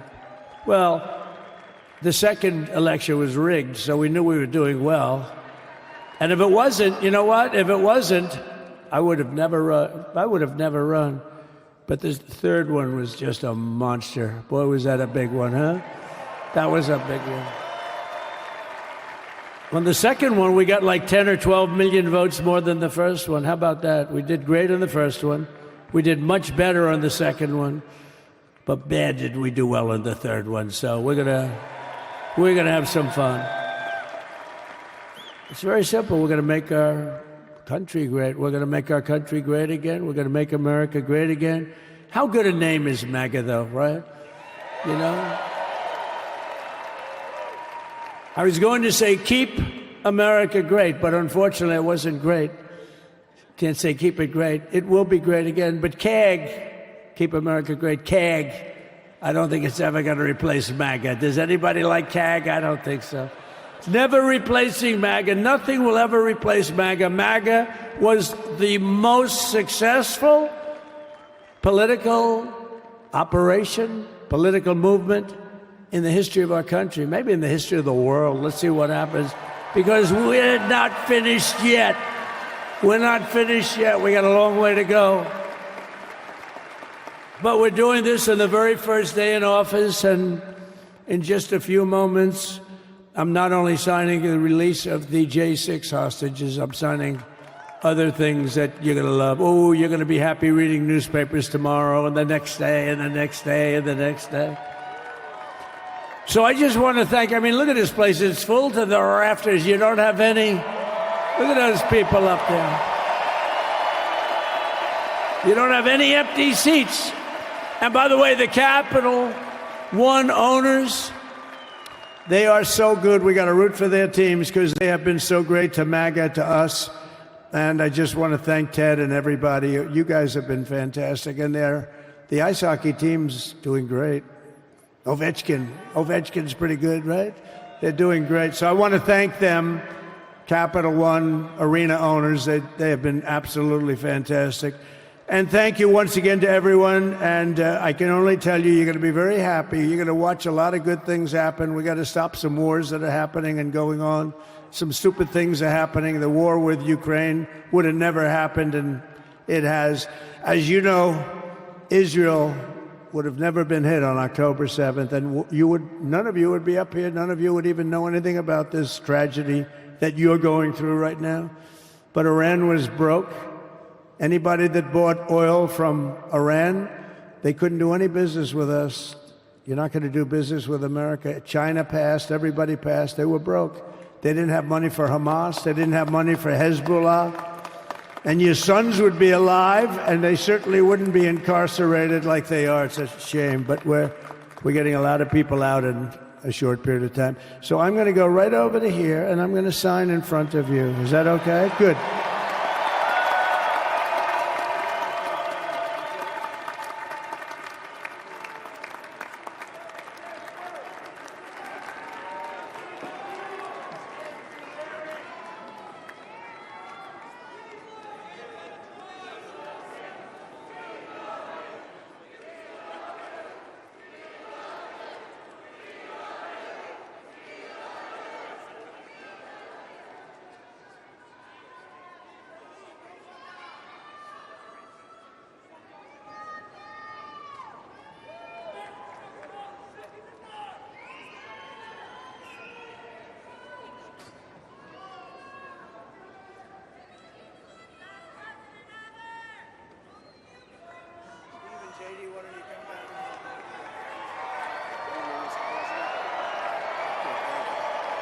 You have that other one to sign?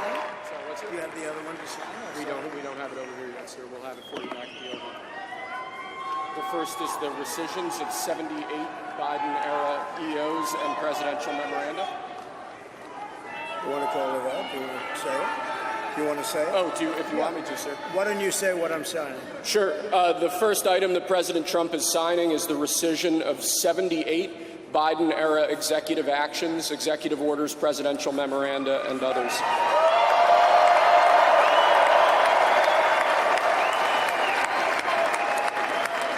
Thank you, sir.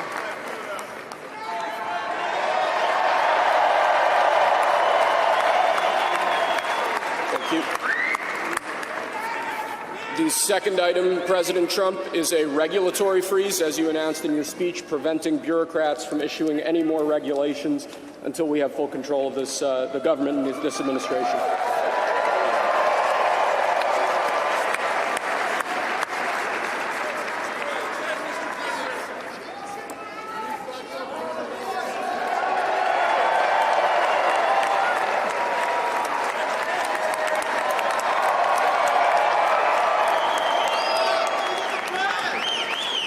Sir, can I have a pen? The next item, sir, is a freeze on all federal hiring, excepting the military and a number of other excluded categories, again, until full control of the government is achieved and we understand the objectives of government going forward.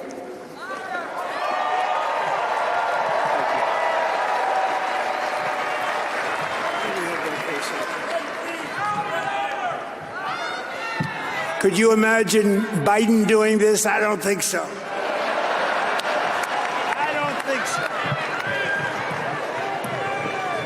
Sir, the next item, as you announced in your speech, is a requirement that federal workers return to full-time in-person work immediately.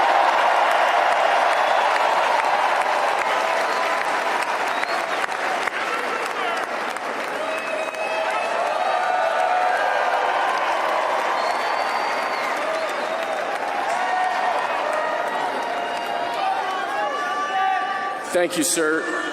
Next, we have a directive to every department and agency in the federal government to address the cost of living crisis that has cost Americans so dearly.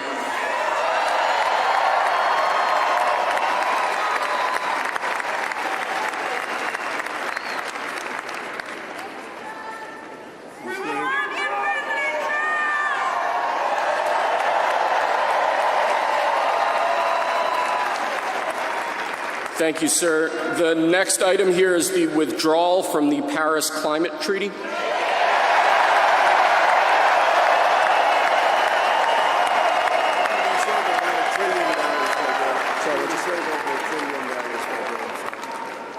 Yes, sir.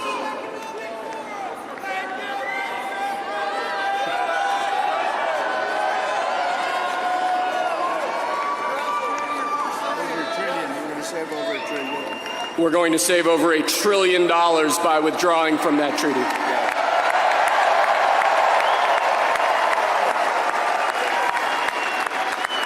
And the next item, sir, is a letter that will be transmitted to the United Nations explaining that we are withdrawing from the Paris Climate Treaty.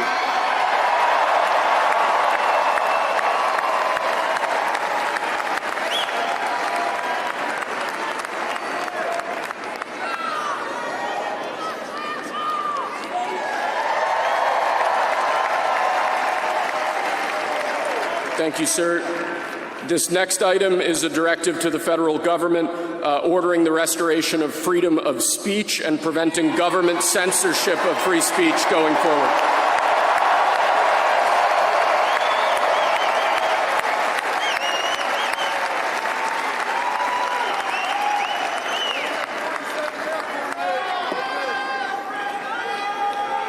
And lastly, sir, before we go back to the Oval Office to sign a large number of other items, is a directive to the federal government ending the weaponization of government against the political adversaries of the previous administration, as we've seen.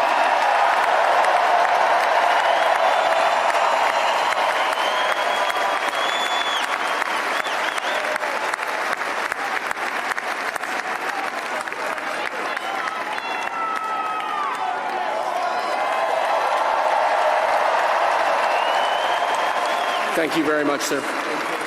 Appreciate it.